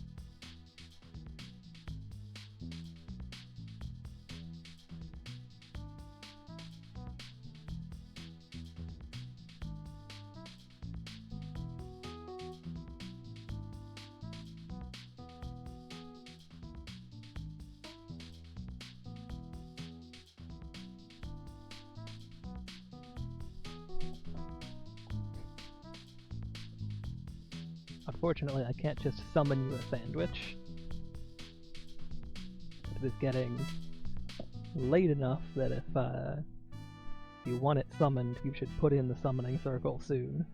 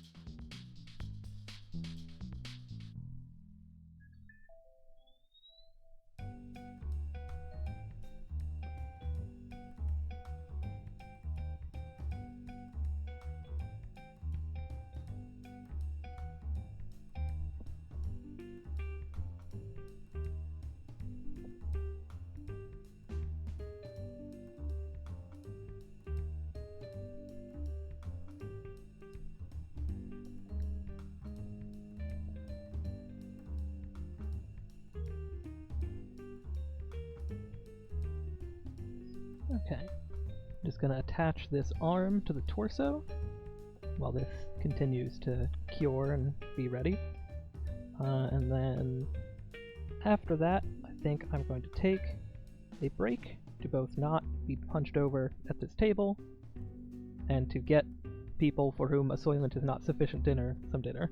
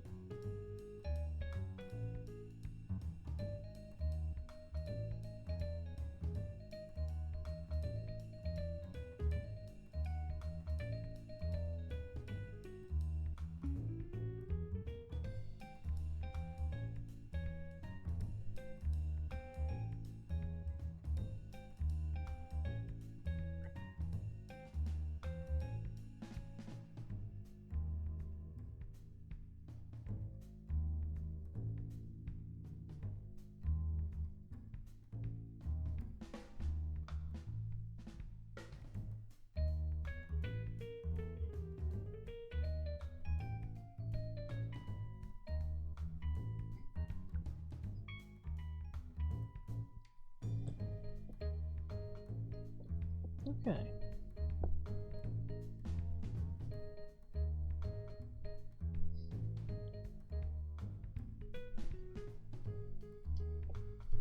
Starting to look like something. Not quite ready yet, though.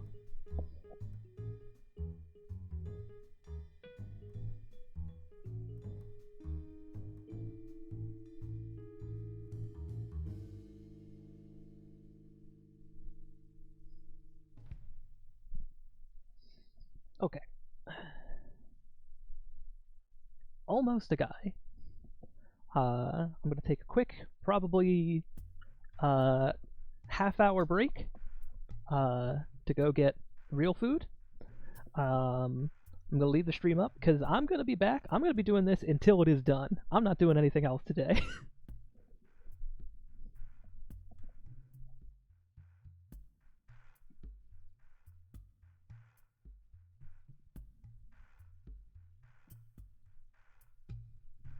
But I assure you, I shall return.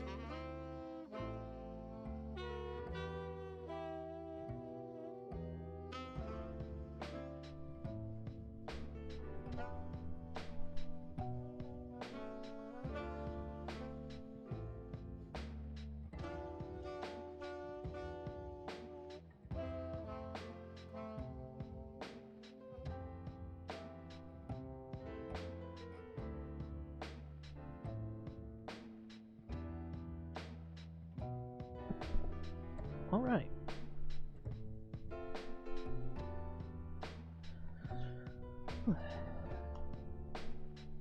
Sandwiches are en route, and I'll have to take a quick break to retrieve them when they get here. But otherwise, let's see if we can get this looking a little more like a guy and a little less like a pile of parts.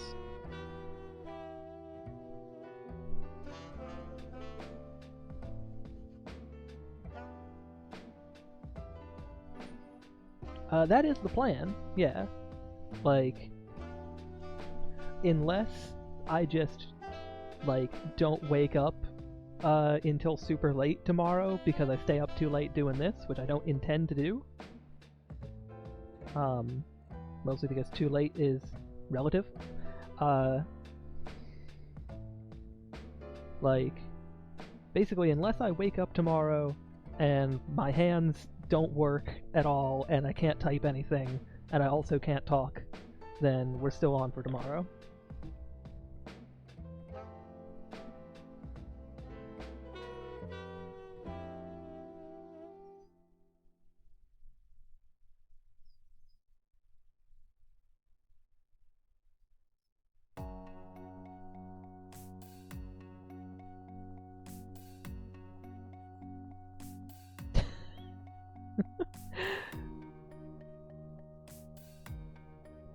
I mean, theoretically, yeah, we could.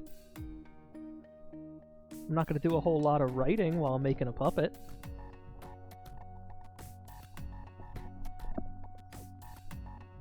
Get out of here, light. Go back where you're supposed to be. There we go.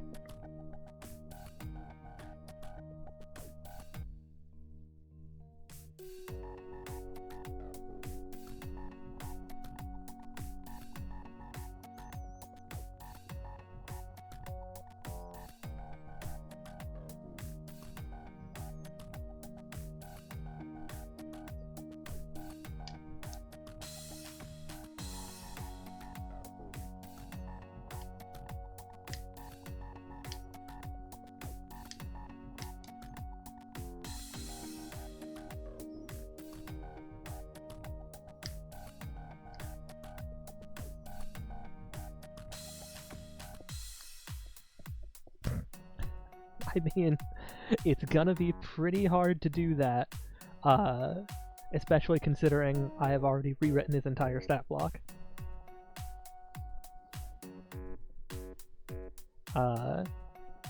Not for any reason really other than they just got his stat block wrong.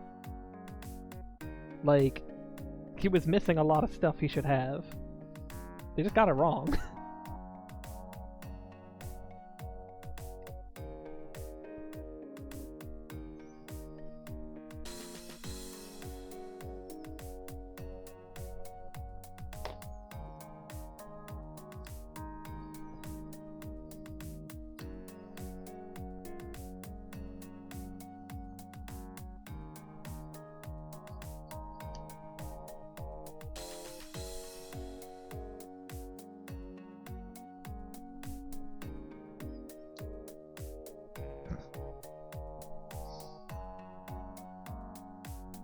I mean, like, they didn't even make him a Thessalonian specialist. Like, he practically invented it.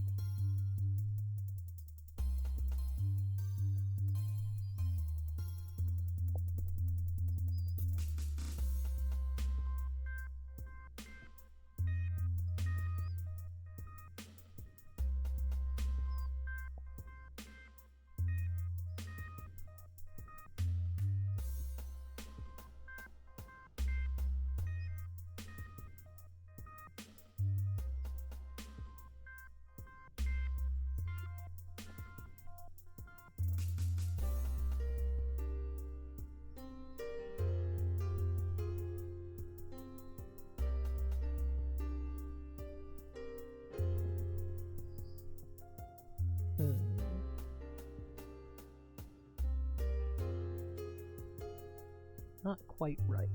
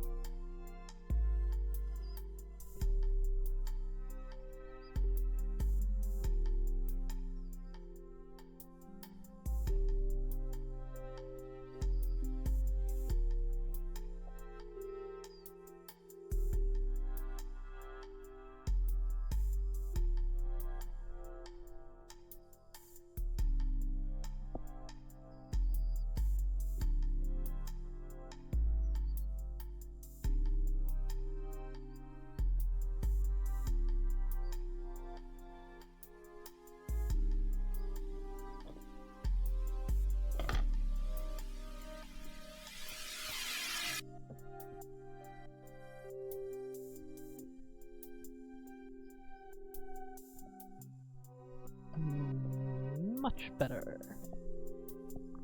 Just needs a little tweaking.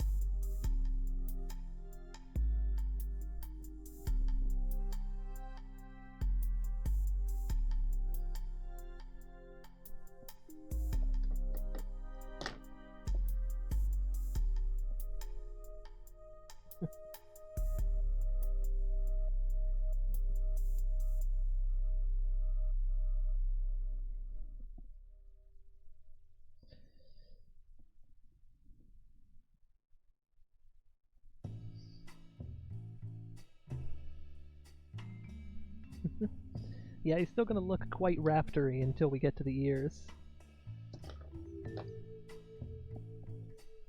First, let's take a little bit out of there. Even up the sides of the mouth. Because right now they're quite uneven.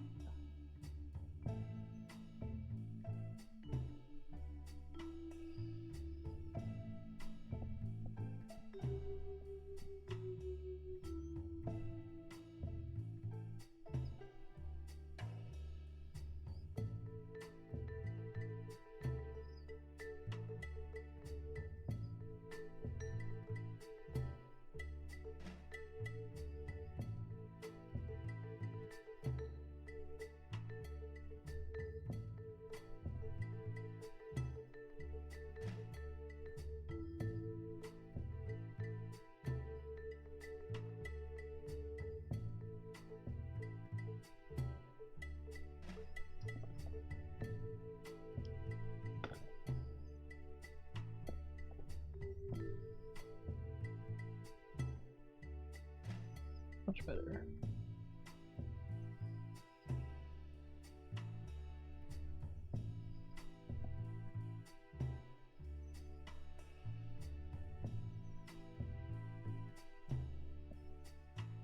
Feels about right too.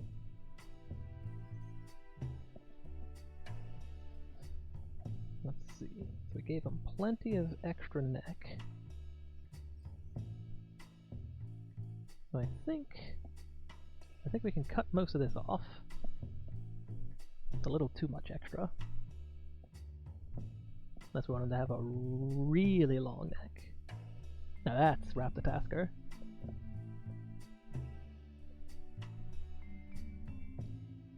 So long I can't even get it in frame. There we go.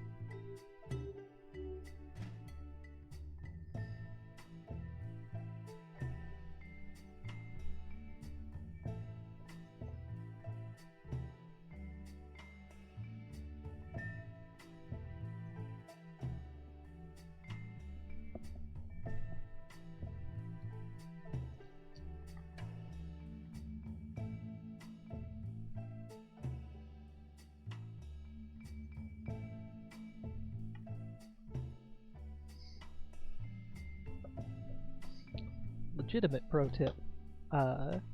If you've hand sewn a piece in such a fashion that cutting through the seam will just unravel it, a dot of super glue usually take care of it. Do I have my super glue activator? I do.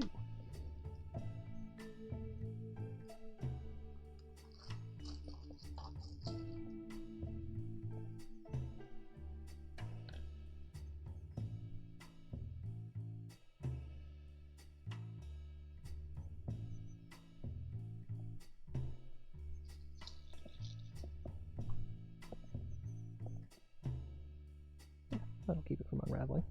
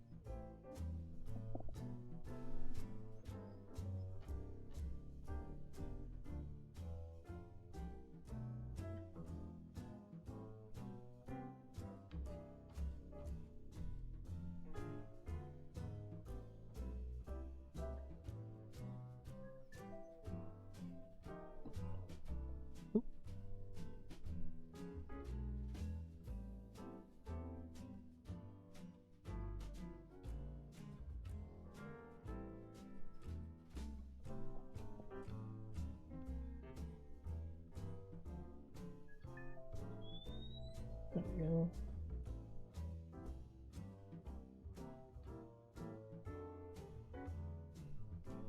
Okay.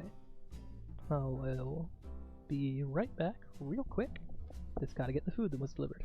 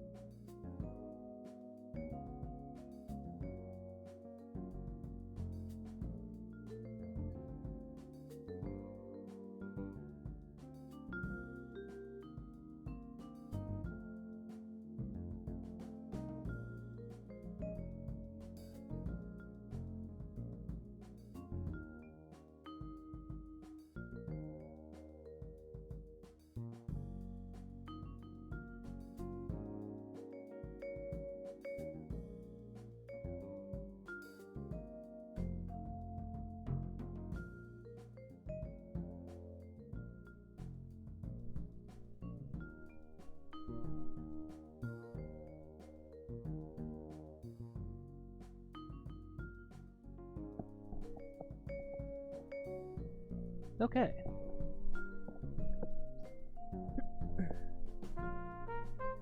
Make sure I'm not slowly shifting to the side. We are almost done with attaching Radasasker's head to the body. Radatosker. Keep saying it with a hard A.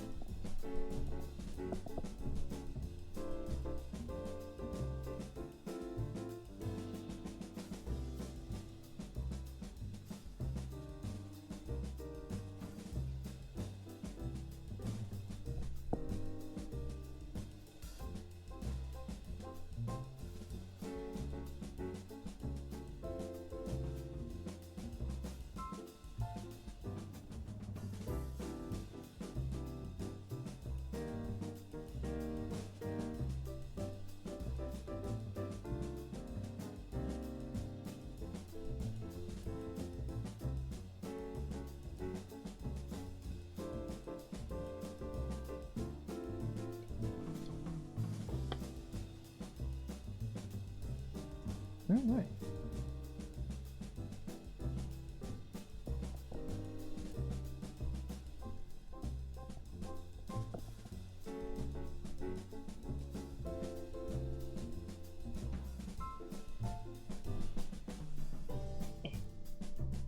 Look up at the camera. Still needs the inside of the mouth, obviously, but looking pretty good. Except for, you know,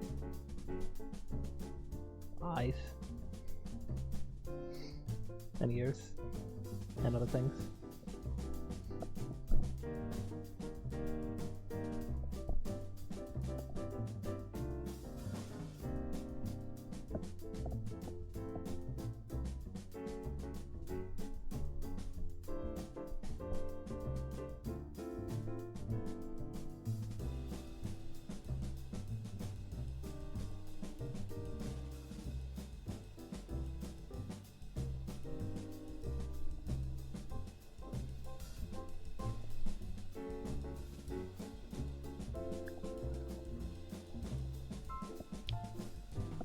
I think there's no void in it.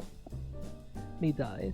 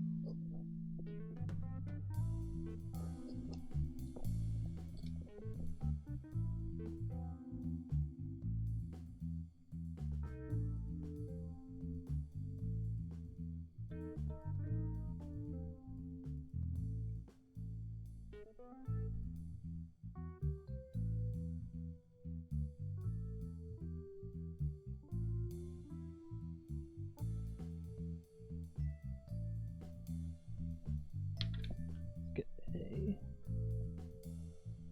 dot of super glue. Just tack it in place.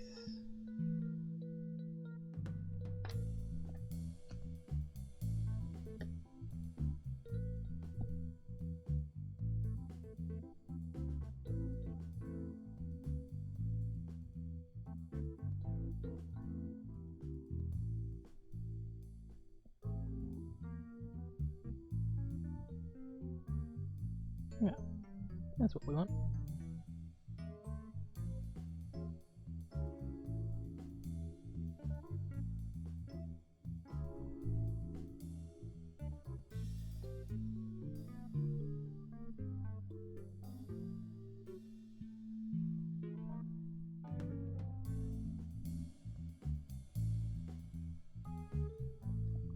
Make sure to actually mirror the other one.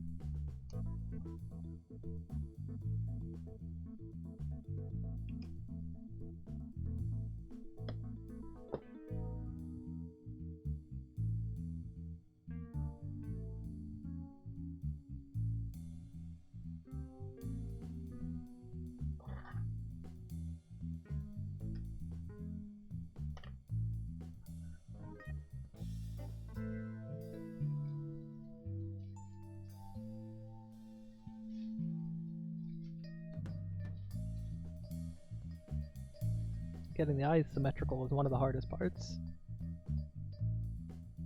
Rounder eyes are actually easier, because you can just kind of cover them halfway and then rotate them until they're in the right orientation. With these, there's not as much room for error.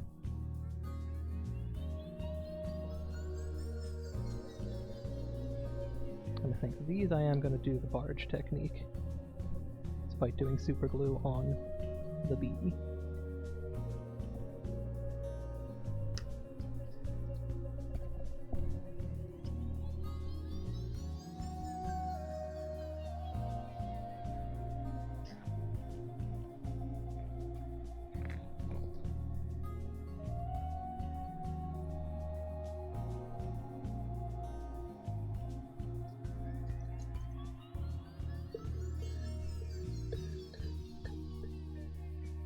Get out of the shot light.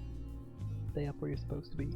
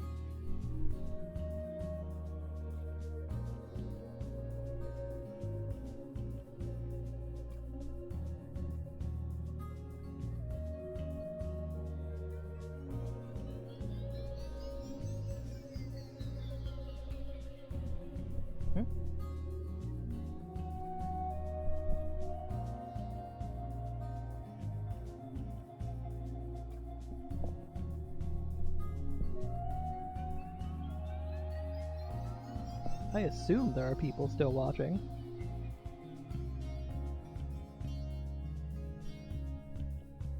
But even if not, the recording is good.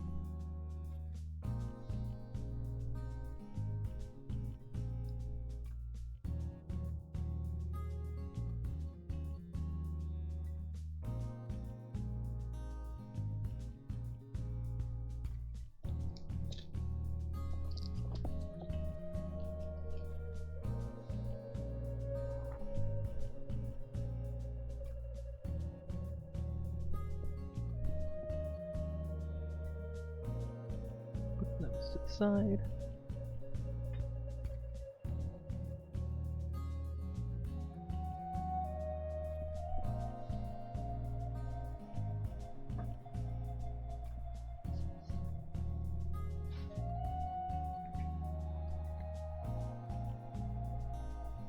Let's work on some ears. That's the thing that'll make this stop looking like a raptor.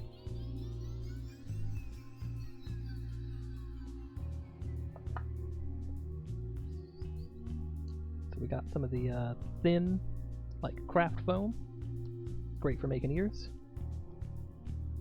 And I'm just going to sort of sketch out a rough shape. And we'll cut that out, see how it looks, see what needs to be tweaked.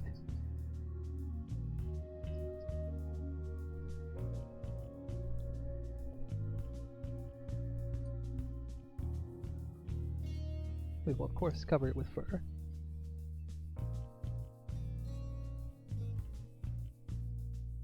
First, let's get shape right. Let's not disturb the eyes.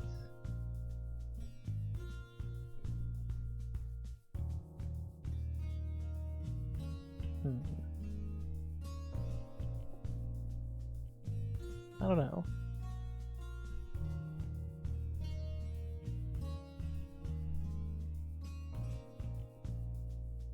Feels a little too long, not rounded enough, I think. I can't really make it much wider with how wide my foam is, so...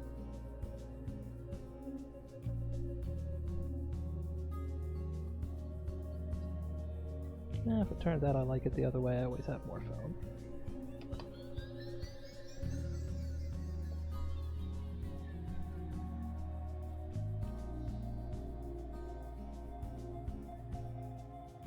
I think that looks a little better. Maybe down more, maybe up more.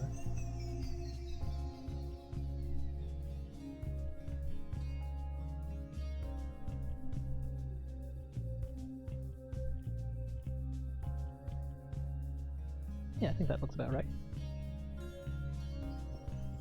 So we'll cut out another one of these.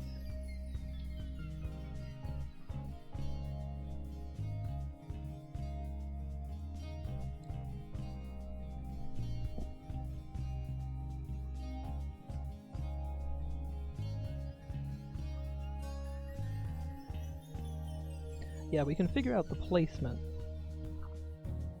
based on what makes it look like a Squirtle.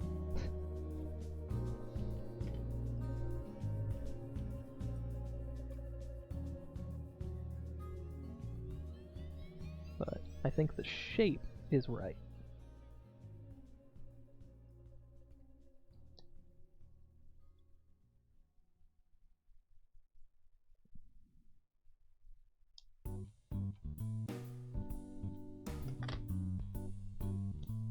Yeah, there's no point in throwing this foam away, it's mostly usable. Just snip off the scrap bits.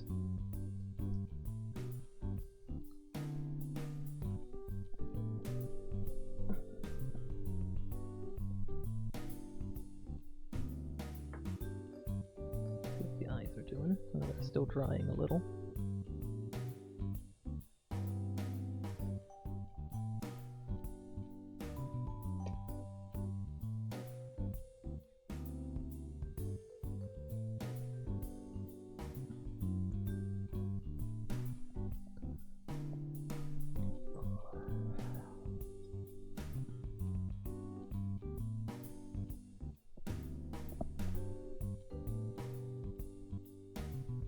What we're going to do for the ears is we're basically going to trace out the same shape onto fabric, cut a little bit extra for seam allowance, and then we're going to do it again on the light fabric to do the inner ear.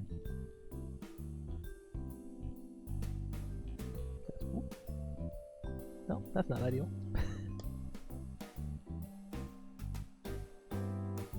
Yeah, I've got isopropyl, I can take that off. That's what I get for crafting in a small space.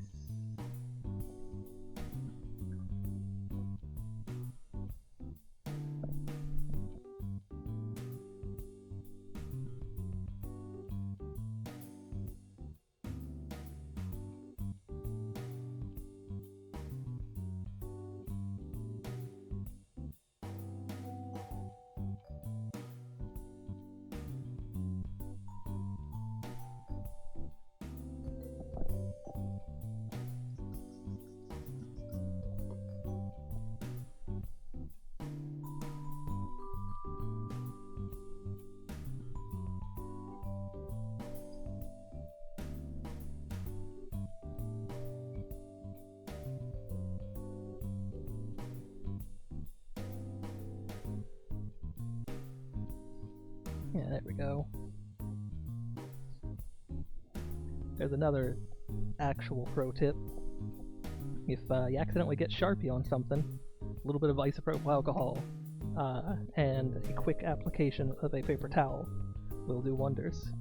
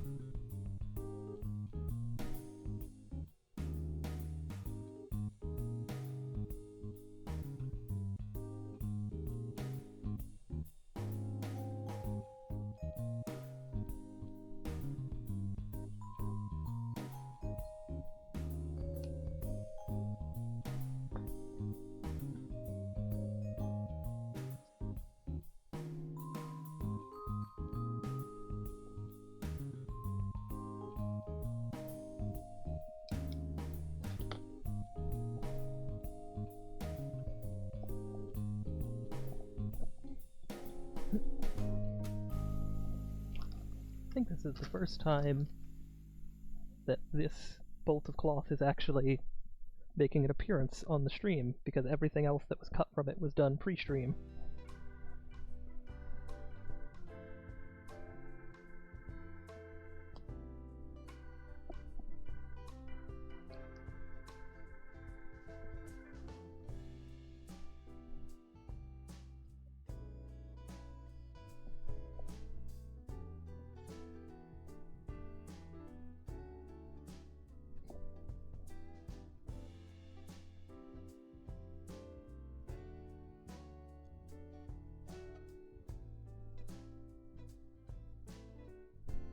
Then, for the inner ear, I'm just going to cut it out as is with no extra margin, and that will make the gray sort of pull around and get just barely across the edges.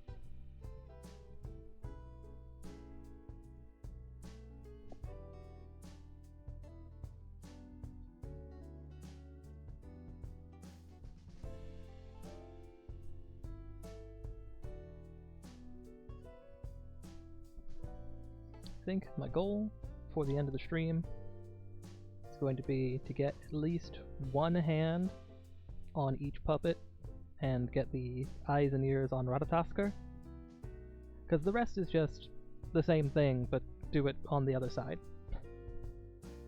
And the legs are just as easy to attach as the arms, and I believe I've touched on how the legs are made before.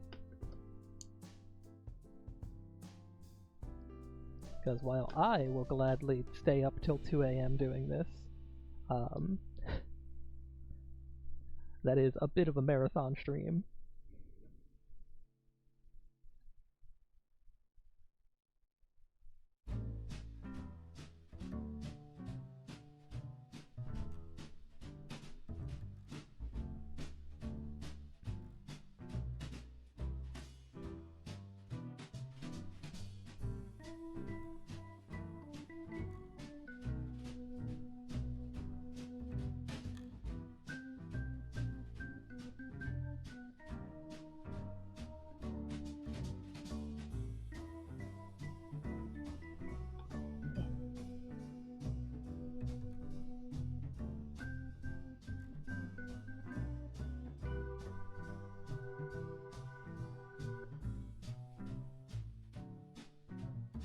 Oh, and attaching the antenna to the bee. Can't forget that.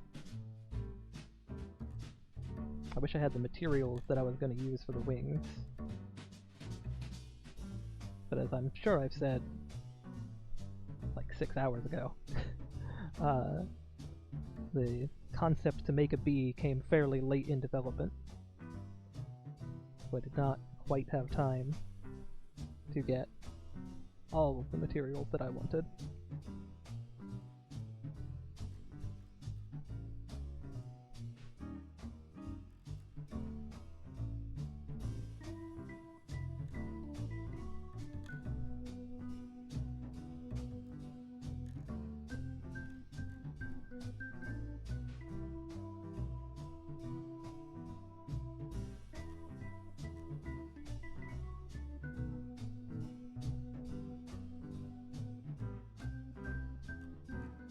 So what I'm doing here with the gray and white fabrics is because the gray is a little bigger, I'm sort of bunching the gray up as I go, almost making like a pleat, so that they stay in sync even though there's a little less of the white fabric, and what that'll do is it'll make a concave pocket.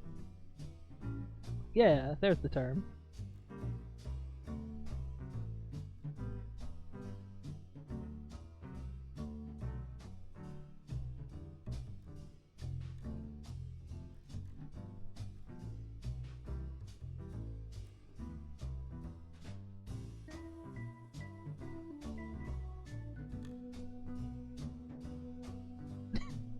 Yeah, well. But yeah, see, it makes it curve naturally. Turn it inside out. And stuff it with foam.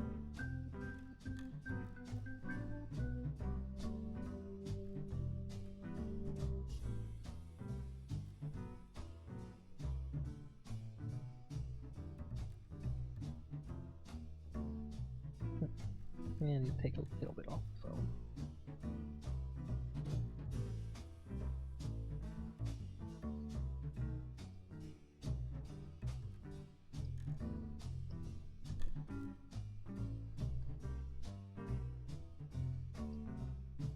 Yeah, there. Now we've got a nice semi-rigid squirrel here that we can sew onto the head.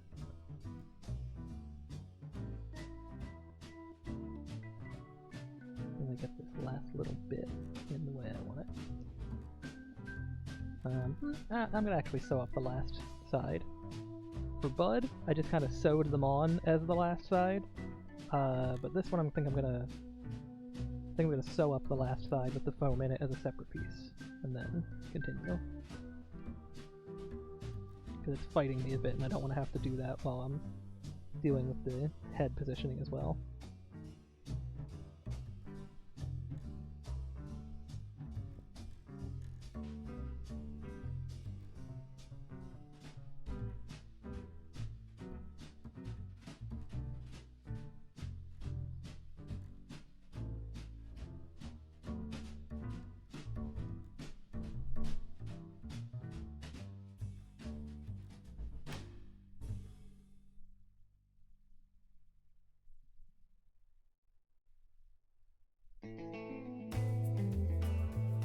I wonder if there's any songs on this playlist that haven't played just to the randomization of shuffle. There'd be no way to know. I'd have to go through and listen to them all and compare.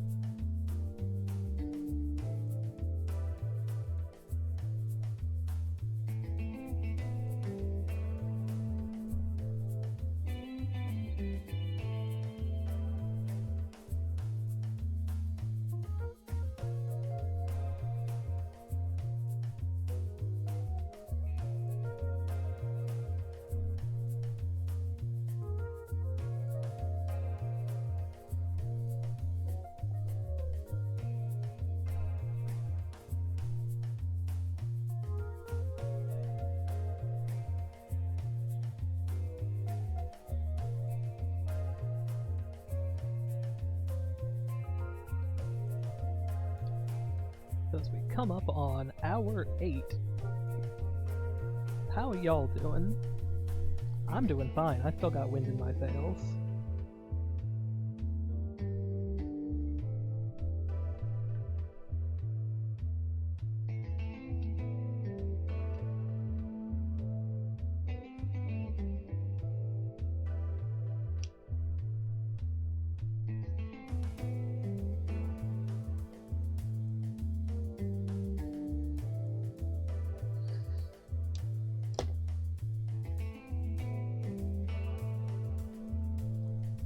Gluing operation on the eyes, and we'll be ready to put on.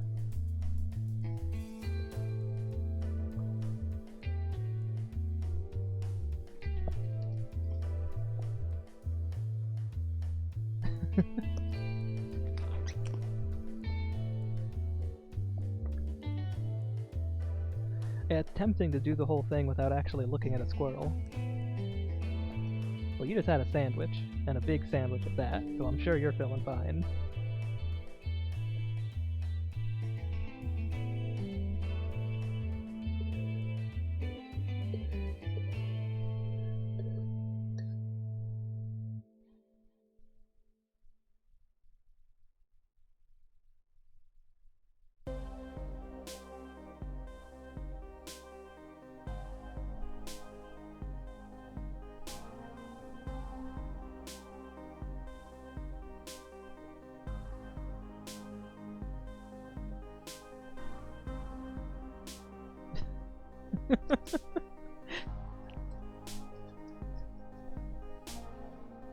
It's almost like I had a direct hand in acquiring that big sandwich.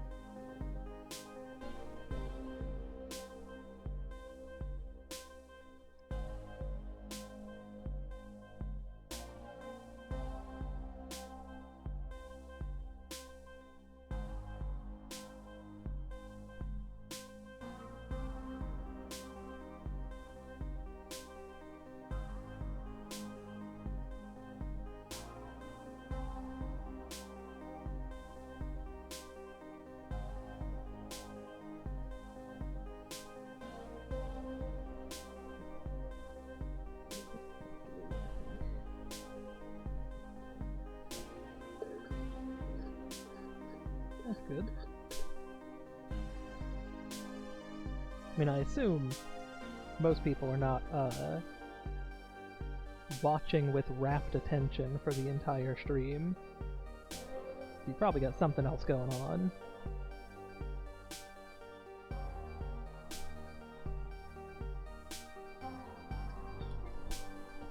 I can't be that entertaining just when I'm making something.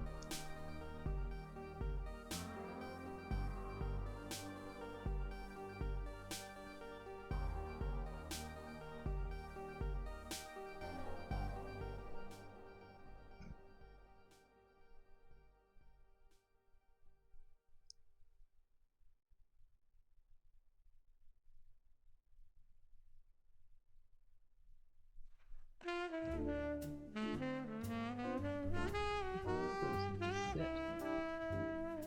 A few minutes and then I can mess with it.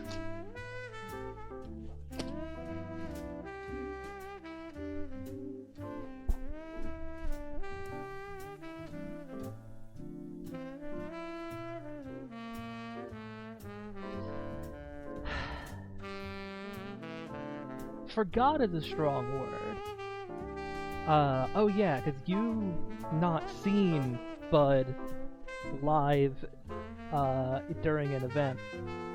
What frequently happens is I'm eating and Bud's mouth is moving because mouth sounds are coming out of me. I can't help doing that. That's just automatic.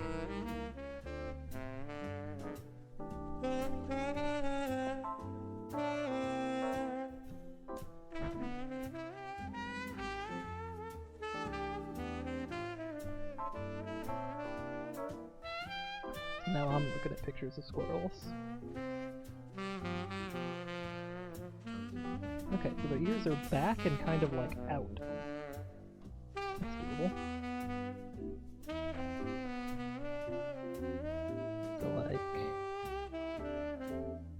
like that almost.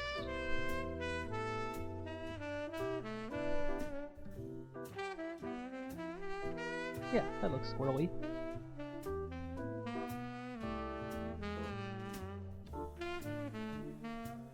Tilt it forward a little just for anthropomorphism.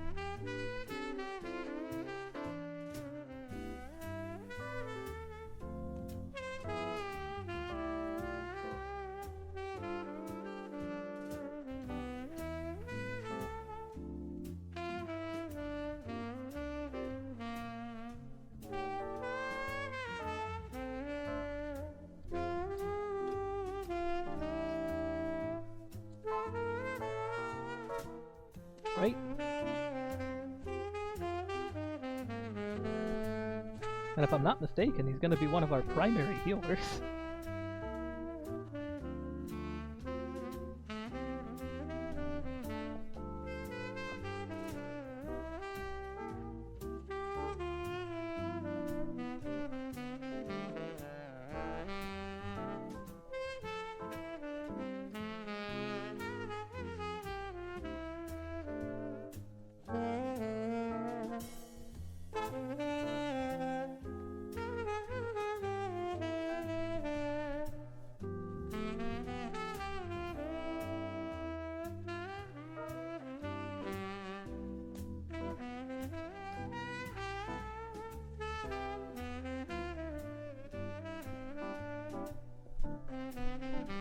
Yeah, that looks pretty good.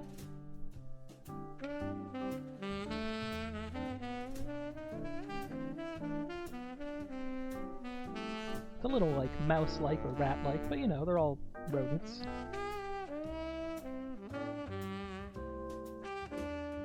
It's not like Bud looks exactly like a thylacine.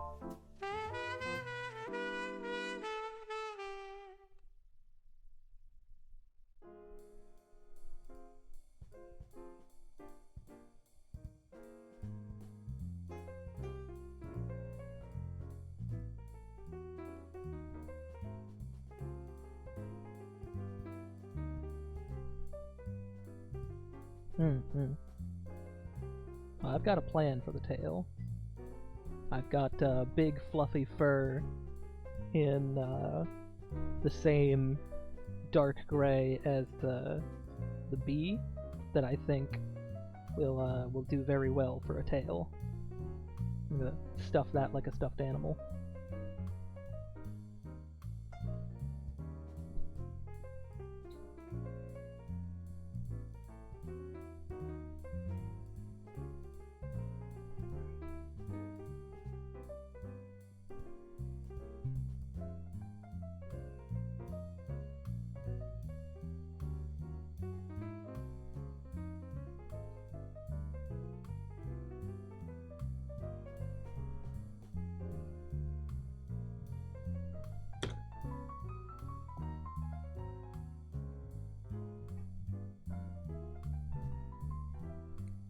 How are the eyes doing? Shouldn't touch those without gloves.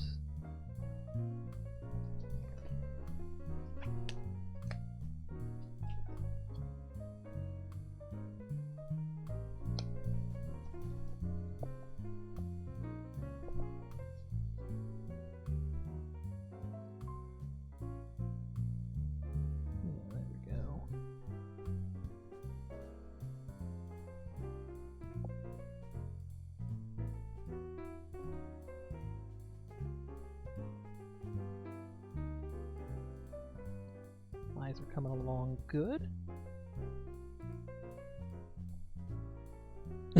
Right? I have no idea how we're doing it. The general like grapevine consensus is it's probably gonna be like a realm closing event where you just get like a full powered build, but we don't know. The other rumor down the grapevine is that we're not building them directly. We're gonna like tell staff what we want, and then they're gonna build us like a monster card, basically. But they have not made an official statement. At least, unless I missed it.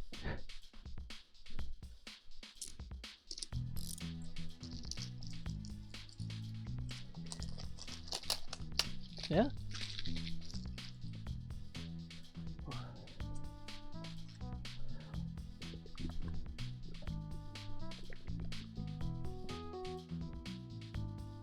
Oh.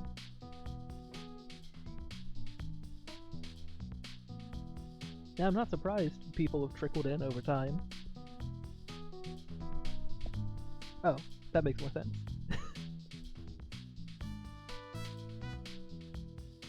Well, people can trickle into a physical location.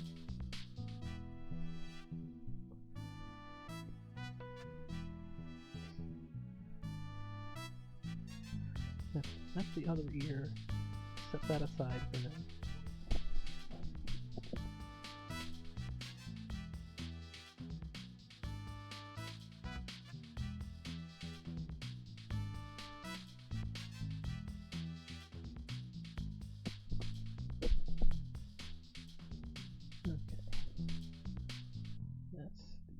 Other arm.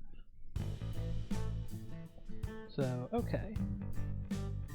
While the eyes continue to have their glue dry correctly, we'll move on to doing the actual live hand part of the live hand puppet. So, the way I have done it, on Bud at the very least, let me move this temporarily over here.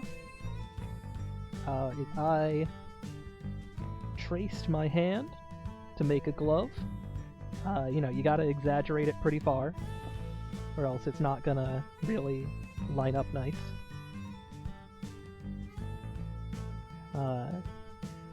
And then on the one side, I give it a super extra wide length there, because, you know, if you just trace your arm down, it's not gonna have enough to go around it. It needs more room than you think. Making gloves is hard. And it always takes me a couple of tries, so I'm not even going to try to do it on stream. I've just got one pre-prepared here that is what I will call good enough. It works as a glove. The fingers don't quite go as far down as I would want them to, but live hand glove. You can make this come as far. Yes, it did. I think you were away at the general explanation. You just trace your hand onto the fabric, super exaggerated because you need extra to go around the sides, and really give yourself some extra room on there because it always takes more. Gloves are such a pain, especially gloves made out of this like minky fabric, because what happens is the like fur direction, so to speak, makes it so that it'll lock up if it pushes against each other in one direction and move in the other. So it'll just constantly drift apart in one specific direction, and no matter how hard you hold it, it'll keep pulling apart. So you have to keep picking it back up and readjusting it. It's a pain. Nonetheless, I have one passable enough glove. And then really all you do from that point, once you have a glove, and you can make these go as far down your arm as you want. I stopped at the minimum because I did not want to do more. Once you have your glove, we've got a little extra space here at the end of the arm, and you basically just sew it on right there like it's an elbow. It's a little tricky, you know, don't sew it smaller or shut, but you get that sewn on there, and that's a working live hand puppet. And as soon as the eyes dry, we can get the eyes on this bad boy, and we'll be one step closer to being finished.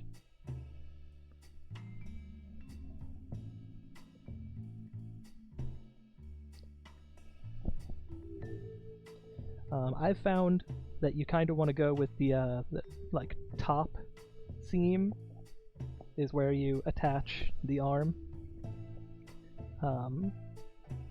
First couple of times I did it, I tried it a bunch of different ways. That was what worked the best. And you kind of want to like point it forward, if that makes sense.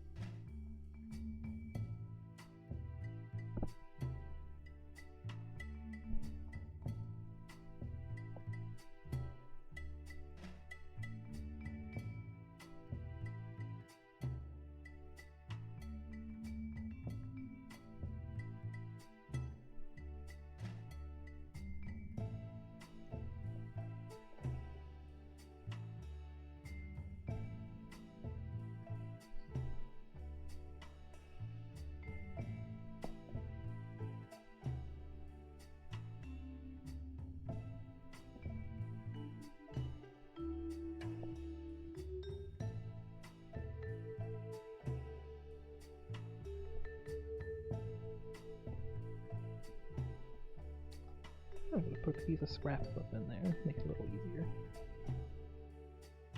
Have something to push against.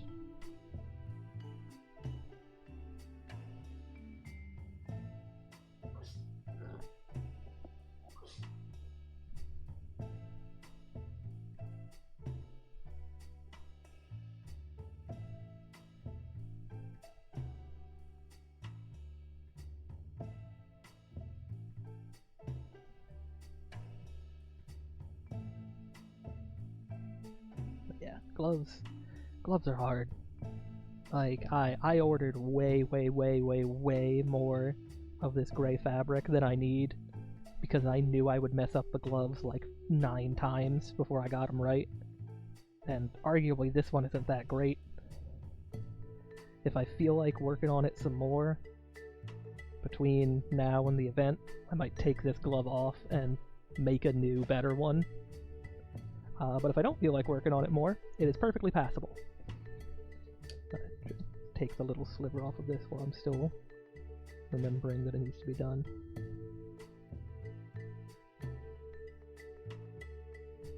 There we go.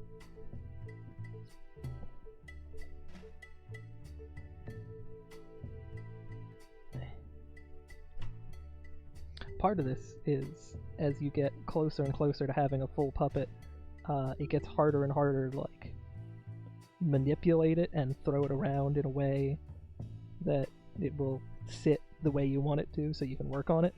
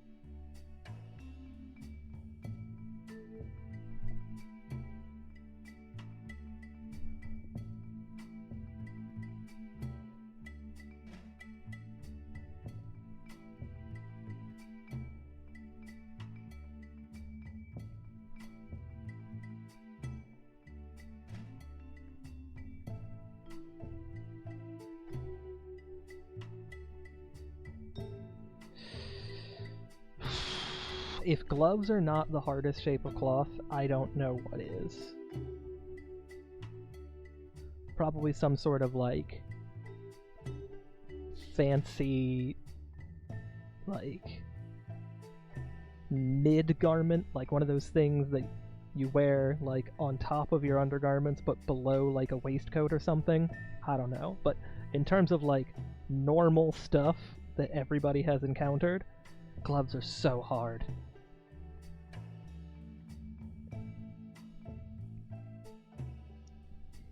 Especially the classic like kindergarten turkey glove. That works, but it's not the best way to make a glove. The best way to make the glove is like super involved and involves a lot of measurements, and I just don't want to do it. I am not a glove maker.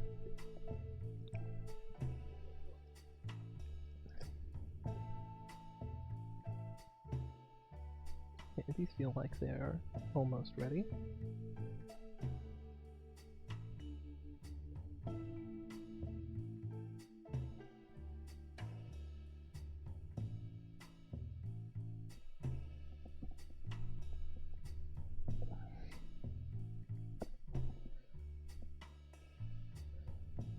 Okay, let's take a break from that guy. He's looking more and more rodent-like, which is good. And let's work on the stick hand puppet.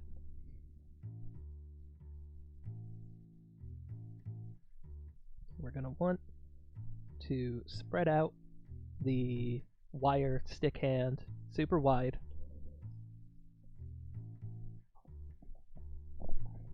And just sort of, well, we're making a glove. But it's a glove for not a human hand that can be any shape we want, so it's fine. Whoop. My stream stuttered and I'm concerned.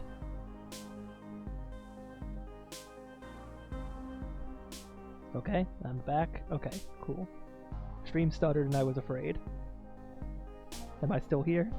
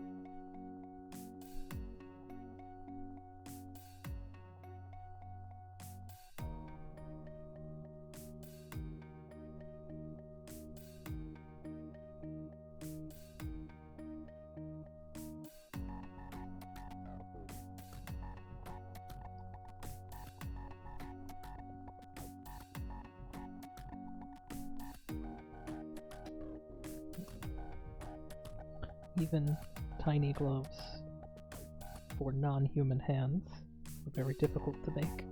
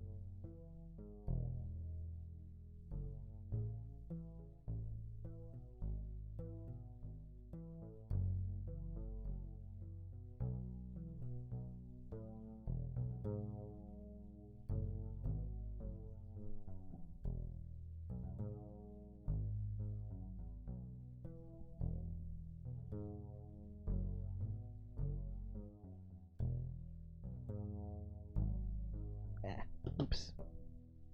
Well, gotta start that over.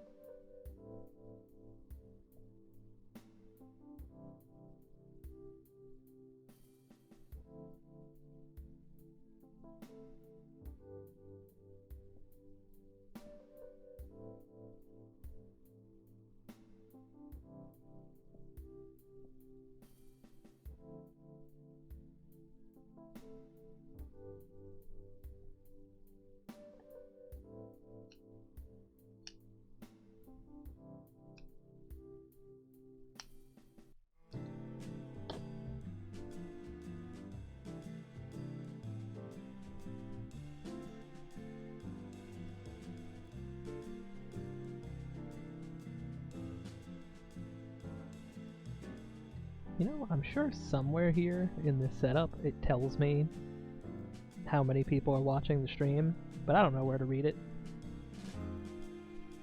I just assume someone's still here.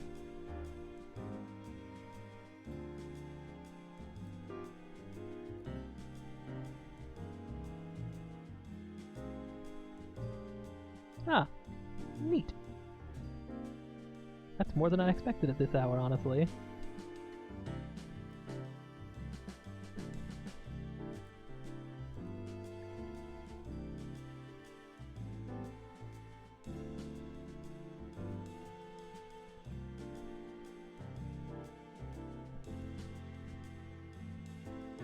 That sounds right. Based on the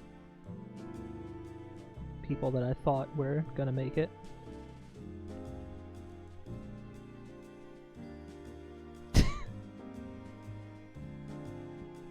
Well, start announcing your streams on Catalyst, and maybe you'll get better numbers.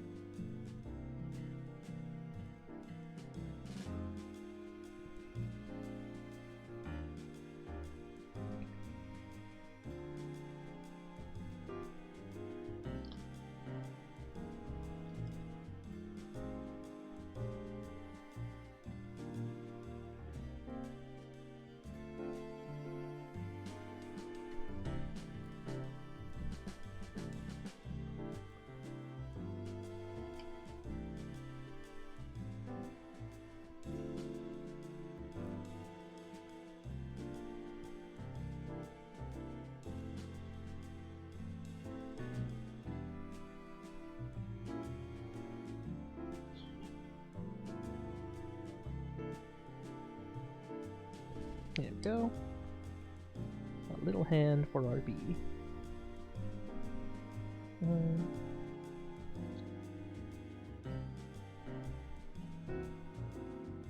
Gotta get the wire into it.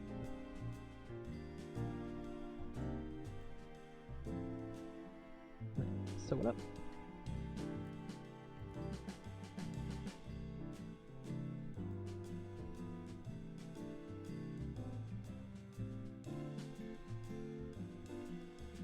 Not quite all the way. First, we want to fix the stick that makes it a stick hand puppet.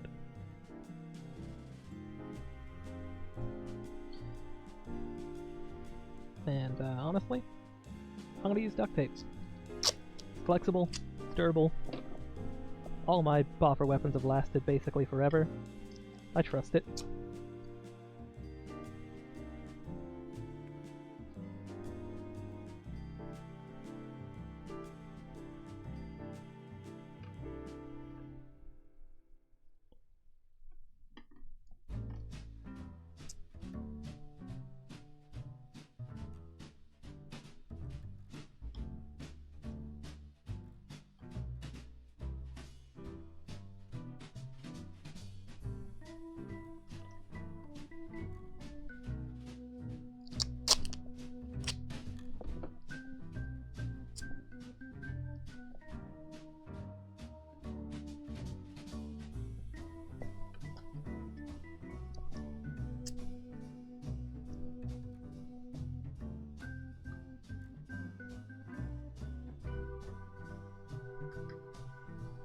There we go. A little metallic stick hand stick.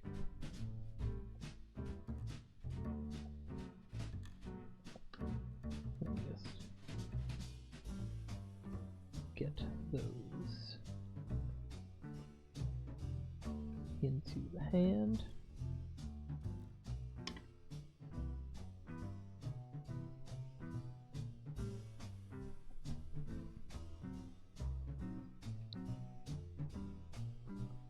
just like that. And let me just sew it shut around the stick.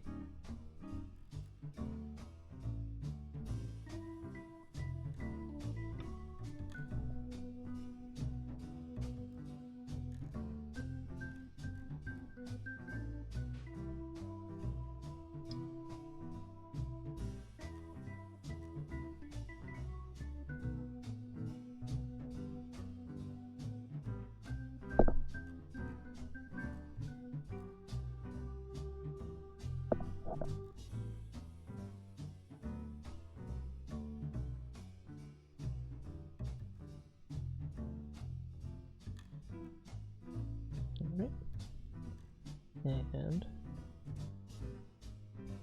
stick hand hands aren't really left or right until you put it on the puppet.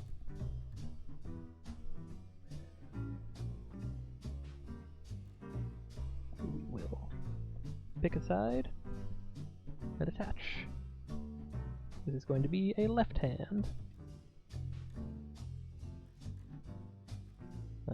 You know what I'm going to do? I'm going to make a small hole right in the sort of back of the arm of the puppet and thread the stick through that. So we've got a good amount of coverage up here.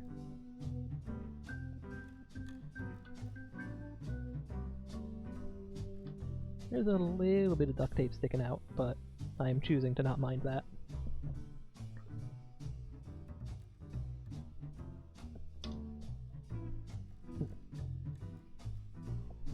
Angles are getting awkward.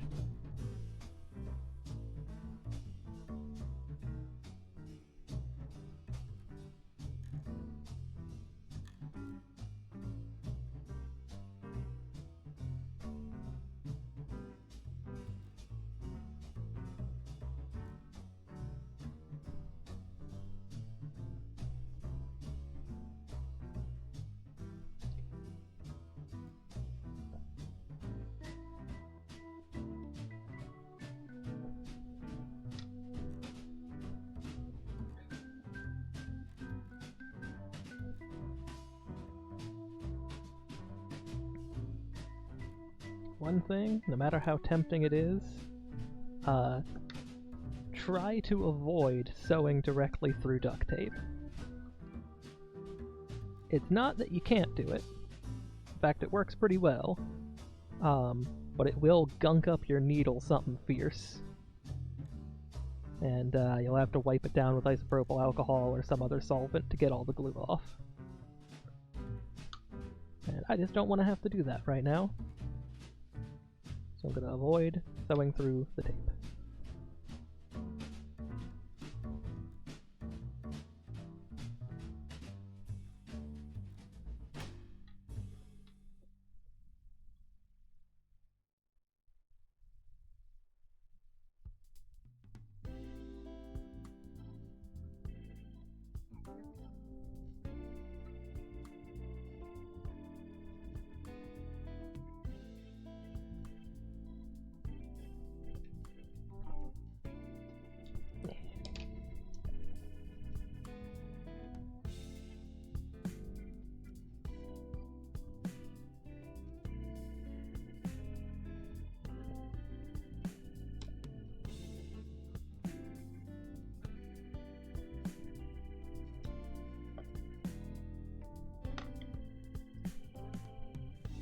And there we go.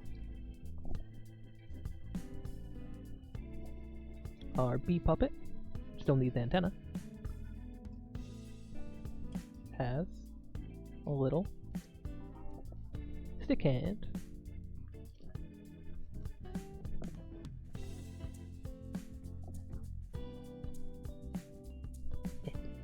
There we go.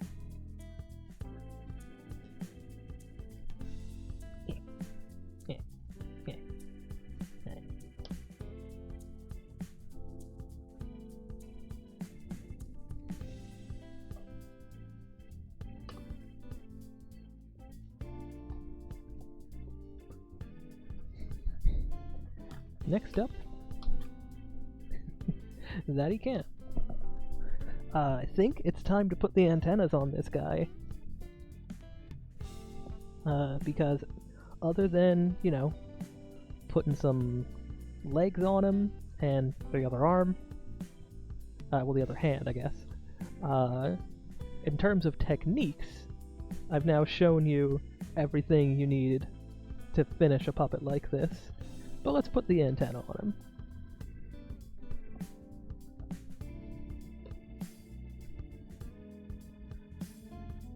I'm thinking somewhat towards the back of the head, back here.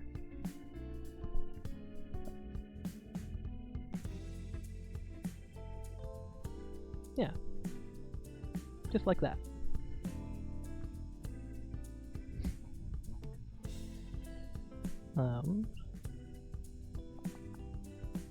And for this, what I'm going to do is I'm going to take a very sharp knife,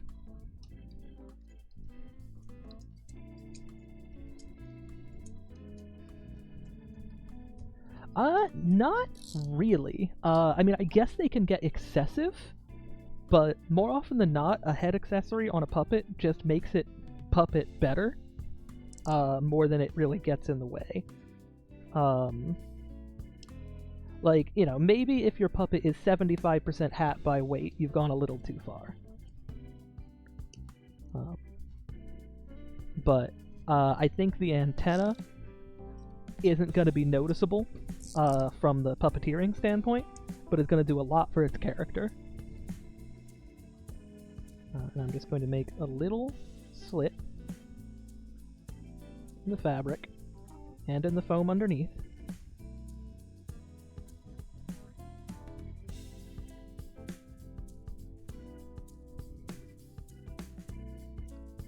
Okay, you can feel that that's sufficient.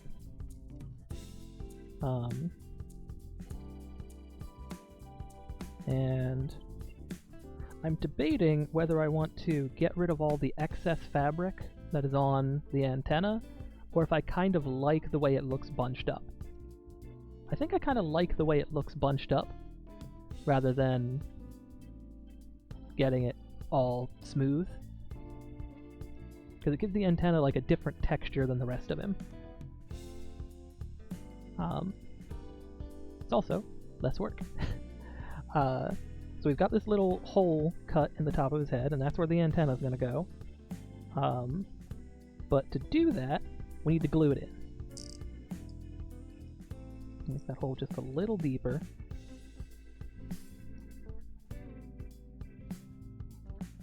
Yeah, there we go.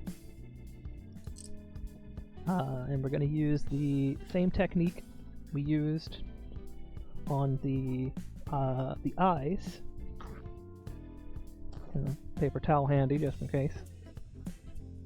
We're just going to get a little bit of adhesive. Not a ton.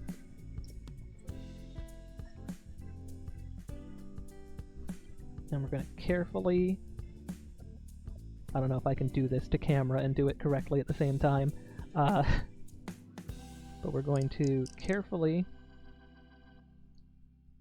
peel back the fabric. We may need to make the hole a little bigger to expose the foam, and then get it in that foam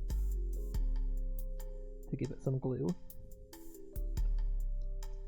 And then you should be able to just socket the antenna right into that glued hole, and then the hole in the fabric we will sew shut with the fabric that's on the antenna, but we're going to do that after the antenna has had some time to sit there for a bit and really sit in the glue. We don't want to disturb it too much. So I'm going to carefully put him over here so we can rest the antenna there at that angle. And then we'll do the other antenna once that's dry.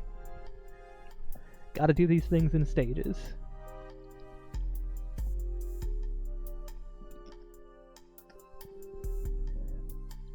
Okay. Oof. We are coming up on hour 9 in 10 minutes. So, back to Ratatoskr. think the eyes gonna go right there, you know, subject to slight adjustments to make them even and pointing in the same way. That to me feels about the same as how, not that way, about the same as how buds are, and that's kind of what I'm shooting for. So with that being the case, I'm going to sort of push it so I have an indicator. And so this is going to be underneath the eye. It will never be seen. I'm going to mark it with Sharpie very lightly, just in that spot, so I know where to put it. And also now he has X's for eyes.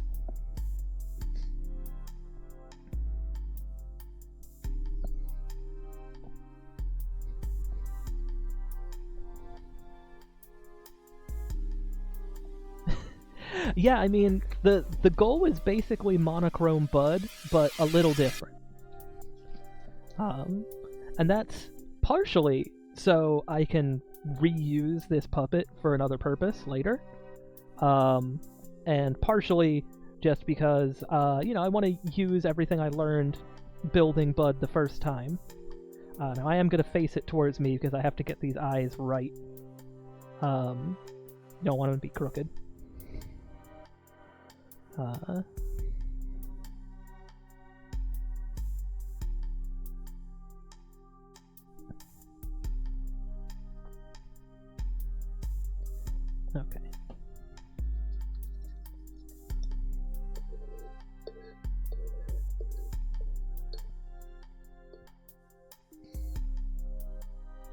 Yeah, I think I may have mentioned to a couple people what my secret plan for what to do with this puppet after the alt event is, but I'll keep it as much of a secret as it can be for now.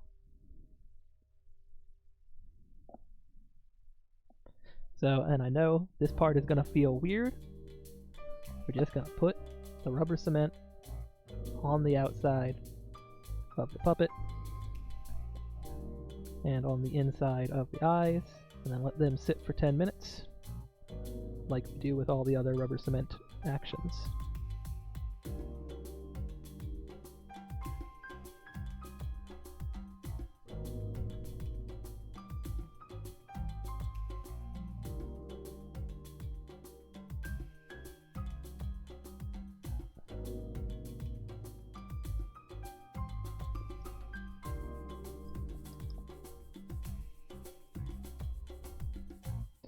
Do not touch phone.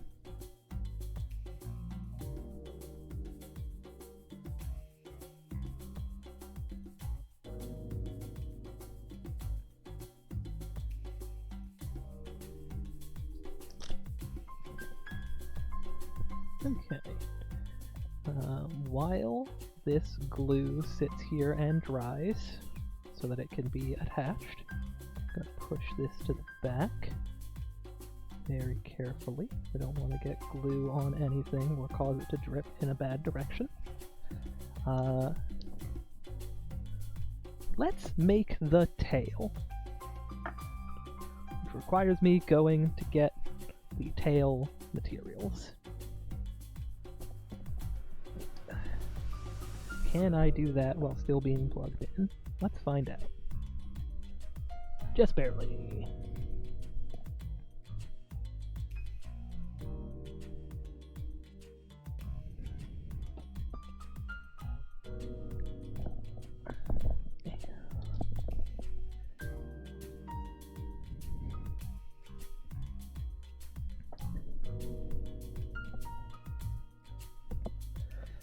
Okay. So, I want Ratatoskr to have a nice big poofy tail that's at least as big as one of his legs.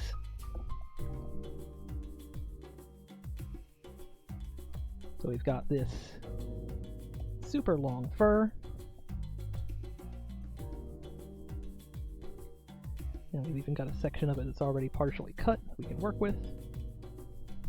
This stuff sheds like crazy. So we want it at least as long as a foot, well, as a leg. So we're gonna start the concept there-ish. And you want it to kind of be bigger at the top and kind of come down into a slightly smaller point at the bottom.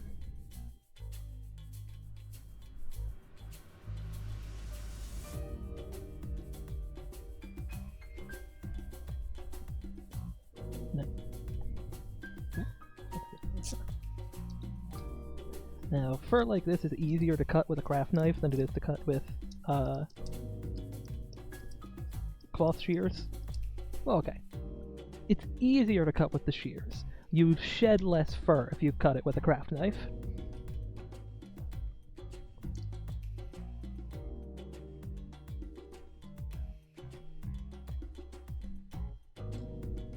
But it needs to be super sharp.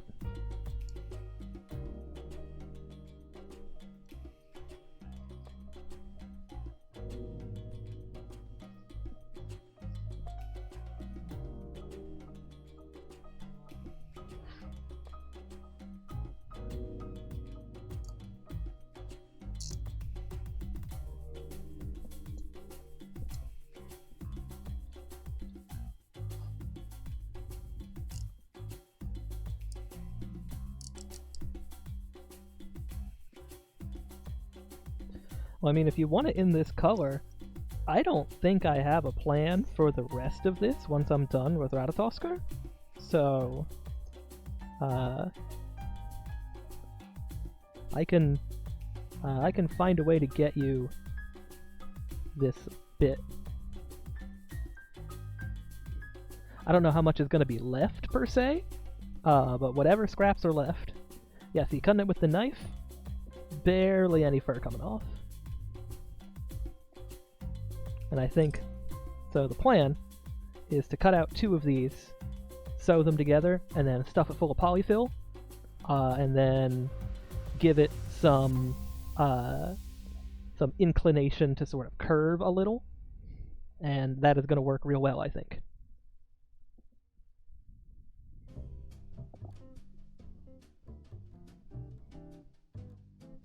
Let's try to get these as close together as possible so we waste as little fur as possible.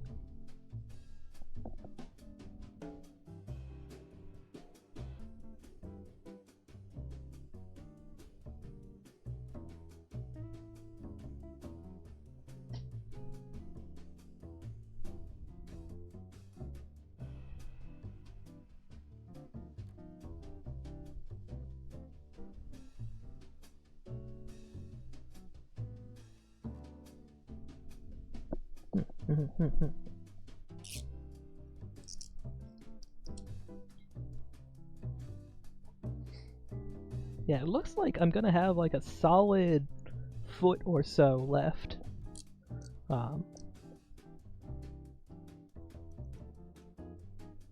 I think I do want to save a little bit for another project, but it won't be much. So we can figure out a way to get you the rest.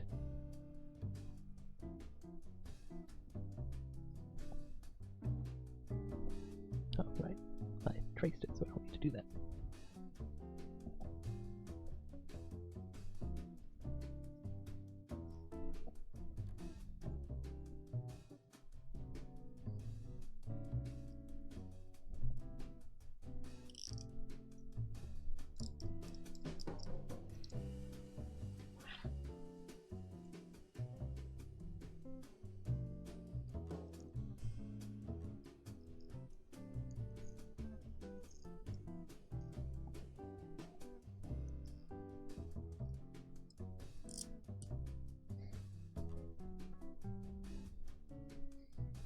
Okay.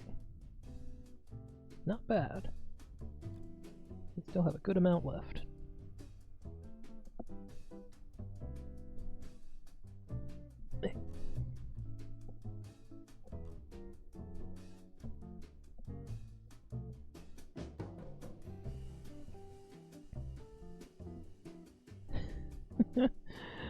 It's so fluffy, the 2 sides are sitting like half an inch apart. That's what we want.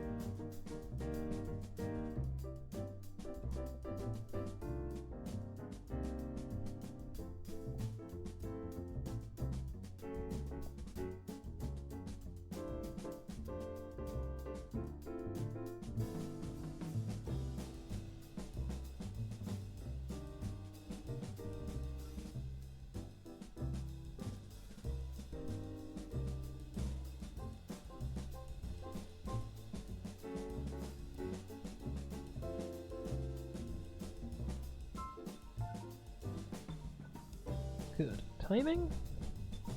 That is the glue.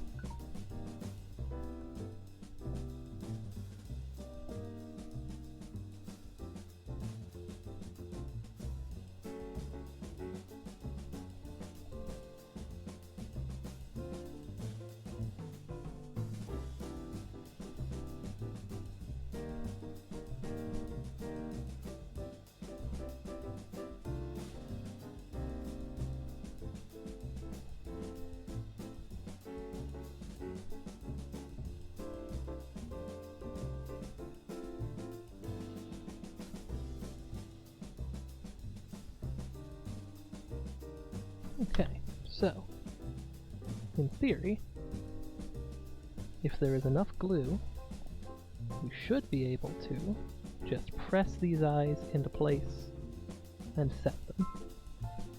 Make sure I've got the right one in each hand, and make sure that they are aligned nicely.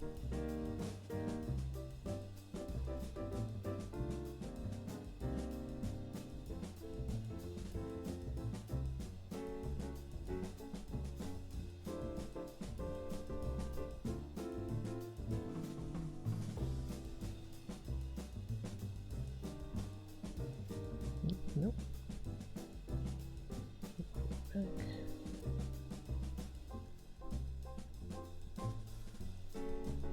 Squish.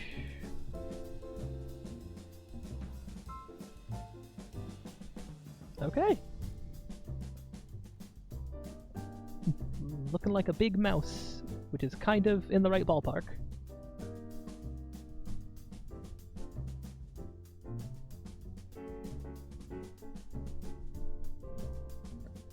There's a little bit that needs a tiny bit more glue.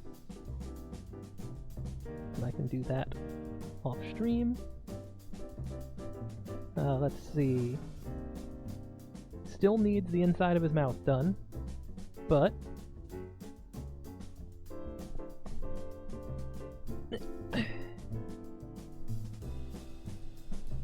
there we go. I got one working hand and one unattached foot, but you can pretend that's attached. And yeah, we basically got half of this done, except for the tail.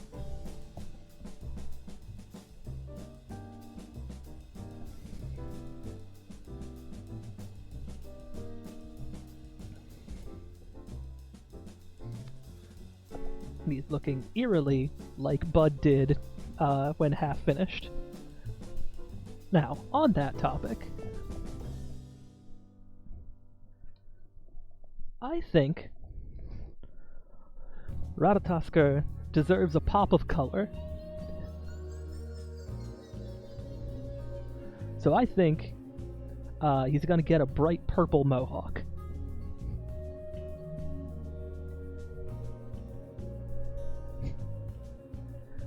If I don't like it, I can always take it off.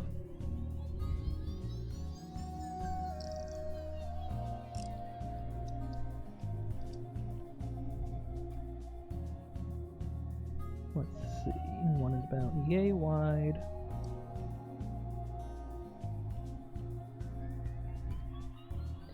Plenty to spare. Cut it at an angle.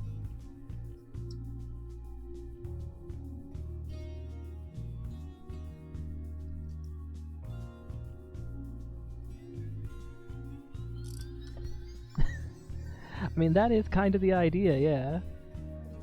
That, you know, a bunch of people look like Vanir, and Bud just happens to be one of them.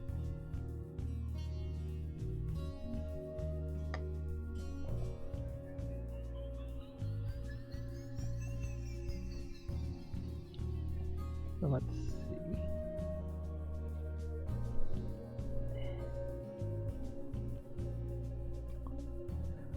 Obviously it needs to be attached so I can stick it up properly, but I think maybe pull that back a little bit, have it start like there. That looks good.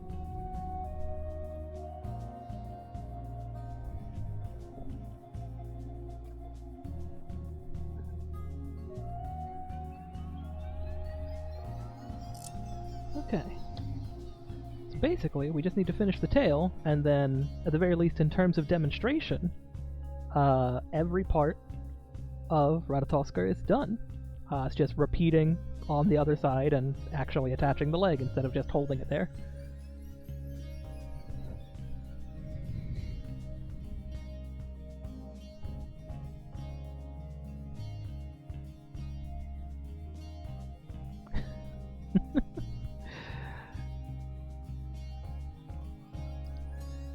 Man, my needle's stuck inside my spool of thread. I can peel off the sticker. I guess I can just pop up holes.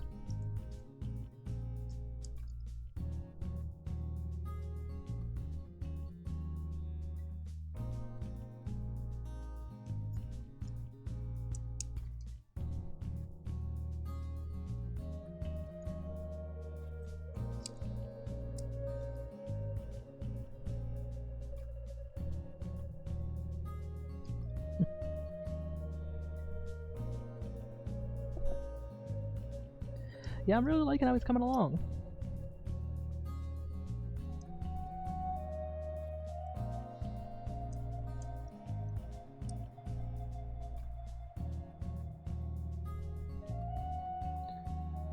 I am, of course, gonna finish him, but I may depending on how quickly I can work here, end up finishing him off stream, just logistically.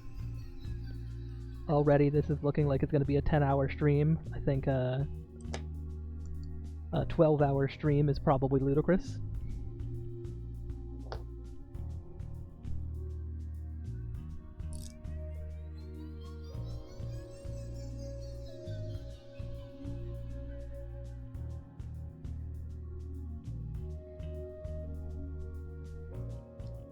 And, he still needs some detail. I need to finish his mouth. Like Bud, I have, underneath the red felt, I have black felt for ringing the edge of his mouth with. It doesn't quite look right without doing that. It looks fine on the B, weirdly, but the B is a very different shape.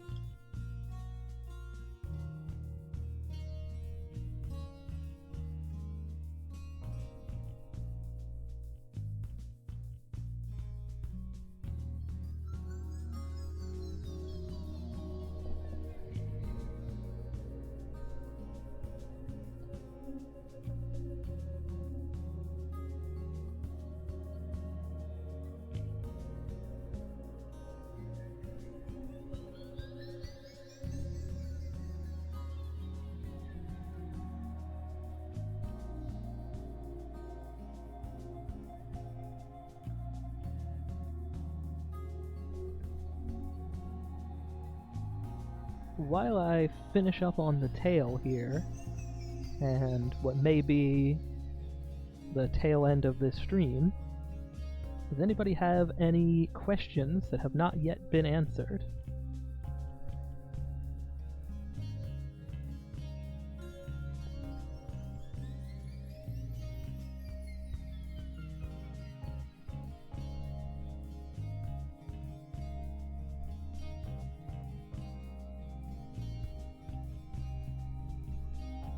And then I have to wait for stream delay and for people to type if necessary.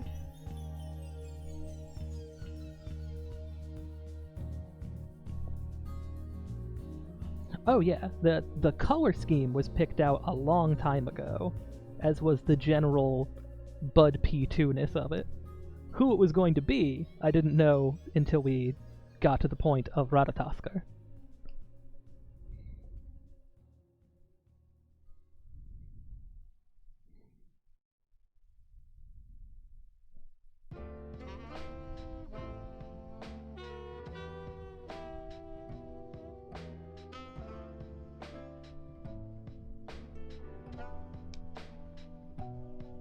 Damn it. Oh, that snapped.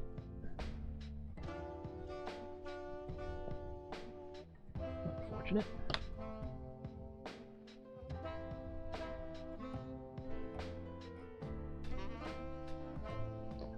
Yes. I have the other hand here for the stick hand puppet. I have the other hand for Ratatoskr here. And the other ear and other arm, all cut at the same time to make sure that they're going to be as close to the same as I can manage. That's just for sanity purposes, because you will spend forever tweaking it, trying to get it just like the other one if you set it down for a day.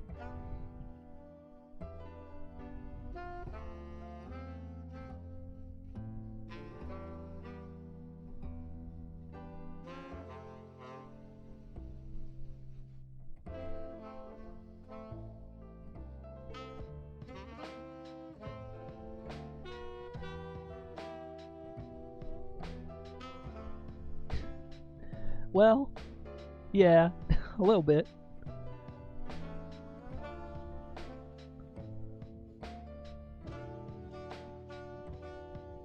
I don't really have the room to, like, pose them. Like, I'm not sure how many people have noticed, but whenever I put Bud down, I try to, like, make it look like a relatively natural pose. Like he's taking a nap or something, instead of just sort of throwing him in a pile.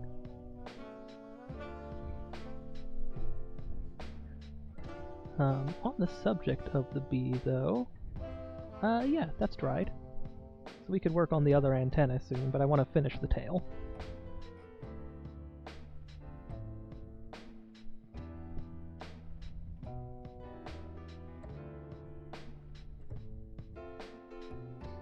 Yeah, it's just, it's part of how, you know, if you're treating it like a character, like,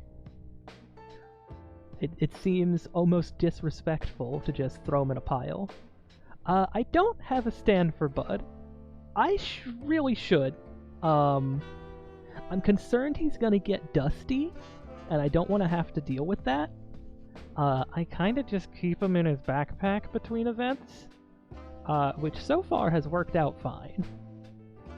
Sometimes, yeah, Bud doesn't really wrinkle so much, or rather, it doesn't look weird on him when he does. Yeah, the fur hides a lot. The problem with Bud is his ears are craft foam. So if he's stuffed in the backpack for a little too long, his ears will, like, deform. And that's fine as long as they're the same. But once they start to deform and, like, one's squished to the left and one's squished, like, down, then I have to take the heat gun on the gentlest setting to it and just reshape them at the beginning of the season.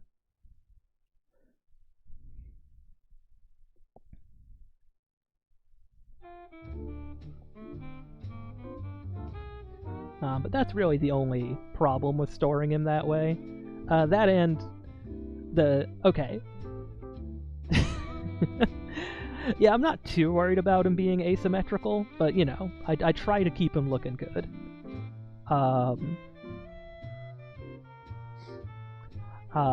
Originally, when I stored him in the backpack, his knees kind of ended up bent backwards, just because of the way I had him folded up, you know? It would bend his knees very slowly backwards. So what I do is I kind of rotate his legs, because the way Bud's legs are attached, is they have a lot of, you know, they have a lot of slack at the end, so they can fully 180, and then I just put them up in the bag like that, so that the knees get bent in the correct direction instead of backwards.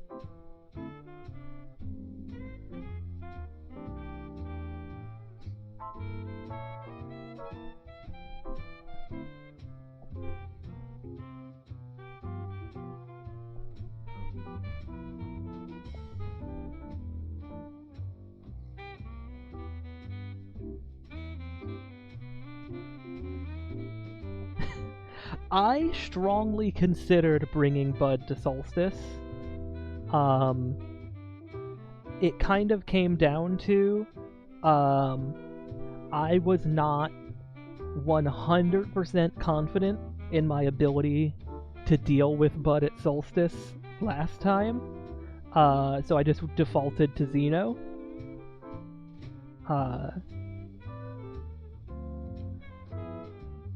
I think what I have to do is, I have to, like, probably make another fur glove, just to, like, practice in, and then practice using chopsticks in that glove. Because, like, I don't want his hands to get dirty. Like, I washed Bud's hands a couple events ago, and the water was just almost black. Like, Bud's hands were gross, and I don't want him to get gross from food.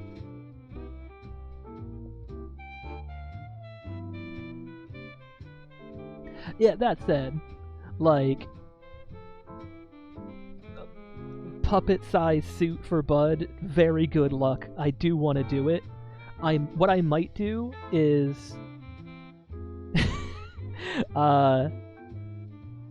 now that I have, like, a good alternative for Solstice Xeno, because I had an old one, but he kind of, like, outgrew it as a character. But now that I have a good Solstice Xeno, I might bring Bud to Solstice and give him a suit, and then just not eat as Bud, and bring Xeno for that phase.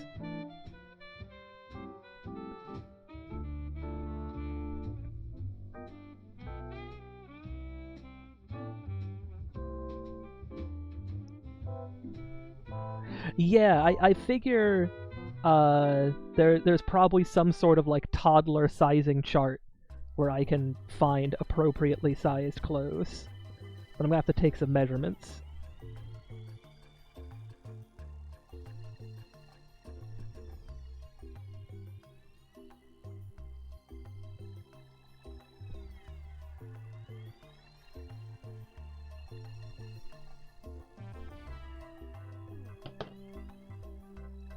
Okay. Tail is ready to be turned inside out.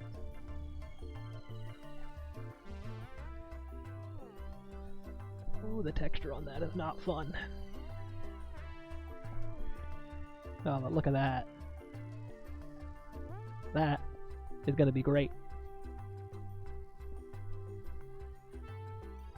Yeah, I'm still making fist offers. Like I never close my commissions. I'm always up for making fist offers. They're not super involved, and I don't feel bad charging what I have to charge for them because it doesn't take me long to do them. Like, I made a sword for my sister because she didn't really have any good gear anymore. And like, if I sold that sword, I would have to sell it for $500 because I spent way too long on it, just like having fun and making it perfect. But fist offers are easy. Even like complicated ones, like that are like a special design or that have fur on them, aren't bad.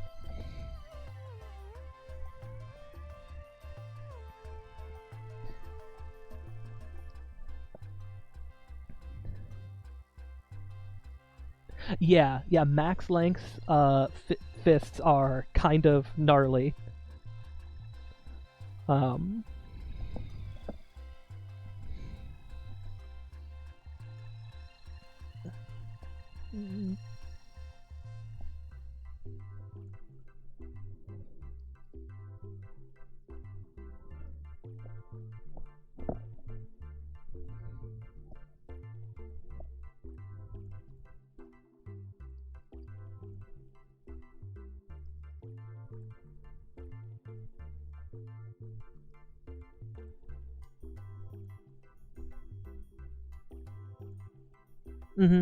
Yeah, they're great for Lala. Like, the effect works. But it doesn't hurt to have another set of fist offers. I have like 3 for myself.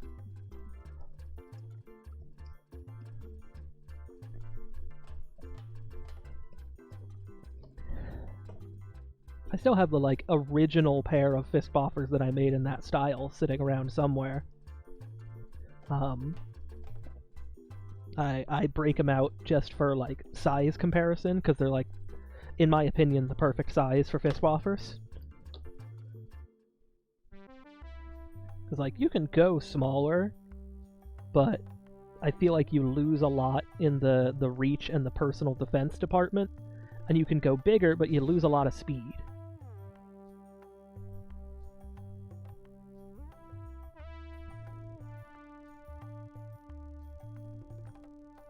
Of course, that depends on who you are, you know?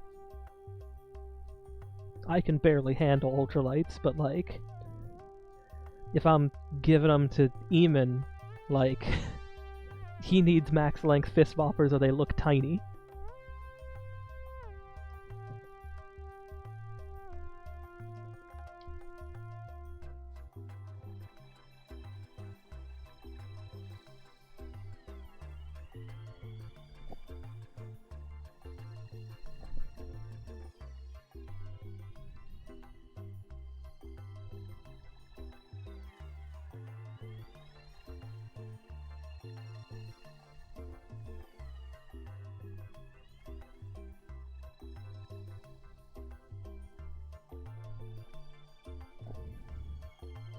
Yeah, well, you know, height, arm length, and then, you know, like, some people are coming from games where they use much, much heavier weapons, so, like, the weight and the size doesn't really impact them that much, so they go for maximum reach because, like, if you can move a maximum reach weapon as fast as you can move a small weapon, then it's just all advantage. But for me, I don't have that kind of oomph.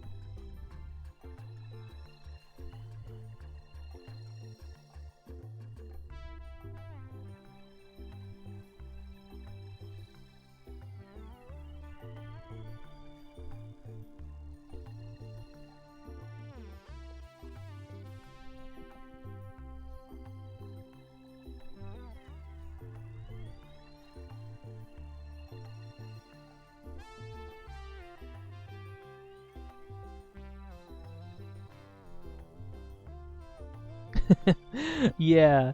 Uh,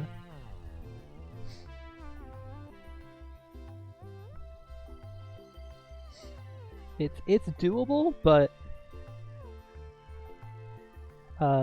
Chris has built up a fighting style, or well, I guess a stance really, when he's using all of those skills that like really only works at LARP, because in the real world you cannot declare yourself invincible on the arms.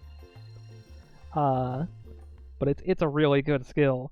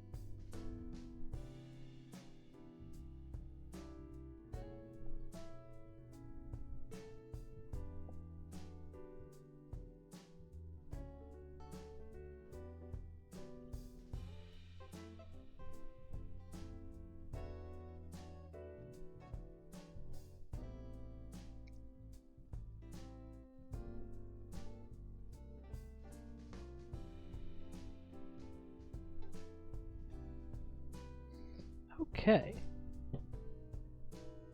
The tail is nice and big and fluffy. And I think what I am going to do is I'm just going to sort of show off the characters one more time. And then I think this stream is going to be over, because I have shown you all the techniques. The characters are not finished, but they're all half finished. So there's nothing missing, just the repetition. So we've got... Oop, lost his mohawk. We've got Ratatoskr. It's going to have this nice big fuzzy tail. Then I'm going to, I can just lay him down, because that's better for the camera. I've got this nice big fuzzy tail behind him. That's just going to be tacked on in the same way that the arms and legs do. Leg. Hand. Like that, just about. Pretend he has another ear. Yeah, it came out real good. There's a few little things I have to touch up, but honestly, a lot of what's left is stuff that will work a lot better if he has time for glue to set. The plan is to put the tail up, yeah. Basically, what I'm going to do is I'm going to attach it sort of off to the side here by the handhole. The same way I would attach an arm or a leg. Just, the invisible stitch. Purple eyebrows, maybe. Maybe. Hold on. But let me finish my explanation. Attach it down here, and then just give it a little loop up here so it stays up. But hold on, now I have to cut out a little tiny bit of purple and see how purple eyebrows looks.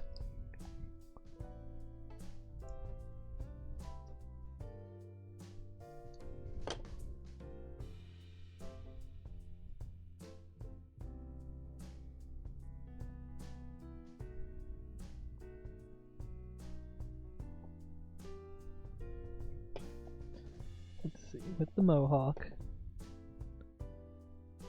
it'd be like that, kind of. I don't hate it. We'll see. Ratatoskr might have purple eyebrows.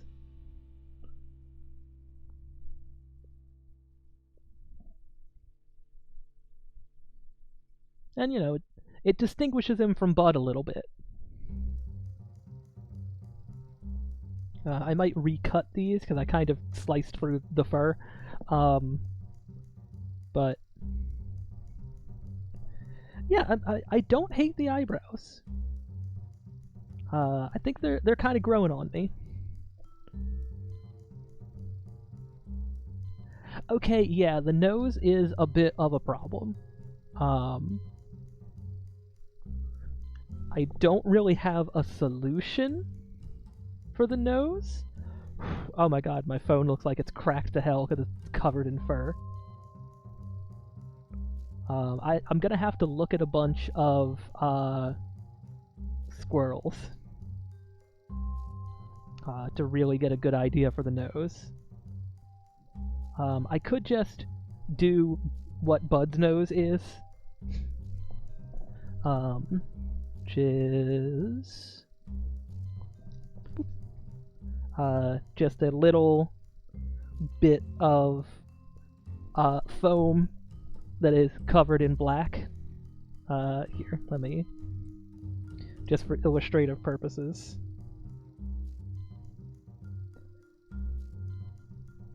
Obviously, it will not be a raw piece of foam covered in black Sharpie, but that's how Bud's nose is done. I might do that, but like a little smaller, maybe? Goes this way.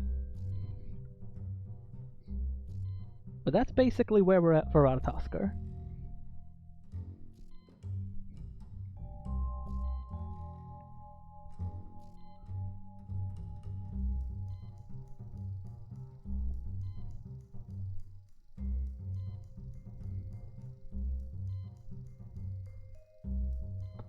Yeah, he definitely needs a nose of some kind.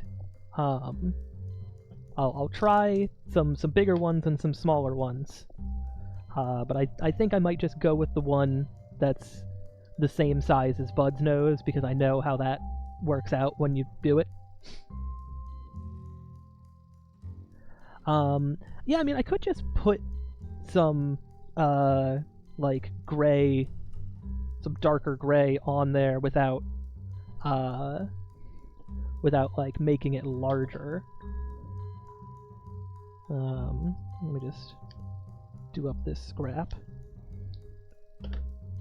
Just kind of like that. That kind of makes him look like a koala, at least without all the extras.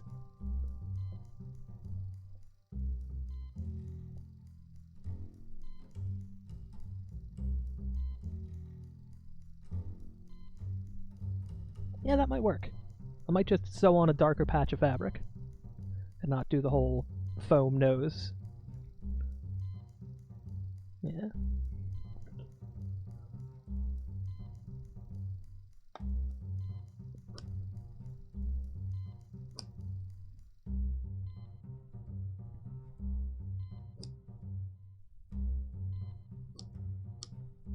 Maybe even smaller.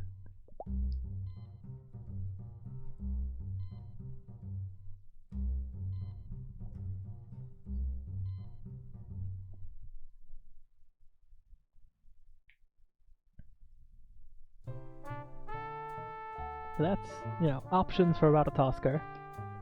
Oh, there's fur everywhere.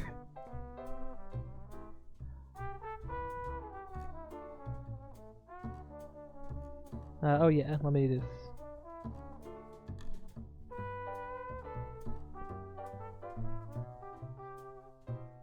pretend he has another ear.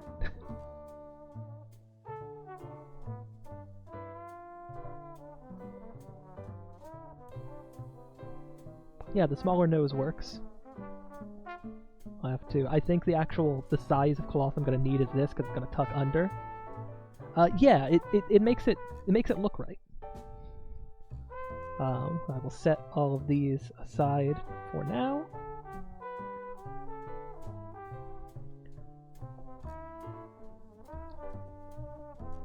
And then we've got our bee friend, an extra bonus friend.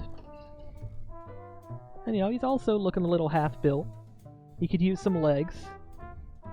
He's gonna need some wings. But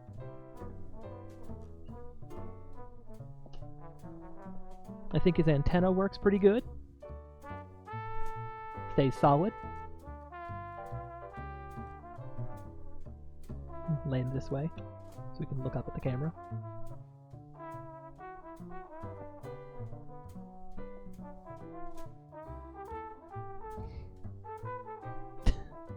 There we go. Yeah, the secondary movement of the antenna is really good. And then, there's a little bend in the foam, well, an absence in the foam that makes the elbow work, even though it's all just like loosey-goosey. And that's a stick hand puppet right there. He can scratch his own head. You can feel for his missing antenna. But yeah, I've got the other antenna. He's gonna get another arm. What this guy is gonna be for, I have no idea. But you'll probably see him again.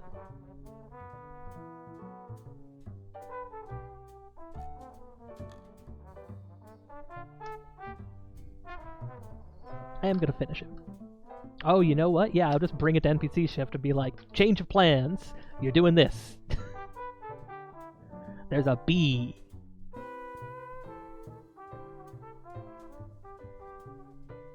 I gotta get this off my hand before I just jive for half an hour. Ooh, these covered in little scraps. But all the bits are here.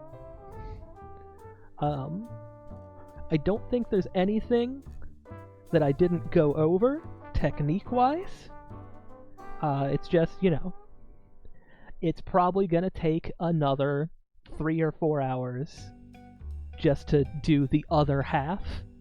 But, yeah, this has been fun. I might do another one of these sometime. Definitely not this year. Not unless I get a sudden windfall. But glad you guys could make it. Yeah, I don't really have anything else to say. While I've got the stream open, I'll just have one last pose for questions. If anybody has anything at all left, but if nobody's got anything, then everybody, have a good rest of your night, and I will shut down the stream in like 5 minutes. Oh, and if you want this playlist, let me know. It's not on Spotify or anything. I can just send you all the files. It's like 500 megabytes, I think.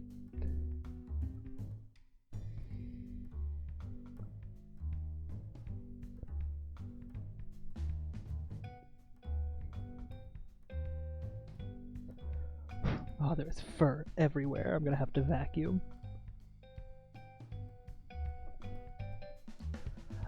Yeah, the next time I make Fifth Spoffers, I could stream it. Yeah. It definitely won't be as long, I'll tell you that. I might have to do it concurrently over a couple of days, just because of the way things have to, cure. It is technically possible to finish a Fist Boffer start to finish in one day, but it's a lot easier if you let things settle overnight a couple of times. So that would probably be a couple days in a row I would do it. So I would probably want to time that for like a Friday, Saturday, Sunday, just so people would be able to see it. Because, for me, no difference. I can do it, at 9 p.m. on a Wednesday. But for other people, I think weekend would be Yeah, do it the TV cooking show kind of way, where I've got one boffer in each step. That might be doable. But then I would need to make at least 2 full sets of boffers. Because I think there's 3. I'll have to math it out. It's either 3 phases or 4 phases. But that might be doable, and then I can do it all in one stream. But that's some pretty good ideas. I will think about that. I will see if I can get some materials together for something like that. Because, you know, I could use actually a pair of boffers myself that is not old or fur covered or darker than the blackest night. And there is fur in my eye. Okay, I need to take a shower and vacuum up all this fur. See you guys.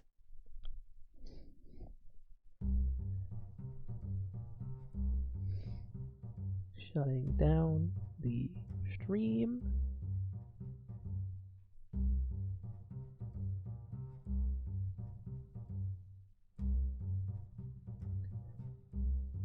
Why is my mouse not waking up? There we go.